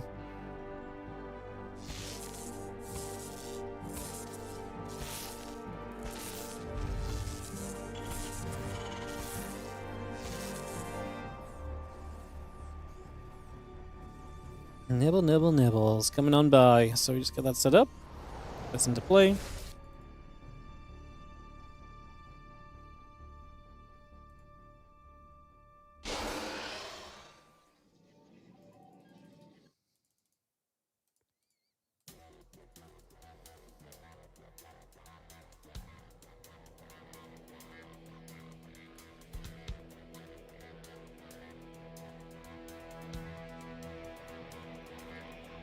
Alright, next coming around, just going to be seeing the Twilight Council going to go at the front. We'll see that if the Adept didn't push it back, but the Adept pushes it back right on time. Scripted play so far, as you do have the alien producing through. Yeah, nice to get to game 4 of this series. Not necessarily think it was going to happen. Hero was playing great in the first couple of games. It was a very messy game number 3. And I think Hero a couple of times got caught without kind of really being aware of what was going on, where the opponent was at. Obviously, he was playing maybe even riskier than usual because he was already a bit behind off the start. So I think there's a little bit of an element to that to it, where it's like, well, I'm just going to kind of keep on being aggressive, even though I probably shouldn't be, and then you get caught further off guard. Was kind of brutal.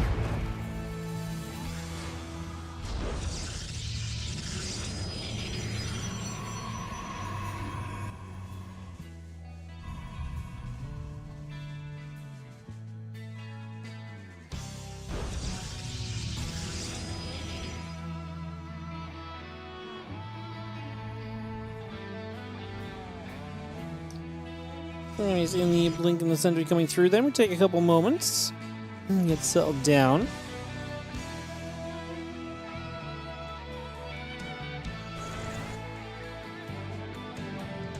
Alien gathering through, that's going to be the Adept stepping over a couple seconds, and a couple gates going about and getting ready to rumble.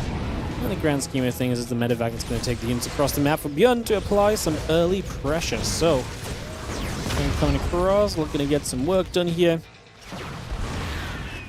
It's going to be settling down and just going to have that blink coming through. The Nexus and the probes on the way in, getting that building. So far, so good. Medevac will unload a few Marines and the Cyclone. Again, that Raven coming through as well, so just bring that straight into place. We got Marines, SCVs, and the barracks coming about. Marines going to get rid of the pylon over here. Grab on that straight away as well, so nice little catches. And there's that robo facility coming on through.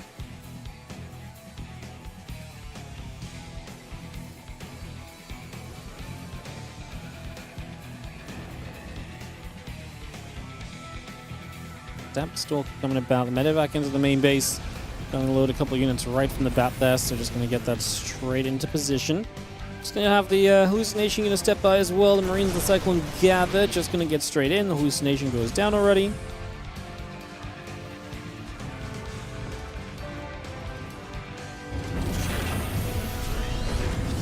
The Adepts will gather around, and again, we just have ourselves the Marines, tanks, all gathering up. At this point, then, we wait to see what Hero wants to do. I mean, Hero is currently on his way through to, I was going to say, charge after the blink, and then he's just adding on gateways. Just going for that kind of gateway-heavy style initially. The turret will begin to do some harassment. Actually going to get that Stalker kill, just a very late blink back from Hero. But there in the end, just, yeah, lost one Stalker already, so a little bit of a funky one.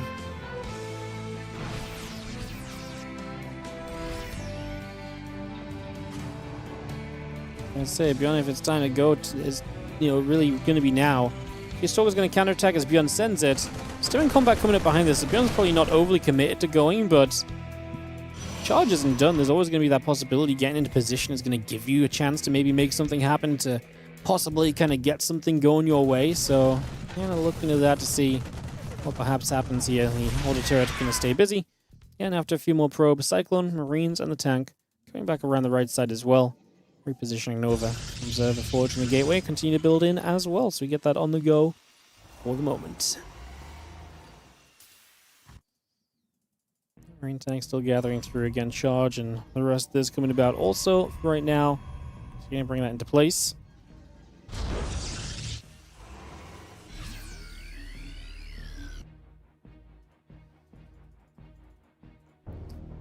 Again, Robo Bay, Forge coming through, just going to be seeing the gateway, the charge, all of this continue to come about. The Marines, tanks, medevacs coming over for the moment. And step straight in as we get in position. Stalkers jump up to this high ground. Marauder will take a bunch of damage as well. And the Bio is going to take a chance to stem out these Stalkers too. Because of shells, is going to be popping as we are just going to be seeing the Stalkers going to get caught. Yeah, okay. I mean, pretty good catch from ByuN. Gets a few Stalker kills. The Zelda sitting out the front trying to see what else is going on.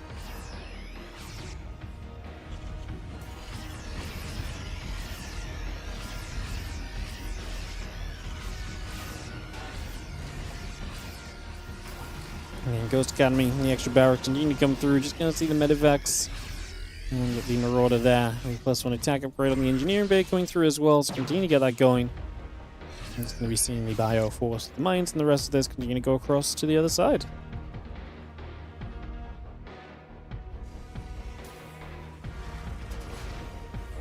Bunch of Zealots going to step straight into this natural, so they're going to get through. We are going to have this Bioforce heading over to the left.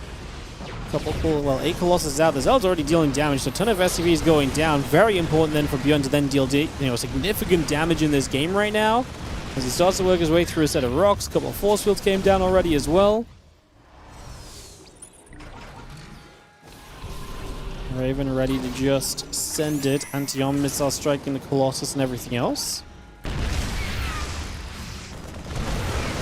Reduced him up over here. This is going to be the moment where Hero looks to take this fight. That may just decide how this series goes. Oh my goodness, that was not a great lag spike timing. The Colossus goes down, the pylon goes down, new Colossus shows up. It's a lot of Marines, and ByuN is going to say, I don't think he can stick around. I did think for a moment, I was like, uh-oh, maybe the Colossus going down so quickly is going to matter, but it just didn't in the end. It was just too much. And GG gets called. And the Kung Fu Cup champion this week, Hero. GG. GG. Alrighty, guys, that is going to be it from us today. Thank you so much for joining us. I appreciate you all hanging out and being with us for some games. It's been an absolute pleasure. Thank you to the Kung Fu Cup guys for running the event and for having us along for the ride. It was a lot of fun. Next couple of days, we are back to WardiTV Team League action. So we're going to be back to Team League. Let's have a quick look at what's coming up the next couple of days on stream for you all. So starting tomorrow... press this button.